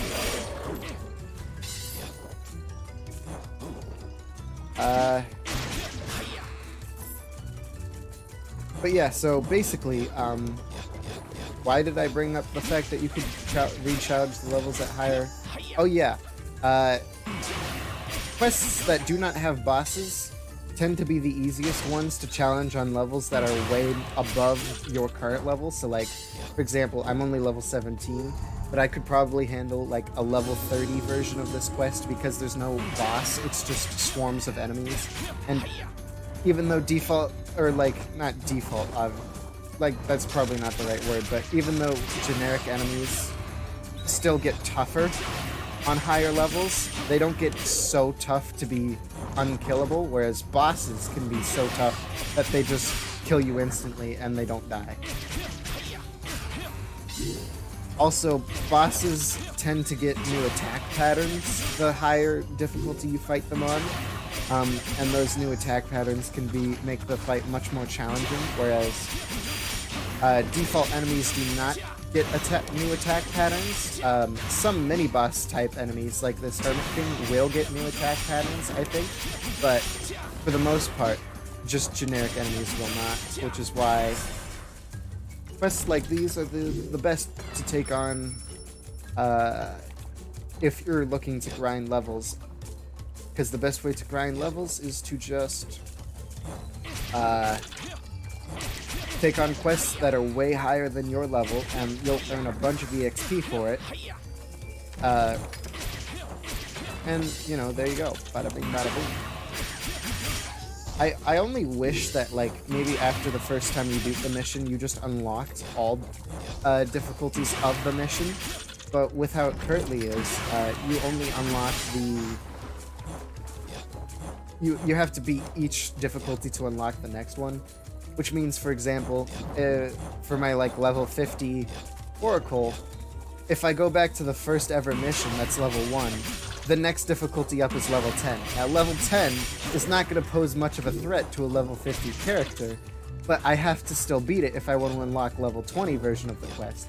And then that still won't pose much of an issue, but I still have to beat that if I want to unlock the level 30 version, and then I have to beat that to unlock the level 40, and then beat that to unlock the level 50, and then beat that to finally start challenging something that's actually higher level than my character.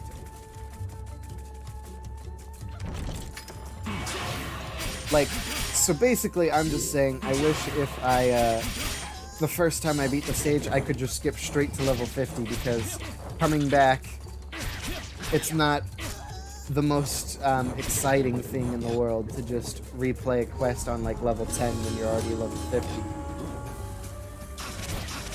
Now, of course, the quest wouldn't take me so long to complete if I would just sprint straight through it, ignore all the enemies, ignore all the chests, and just run straight to the boss, but then that's honestly like the most miserable way for me personally to play this game, because even though sure it would save me a lot of time and help me like grind levels so much faster, it also would make the grind feel significantly more grindy than just playing the game, because then it's just like I'm just sprinting down the same route 4 times in a row.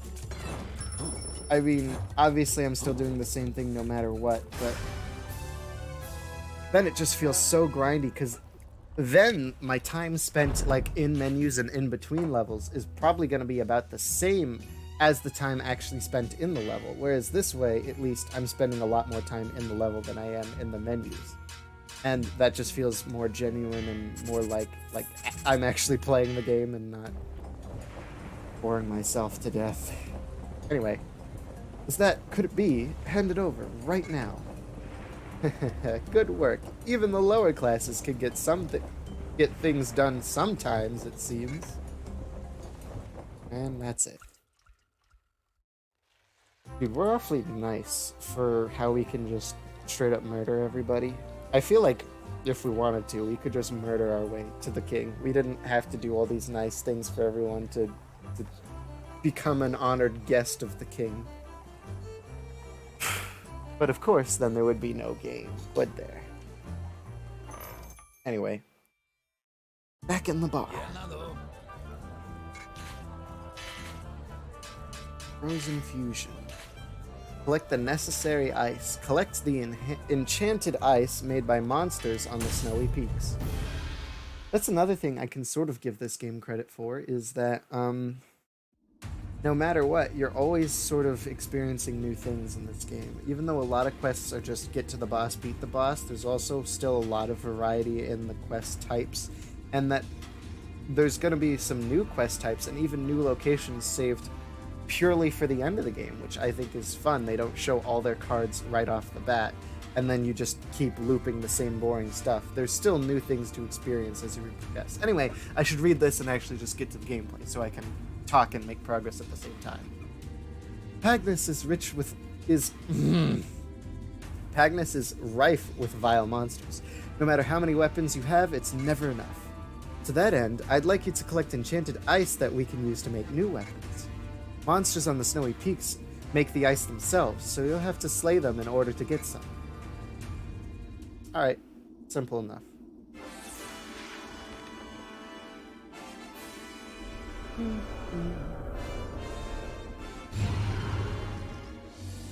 Now you always go left, and there's nothing.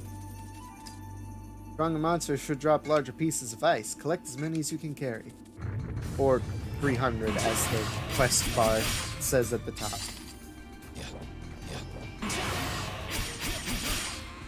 Okay, considering it's been a while, and considering I've leveled up quite a bit since I last tried, I think after this mission I'm going to actually try finding an online party to show off the multiplayer aspect of this game, because like I said, this game is one of those games best enjoyed with friends, or at the very least best enjoyed with other players. Playing by yourself is definitely not the most ideal way to go. It may even ruin the experience for some people with just how grindy playing by yourself can really be.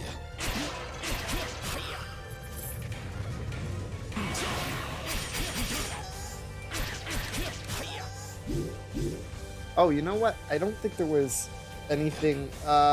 shoot. Back there was actually a dead end, wasn't it? Maybe, maybe not. Even if it was, it's not that important. I really don't care. I'm not gonna walk all the way back there for what could potentially just be one chest or like one enemy. No, it looks like there was a full-on continuation here. Maybe, maybe not. I don't know. I don't care. Whatever, I'm just going. I'm just going. This is like the one level in the game where I'm okay with not being thorough at all, because the best way to be thorough in this level is, again, to have two people, because the branching paths are so long that going down both of them takes absolutely ages by yourself, and so if you have at least two people, you can just go down the branching paths simultaneously and avoid the big issue of it being so annoying.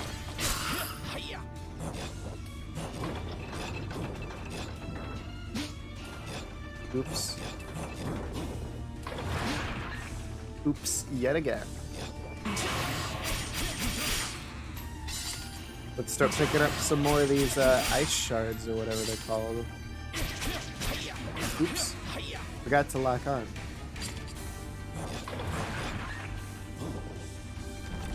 And what do we get in this chest? An accessory.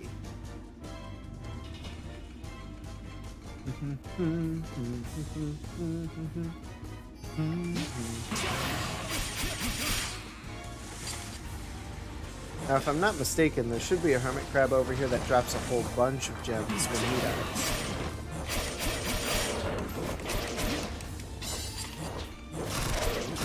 These guys also drop a decent amount.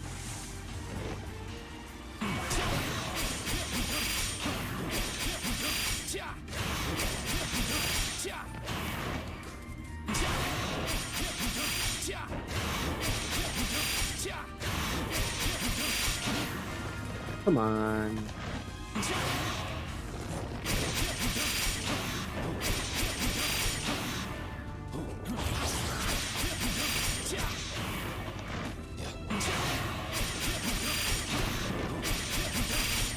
Oh, the giant shuriken's still going at it, huh?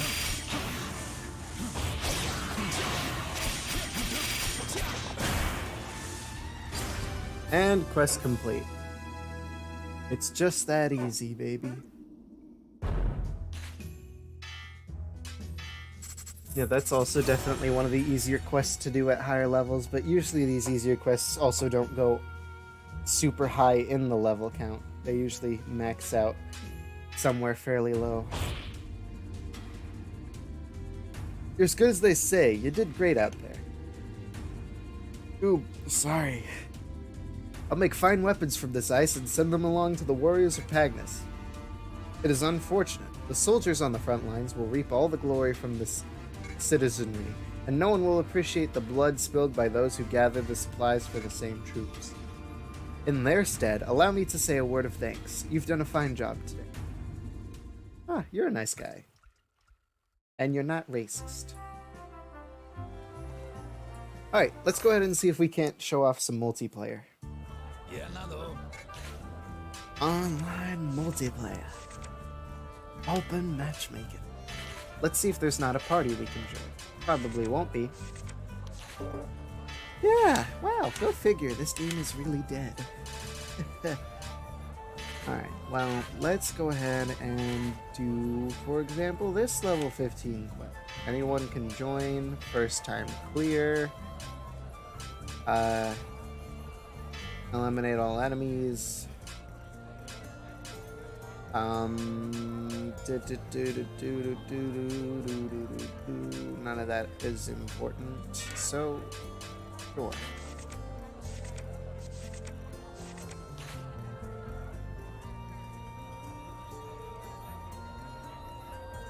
Now, I'll wait a couple minutes at the very least. It could take a little while to get someone to join. But I don't want to wait here super long and, bore everyone. So let's wait maybe like 3 minutes or so. Man, back when I was like obsessed with this and playing it quite frequently, at least it was somewhat possible to find other lobbies as well as get players in your own. Now it seems like it's completely died away. It's probably because it was still fairly new on Steam when I got it. So it was still fairly popular, but it's probably been long enough now that most people have moved on from this game. Which is sad. I really like it. I like it a lot. I like it a lot more than I probably should, because there's really not a whole lot to this game. But I like it a lot more than I should, because I really like sort of the genres it mashes together.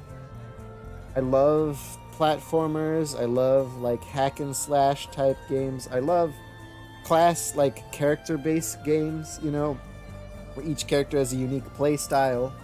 I love, multiplayer games. So this sort of just has a little bit of everything that I love in it. It's just unfortunate that it's like, it's an indie game, so it's not the super highest of quality. Not to say that indie games can't be high quality games, but usually they're, shorter experiences that still have some rough edges around them, and this is definitely one of those. Although saying that this experience is short is somewhat, unfair. There is a lot of content. It's just that the content is mostly reliant on replaying it. Replaying as different characters or replaying on higher difficulties. And also a lot of the content is story focused, so if you don't really care about the story and you just skip through the cutscenes, you can beat this game easily in 6 hours at max. You could beat the game if you skipped all the cutscenes. Maybe even faster, maybe 4 hours. if you skipped all the cutscenes, but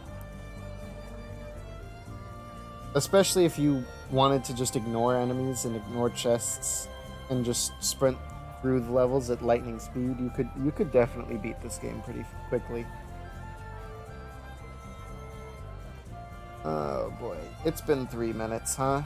I'll wait another 2 minutes. I'll wait 5 whole minutes just because I so want to show off the multiplayer. But if I don't get somebody, I'm gonna be slightly upset.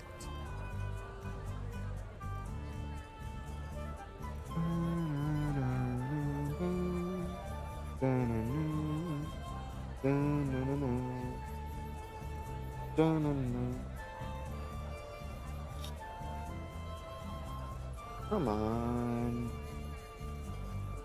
Please, somebody, anybody. I just want to show how cool this game can be. Well, I suppose if anything, this is more proof for the fact that if you're gonna buy this game, try to convince a friend to buy it too, because good luck finding an online match with some strangers. Oh, Jesus Christ, as I say that. Ah! Hello! And hey, they're not even that high above me in level, so this actually seems fair. Unfortunate that they're also another shinobi. I would have liked showing off a different character, but here you guys go. The multiplayer experience. Anyway. Oh dear, Foru, I hope you're safe out there. I haven't seen my little brother Foru since this morning. I'm sure he went exploring in the cave near here. There are so many monsters showing up around here, and I kept telling him to stay away. What am I going to do? He could get attacked by a monster. Please, you must do something. Find my little brother before it's too late. Got it. Waiting for other players. Here he is. Yeah, he doesn't even look significantly stronger than me.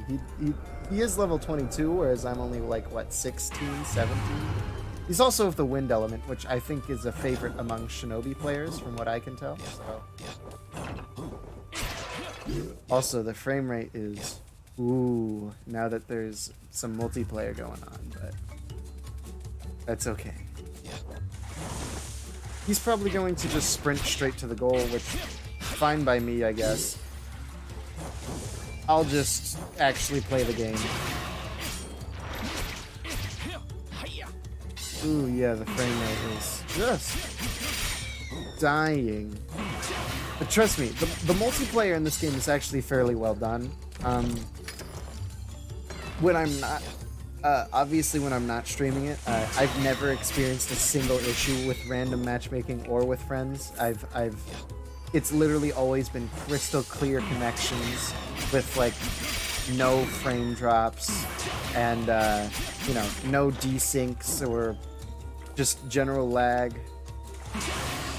It's really well done, you know, online, which is sort of important when you brand your game as a super multiplayer focused game. Well, I say brand as if there's branding for this game. It sort of just exists, but you know. Hey, at least the slower frame rate can help you appreciate the beauty of every single sprite of animation going into these characters. Am I right? Whew.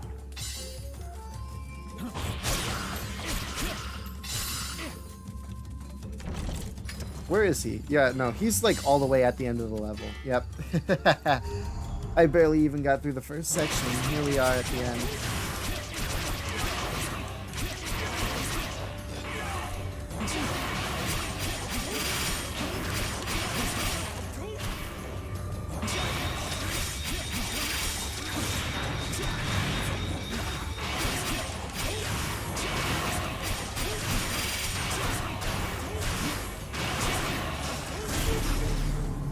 He also gets to throw like 6 shurikens per throw when he's locked on, whereas I think I only get to throw 3. I think he even has like a gunvolt item in specific. That's it, you found Sis's pendant, thank you, but if I go home now... Blah, blah, blah, blah.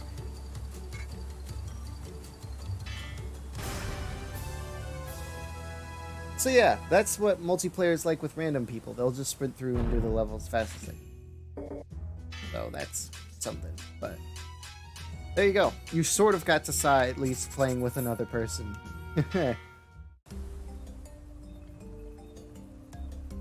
You, what happened to my brother? Sis.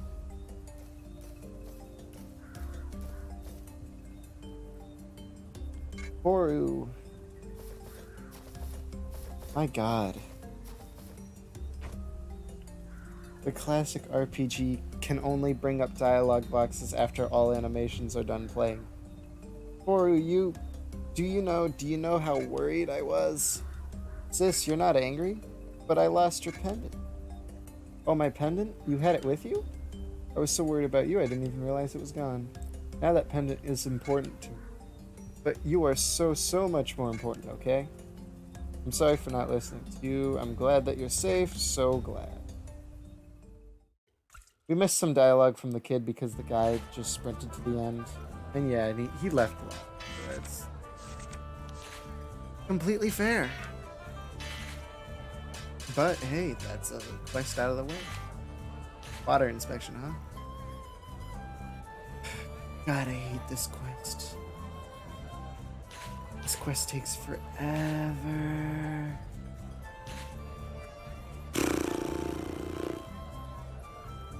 To be honest, I'm kind of running out of gasoline here, kind of running out of steam for this game.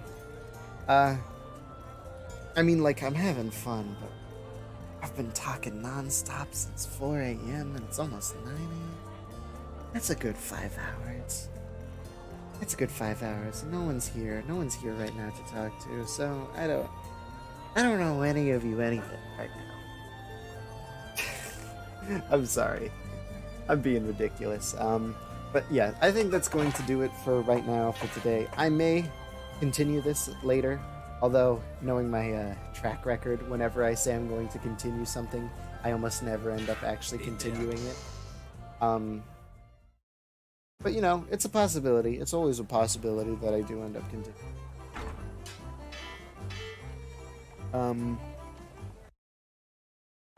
Thanks to Funky and Meta for showing up when they did.